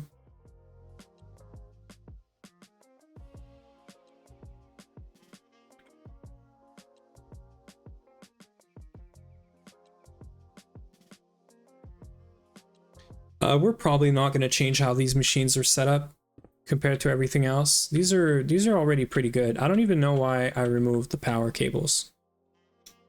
The power was already good. EV super on. It is 2x, right? Yeah.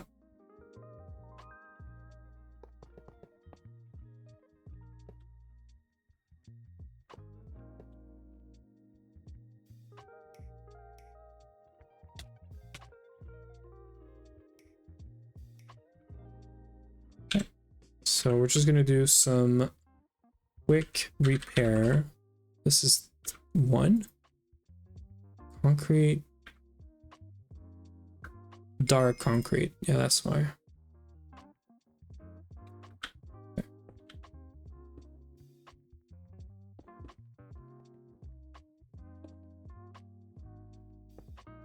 Okay. And then this is going to be how we fix this. You know what? Actually, we are going to do a bit of cabling. I just want to have this centered like everything else. And also, so we don't want to share this. That's the problem. That is all right. I can do the same exact thing we had.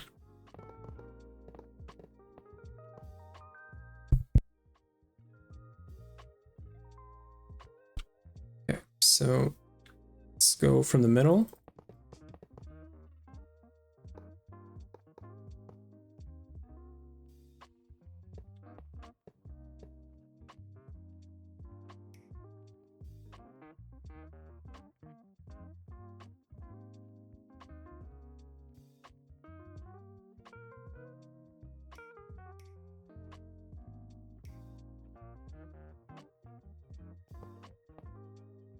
This is good.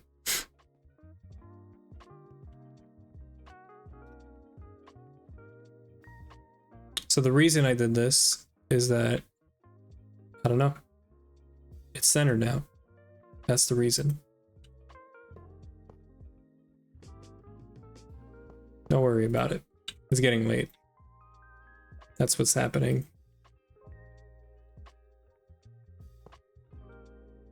This is the usual, I think I'm cooking, but I'm not cooking kind of moment.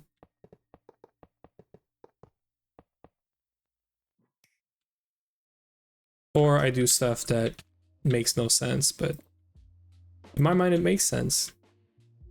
I actually thought I could move this here, but we can't, because this is 3 blocks high, I'm pretty sure.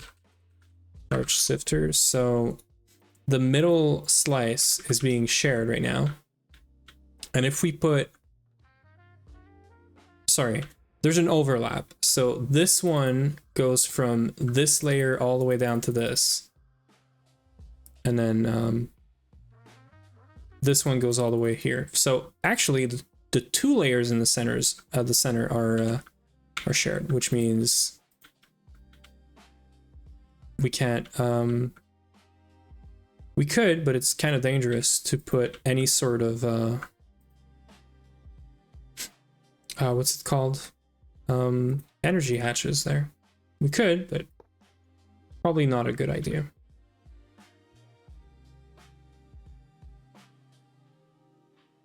So we're going to do it off to these sides.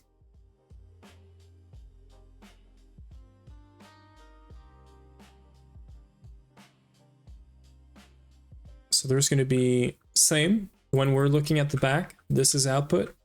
This is input. Now we're kind of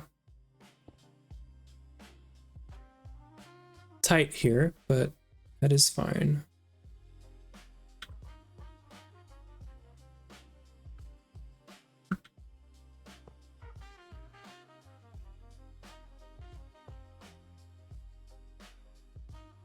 So again, output, output.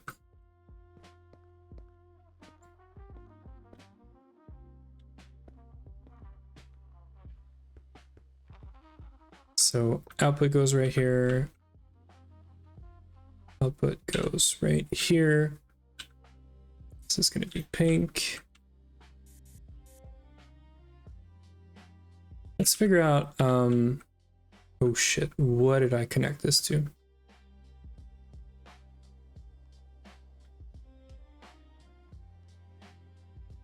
Yeah, no, that's not where that goes. It's because we never got the hub for this.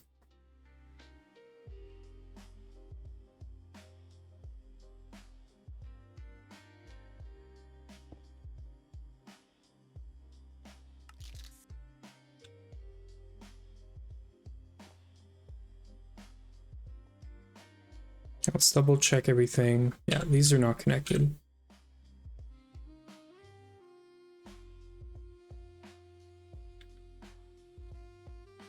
I guess we're gonna go here.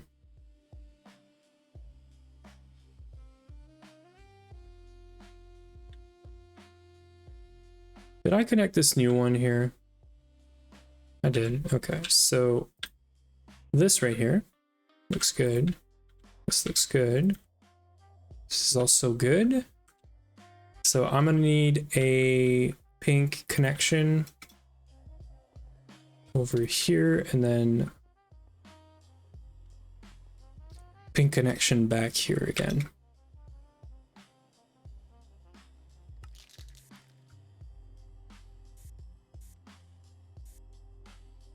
Okay, and then the sifting is blue. And it also actually needs a hub like this. Hooray. Why are we celebrating, lurks? I really hope I'm not like 20 minutes late with your messages. I so want to finish this today. I'm like hyper focusing, and I have very little attention span right now, so I'm sorry.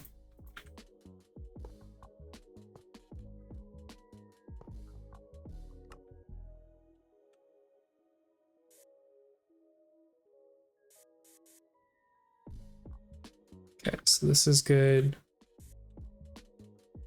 This goes with the blue again. That's it. So if we have a look at the blue net, you're 20 minutes late, don't worry. I'm sorry, but yeah, thanks. Thanks for understanding, I guess. Okay, we're almost done. I'm doing this machine afterwards and we're good.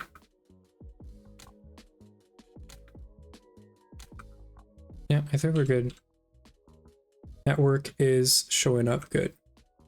Power should be fine as well. Pretty sure I didn't mess this up too bad.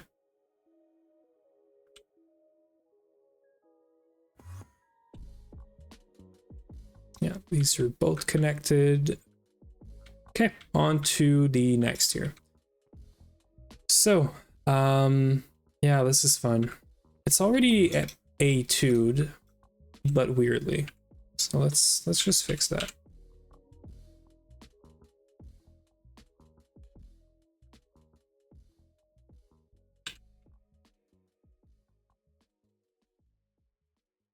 There is an output hatch for fluorine out of this. Okay, so these are all the things that we want to dehydrate. And some of them are getting fluorine, liquid sodium, and oxygen. Now, we have filtered fluorine so that we only care about fluorine. Now, technically, if we wanted to not waste anything, we would get a bunch of oxygen and a bunch of hydrogen out of this. I don't know that we need it. Already, like, dealing with fluids right now is not a thing in the setup that I did. So maybe we'll fix this later. What we're gonna do for now is we're gonna fix this setup. This big mess.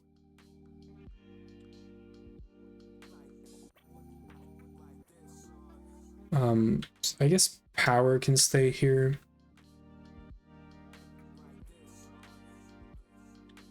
Are we allowed to put this here? I don't know. Let's do input, output.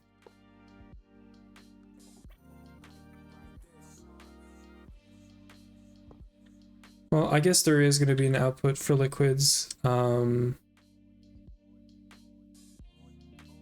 Let's put it with mainnet. It actually needs to be centered.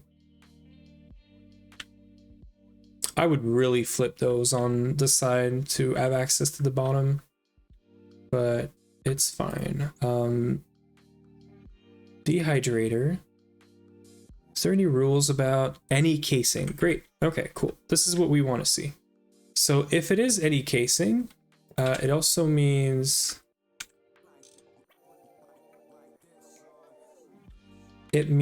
I'm allowed to use the bottom for power and then use the top for input output. So here's how we're going to do this.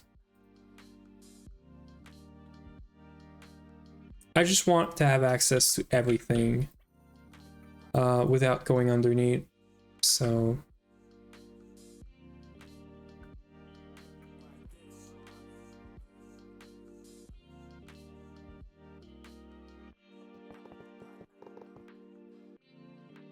we're going to fix this real quick.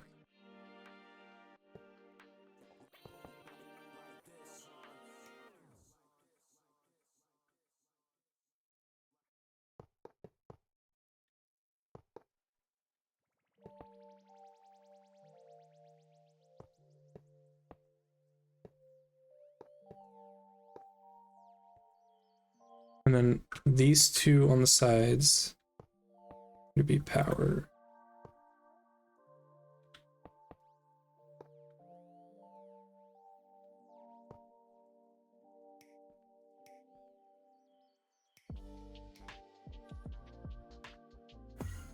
Okay, so power is looking good. We just need to fix this. And then at the top, this is where we're going to do input output. So we're going to do input. We're going to go like this. Input, output, and technically there's also an ME output hatch. This is going to get weird because this ME output is only fluorine, and it's also, it's going to get voided right now. I'm not going to output it to anything quite yet. So this is output, this is input, which means this is orange, this is pink, and then we're going to want two wireless connector, one right here, one right here. Pink, and then orange. I don't know that these dehydrators are going to scale right now. If we want to scale the dehydrators, they need to be on their side. They cannot be like this. They need to be, the controller needs to be about here, and it needs to go like this, and then you just stack them on this side and stack them on this side. This is the only way I'll ever do this. I can't do this anymore. I'm going to bed after eating something. I don't know. But yeah, we're ending anyway. So thank you for being here. I appreciate it. And yeah, you have a great sleep. Okay, and then we're just going to connect this up to this.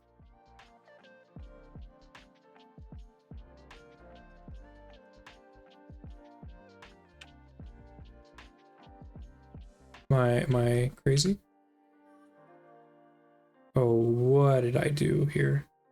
There was 12 channels here and now it's all gone.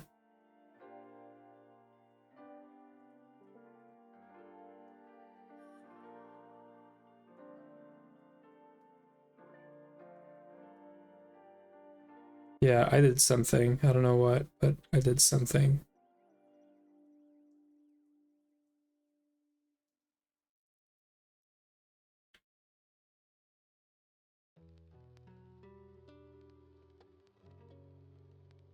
How is there no channels on this? Missing. Oh, wait. What? Oh. What? Oh, I messed this up.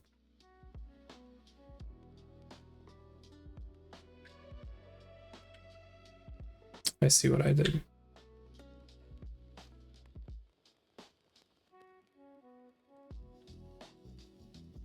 Yeah, this looks good. This is all online. Yeah, this is a good sign that I have to go to bed too. I have to go to sleep.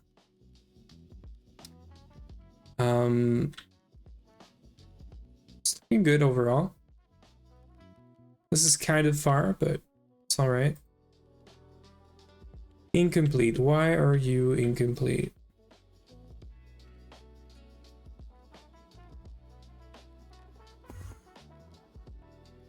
You should be complete though. Is this one of the machines that tells you you can put stuff anywhere and you cannot actually put stuff anywhere, or like everywhere? It's gotta be, right?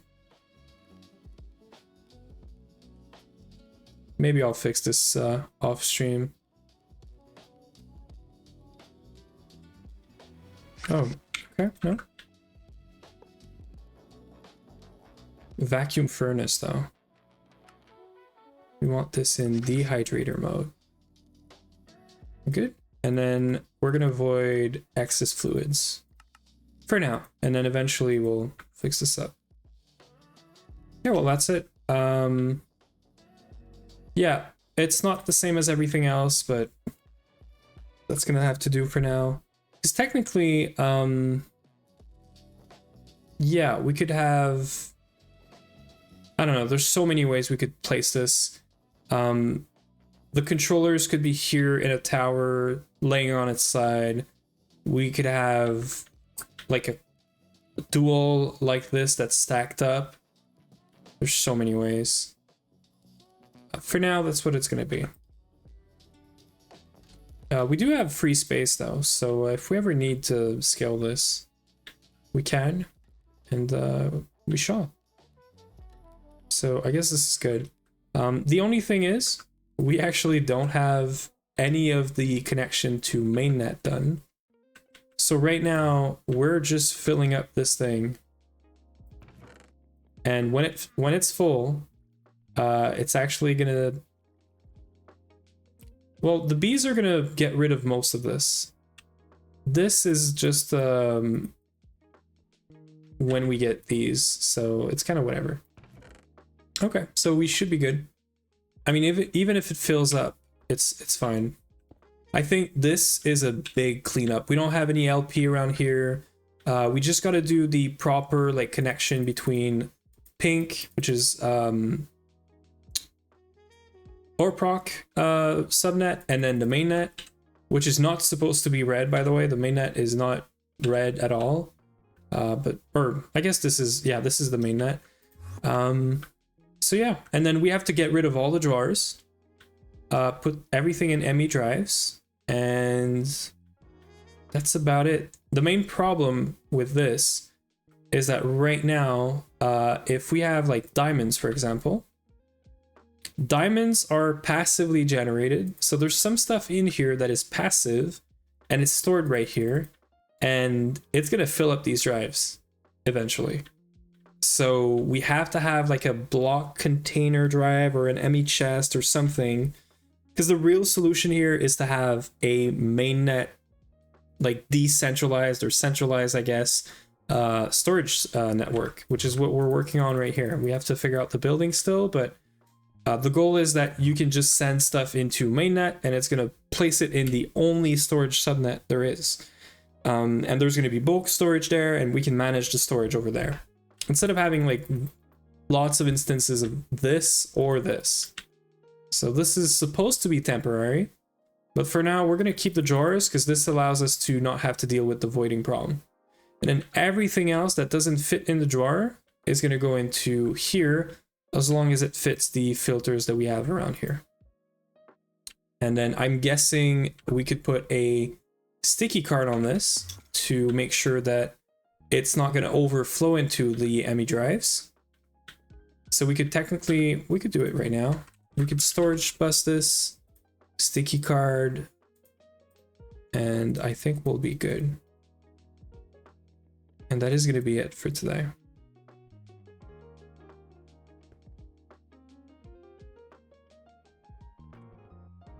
And then we can do small cable.